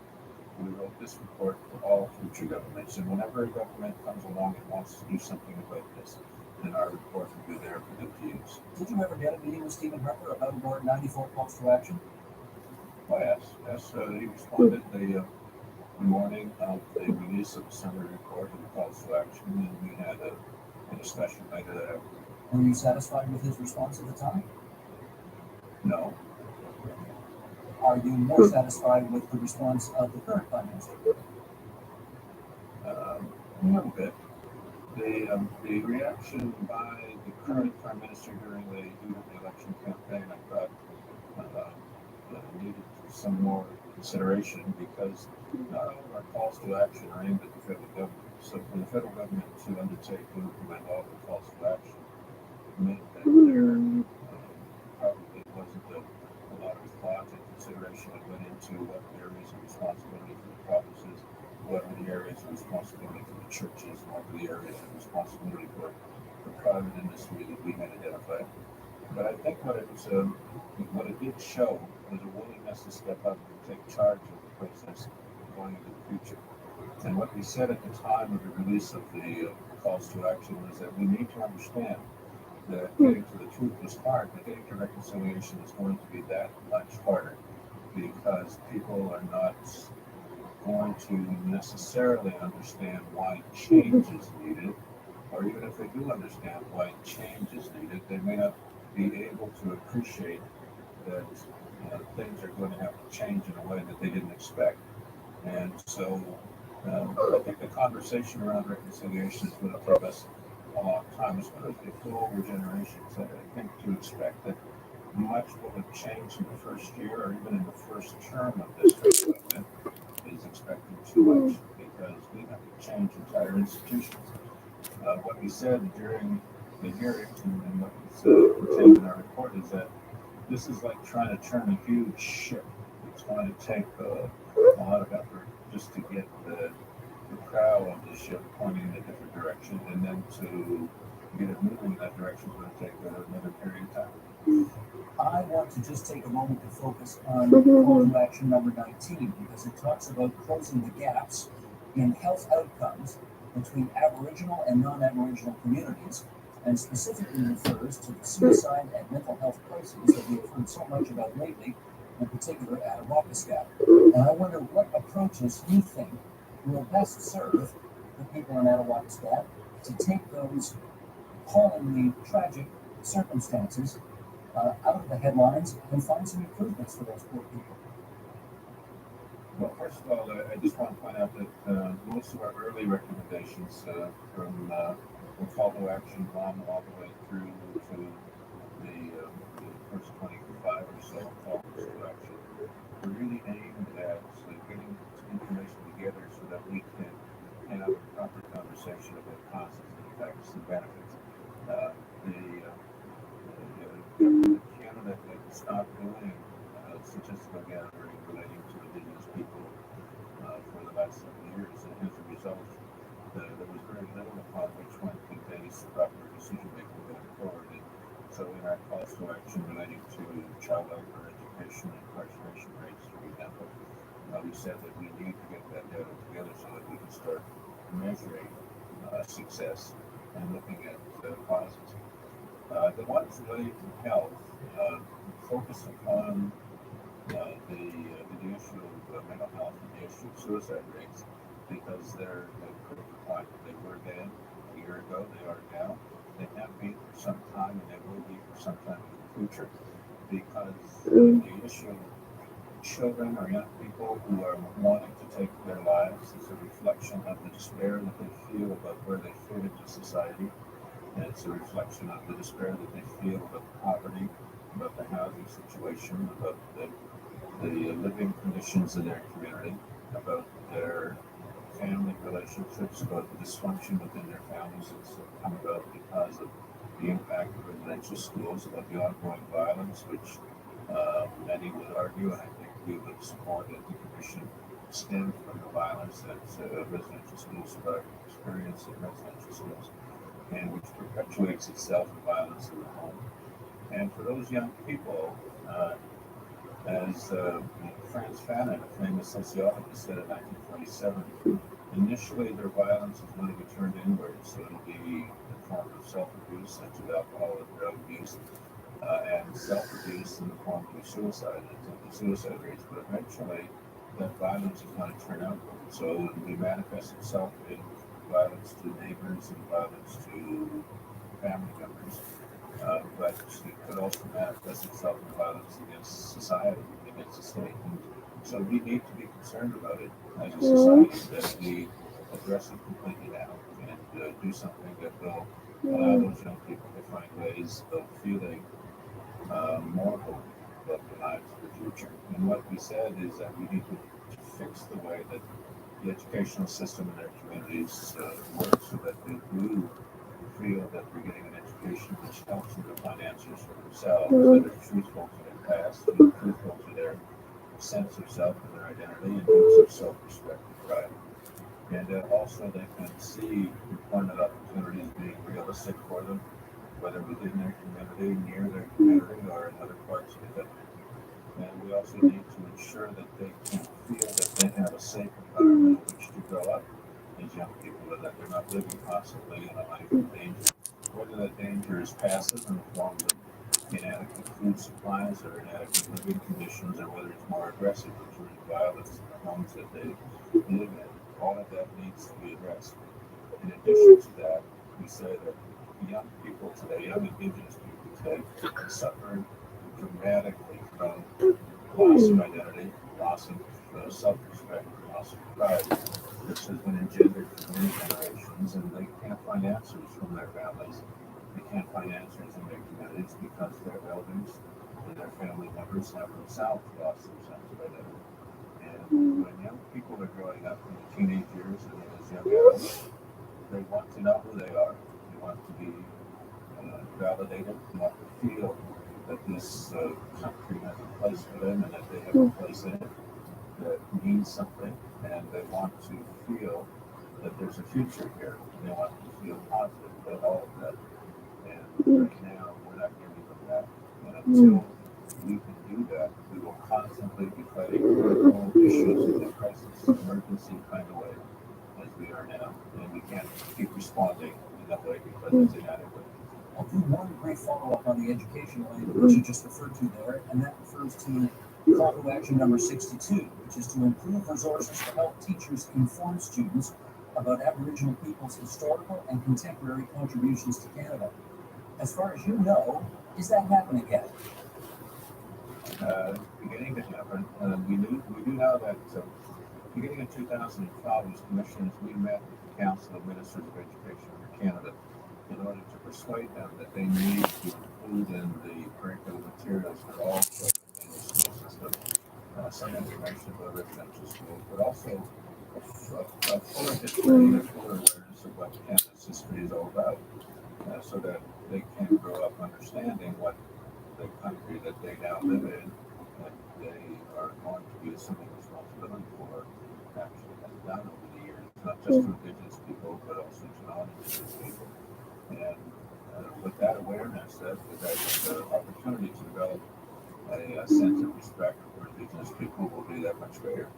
We can point out that Indigenous schools are funded at a much lower level, and that funding, those funding levels, the inadequacies of it need to be addressed.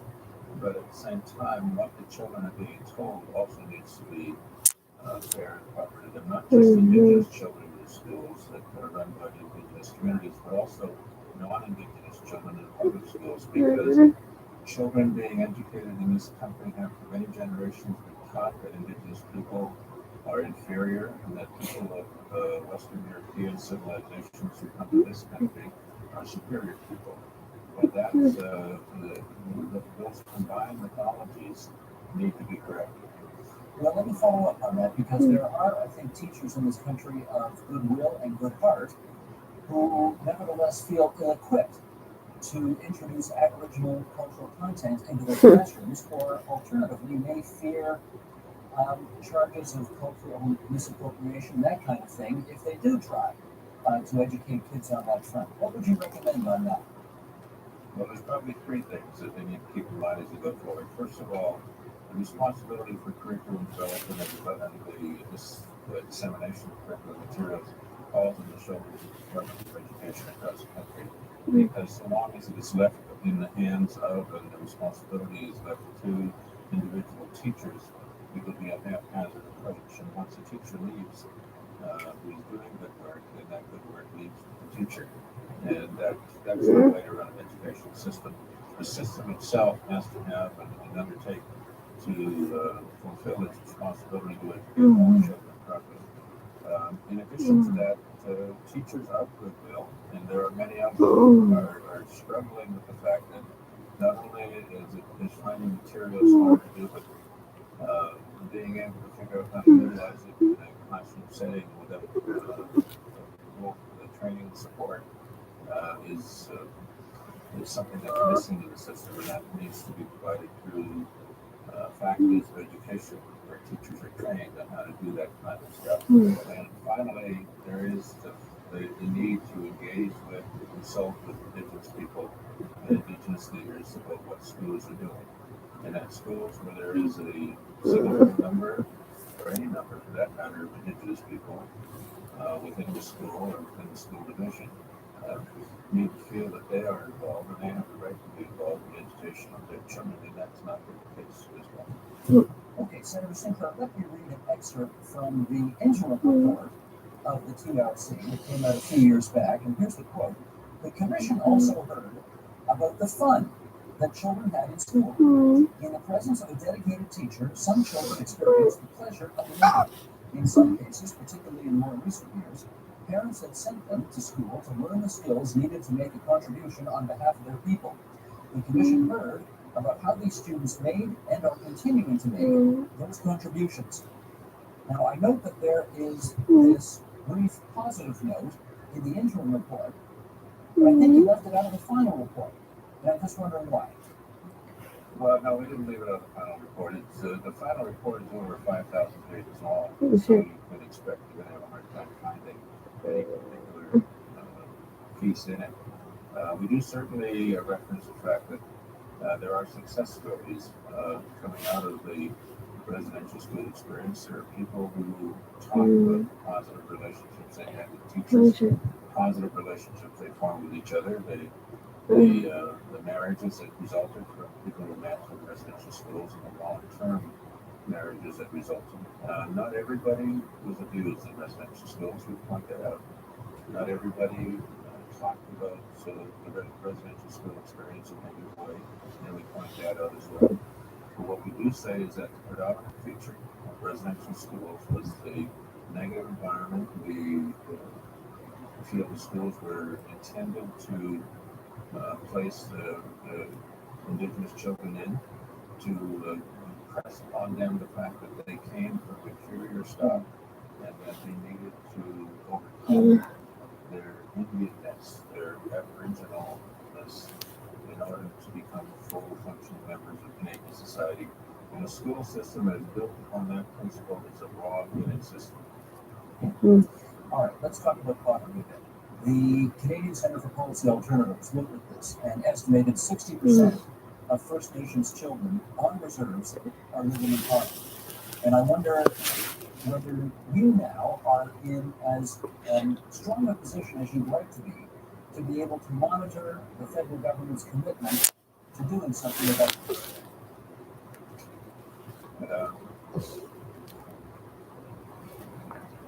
I don't know the answer to that, I suppose. I'm in as good a position, I guess, as I can expect to be, given all of the situation. But whether or not I will be successful in terms of my influence and my ability to influence change remains to be seen. And I accept that challenge. But the reality is that what I can do is I can continue to remind my colleagues in the Senate, and I can continue to remind the Canadian public through my work as a senator about the transition that the calls to action were intended to put in place, and whether or not we are meeting the objectives of those calls to action as we evaluate them. It is my intention on a regular basis, weekly if necessary, to bring to the attention of the Canadian public what is and what is not happening, that our calls to action have specified. We have created a cultural context in this country that we need to change, and changing them at one level will have some impact. Changing it at multiple levels will have some impact. And that's what we need to think about. So that's why our calls to action are segregated as they were. And we're named at private industry, provincial governments, private charitable-based organizations, as well as municipal organizations, because what we said to them and to the churches as well is that we all have a responsibility here, and we must pick it up. We must do something, because if we don't, it's our children and our grandchildren who are going to be suffering.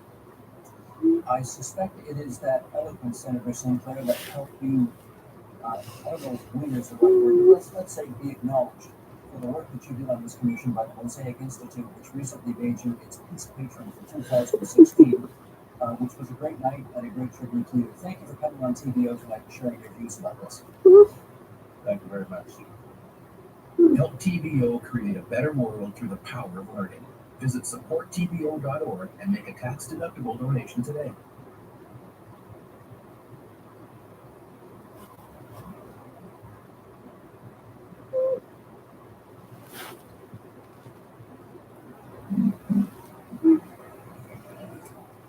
All right. Am I on here? Oh, okay, great. Good afternoon, everyone. Welcome to the Uncommon Core lecture, the causes and consequences of the Ukraine crisis. My name is Michael Wilczak. I attended the university from 1986 to 1991. I got a bachelor's in political science and a master's in international relations. Professor Mearsheimer was a tremendous influence on my life. Completely revolutionizing my worldview, changed how I looked at international relations, politics, just everything. In fact, he was such a big influence on my life that,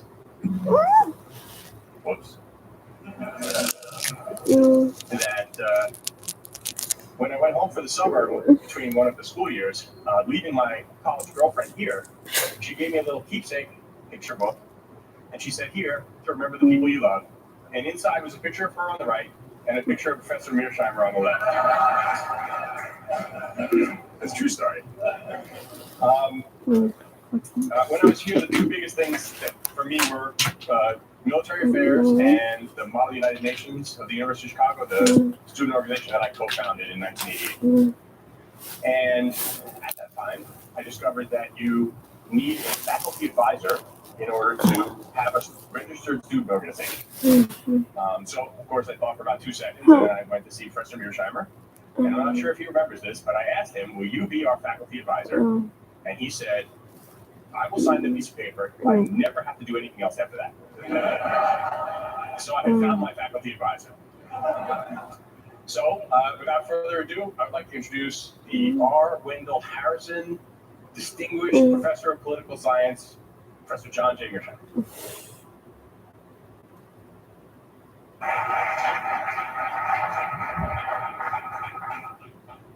Thank you very much for that kind introduction. Thanks all for coming out to hear me talk. The subject I want to talk about is the causes and consequences of the Ukraine crisis, which of course has been in the news in a really big way since February 2014. And indeed, there was a big story on the civil war in eastern Ukraine in the newspapers this morning. The outline I'd like to follow is I'd just like to make a number of preliminary comments to give you some background on this crisis. Then I'd like to give you my thinking on what caused the crisis. Then tell you why I think the conventional wisdom is wrong.